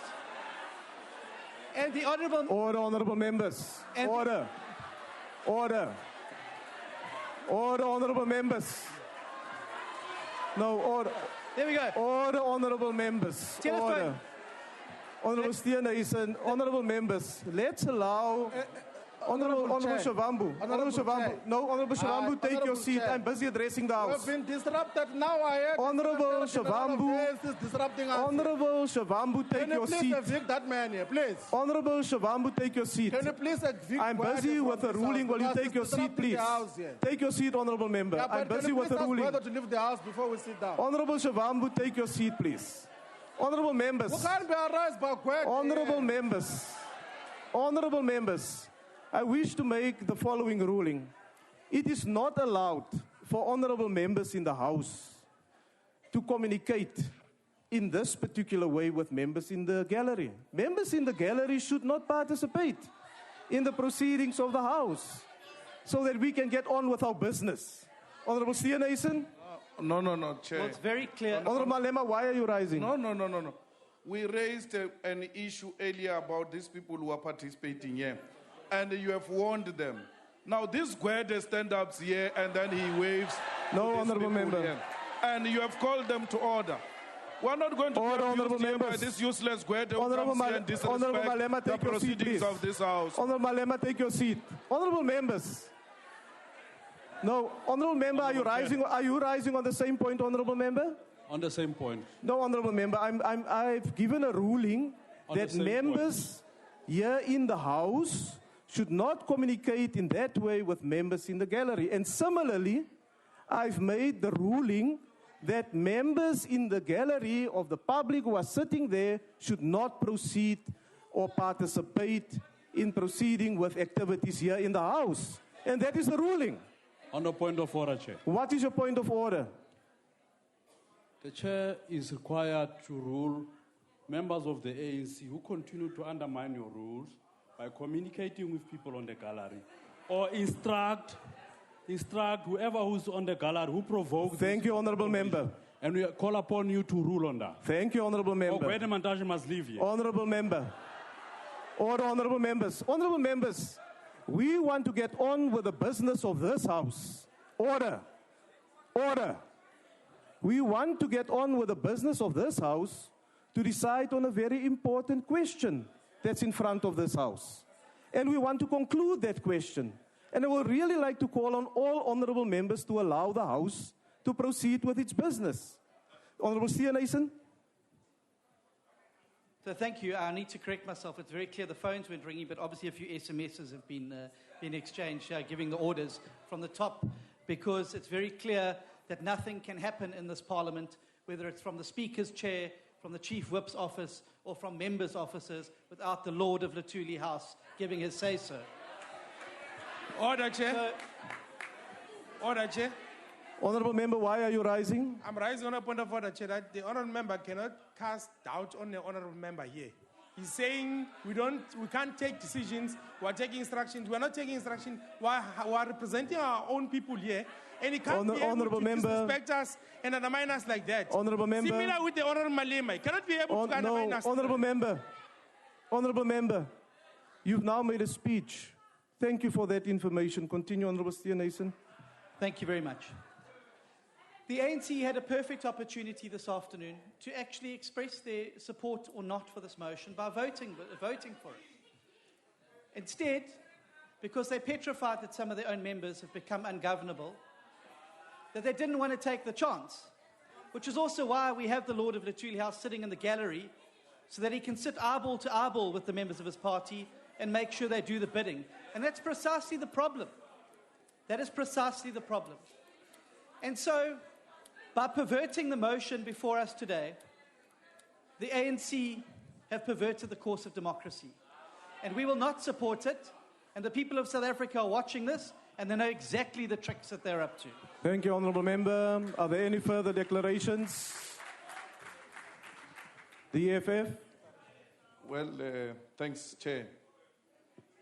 We think that the Chief Whip has completely raised a new motion which requires a different platform to be engaged, which is a motion of confidence on the Speaker. The motion before us this afternoon was the motion of no confidence against the Speaker.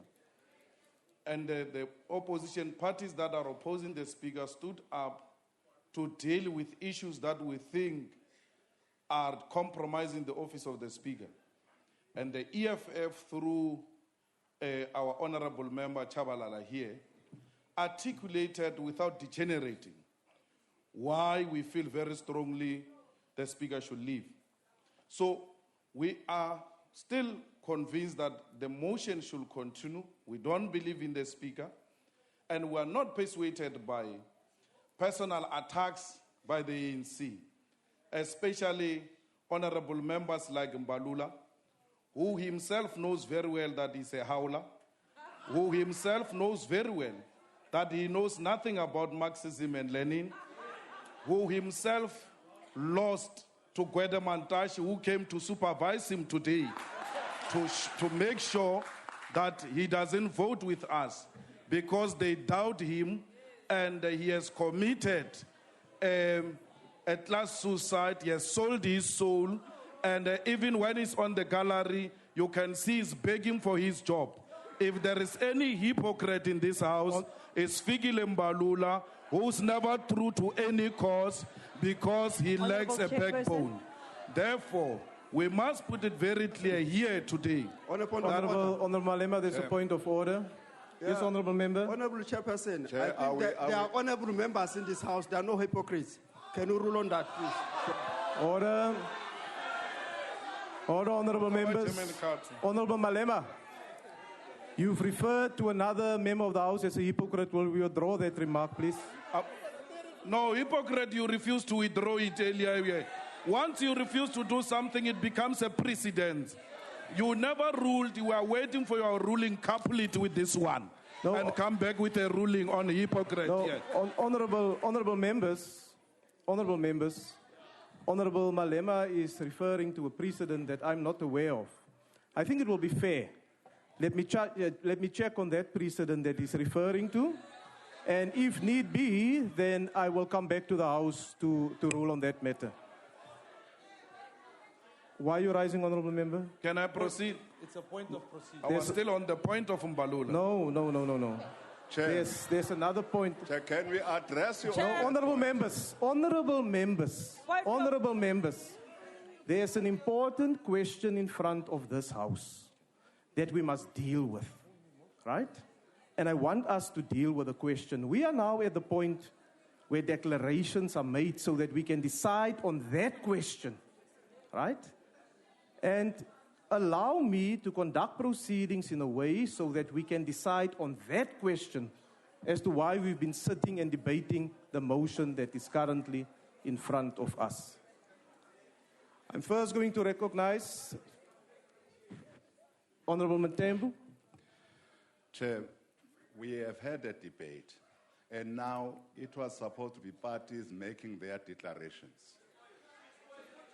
The member, Honorable Malema, is attacking the integrity of a minister seated here. Honorable He is Matembu. not making a declaration. Order, And honorable I members. don't think that you should allow it, Chair. Order, honorable members. Order, honorable members. This is an opportunity for party declarations. Honorable Malema, if you just want to step aside, I see the Honorable Buthelezi behind you, who is raising his hand. Honorable Buthelezi? I'll come back. No, you'll have a few seconds left to conclude what you were saying. I'll give you that opportunity. Honorable question. No, on the declaration. On the declaration. Order, Chair. Honorable Buthelezi. No, honorable member. No. Honorable member, just take your seat, please. I have recognized the Honorable Buthelezi. Honorable Buthelezi? I really don't understand why we complicate a simple matter. I don't see it not challenging your prerogatives in terms of the Constitution, why we shouldn't vote for the motion as it appears in the order paper. Because the result should be the same, because it seems to me we are going to force all of us to walk out of the House. If you foist this thing, because it's foisting it, I don't see why do you complicate it, because in any case, there's no chance that those who oppose the majority party will win. Why do you complicate it? Honorable Buthelezi, in terms of the rules of the House, parties have the opportunity to make a declaration of vote. Honorable Malema, you have a few seconds left now to make the declaration, please. Now, Honorable Chair. I'll come back to you afterwards, Honorable Member. So I was still saying it is incorrect for us to come and stand to agree with what the ruling party has said, because it has said nothing, and except to call us all sorts of names, led by Minister of Sports, who himself is a hypocrite. Honorable Member, your time is now expired. Who was elected on the ticket of change. Honorable Member, your time is now expired. Change, who was elected who was contesting Honorable Member on the ticket of economic freedom and change against that. Honorable Malema, so any your time is now expired. Thank you. Mbalula. Thank you, Honorable Member. Thank you. Do you want to rise on a point of order, or do you want to make a declaration, Honorable Member? Point of order, Chair. What is the point of order now? Point of order, Chair, is that Honorable Malema is keep on referring to Honorable Mbalula as Mbalula. And we said very well that we cannot allow other members to call Thank you, Honorable Member. Thank you, Honorable Member. The Honorable Member subsequently referred to the Honorable Minister of Sport and Recreation. Honorable Members, are there any further declarations? Honorable Holomisa. Honorable Chairperson, I concur with the Honorable Prince Buthelezi that let us vote on the motion on the order paper, not into the back doors. No, Honorable Member, that matter has been dealt with in terms of our order of procedure. Honorable Mulder. Yes, Mr. Chairperson, I agree with the Honorable Holomisa that I think we make it very complicated. And technically, to have a new motion that is totally the opposite of the original can never be amendment. And I think that's the technical point. Now, as far as the Freedom Front Plus is concerned, this was an opportunity to really debate the future of Parliament and specific of the office of Speaker. Not specifically that Speaker, but the office of the Speaker, as I indicated. I think we missed the opportunity for very different reasons. I spoke about the position of Speaker in the British Parliament and the measures taken there, very specific measures, to ensure the Speaker's non-partisanship. You know, one of those measures, interesting enough, is that when the Speaker is elected in the Parliament, it's a secret vote. Nobody knows where you vote. Order, honourable members. I would have liked to prefer that we also here have a secret vote to make sure in the interest that we vote really for the best interest of this. But from our point of view, we'll vote against that. Thank you, sir. Are there any further declarations? Honourable Maimane, you rising? I want to talk on the point of procedure. We're debating a brand new motion right here. There's a request whether or not we'll hold a secret ballot on the motion that was tabled. If we're going to debate the ANC's motion, I simply cannot sit here and us have a different discussion. It cannot be so, Chair. Honourable members, I'd like a ruling order. point. Honourable members, I've quoted the relevant Rule 96. Well, in that case, we are debating a different issue. I'm sorry, we're going to walk out. The honourable members,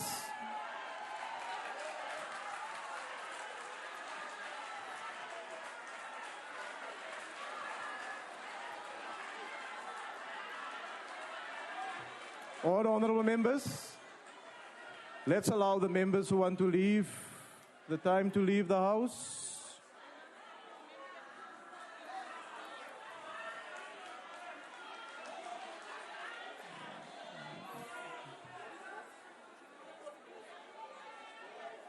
Honourable Chairperson. Honourable Chairperson. Yes, Chief Whip. Honourable Chairperson, you have not adjourned the proceedings. We still accorate in the House, and therefore I can declare a declaration. Am I allowed to do that? Honourable members, let's allow those who wish to leave the House to do so that we can continue with the business of the House. I'll give you the opportunity to make the declaration. Honourable Chief Whip, you may continue now. It's a pity, Honourable Chairperson, you did not recognize. We had collectively agreed to make it less complicated in the declaration, to make sure that we withdraw the amendment and vote and defeat them. Unfortunately, you did not see me at the right time. But we believe, Honourable Chair. Honourable Chairperson, we are correct. We can withdraw the amendment and vote against the motion on the table. Honourable members, the Chief Whip has now withdrawn the amendment that he has moved. And I will, in terms of Rule 96, once again, agree to that. And we will thus put the motion by of the opposition.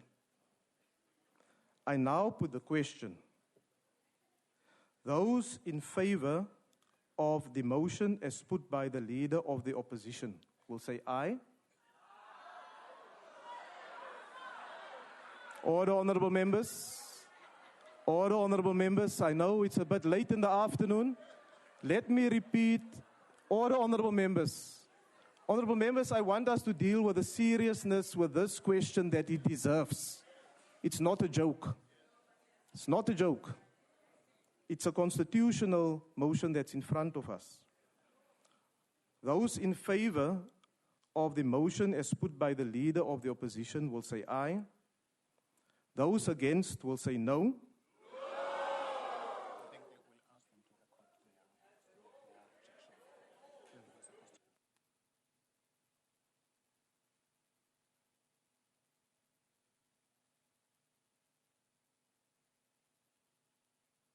Honourable members, we want to ensure that we deal with the matter in the way that I have just articulated. I'm going to proceed further that even though there were no members here who raised the issue of supporting the motion by the leader of the opposition, that we will ring the bells by 1 minute so that you can record your support or otherwise for this motion. Given what has been raised by the parties on my left, the bells will now be rung for 1 minute, and thereafter we will record the votes.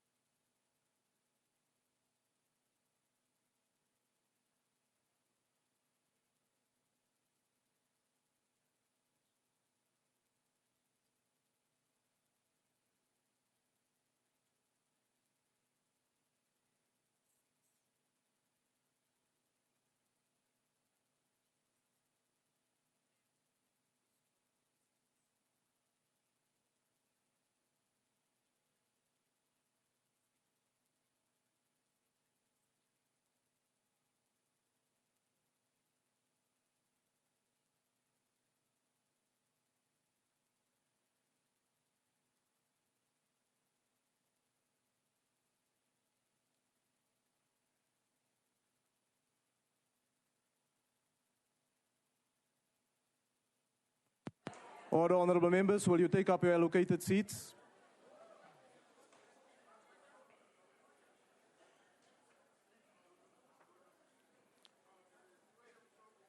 Honorable members, in terms of the question before the House by the leader of the opposition, it's important to note that we must firstly ensure that we have a majority of the members present in the House, and thereafter we must ensure that the votes of the members who are in the House be recorded. I would like to remind the honorable members that they may only vote from their allocated seats. When requested to do so, members must simply indicate their vote by pressing the appropriate button below the yes, no, or abstain signs. If a member inadvertently presses the wrong button, the member may thereafter press the correct button. The last button pressed will be recorded as the member's vote when the voting session is closed by the chairperson. The question before the House is, we're in a voting session. Yes, honorable member, why are you rising? I wanted to find out if anyone has called for a division. No. Honorable member, no one has called for a division. Then on what basis are we voting? However, given the fact that we are dealing with a constitutional motion, we would like to ensure that given the situation that is played out itself here, that the motion that is in front of the House is either supported or rejected. And we would like that to be reflected in the minutes of Parliament. Okay. Thank you. The question before the House is that the motion by the Leader of the Opposition be agreed to. Those members who are in favor of the motion as moved by the Leader of the Opposition will press the yes button. Those against will press the no button. And those who want to abstain should press the abstain button. Have all members voted? Have all members voted? There's one member over there who have not voted. Will the whips just attend to the matter, please?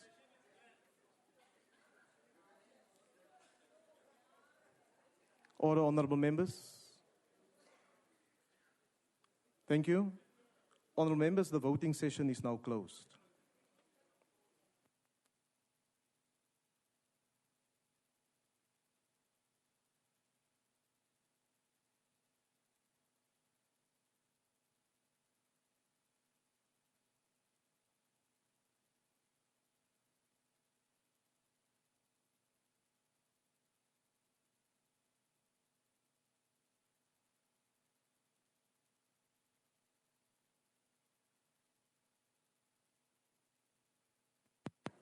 Honourable members, the result of the division is as follows. Those in favour of the motion, as moved by the Leader of the Opposition, 0. Those against, 234. And there's no abstentions. Honourable members, the motion as moved by the Leader of the Opposition is therefore rejected.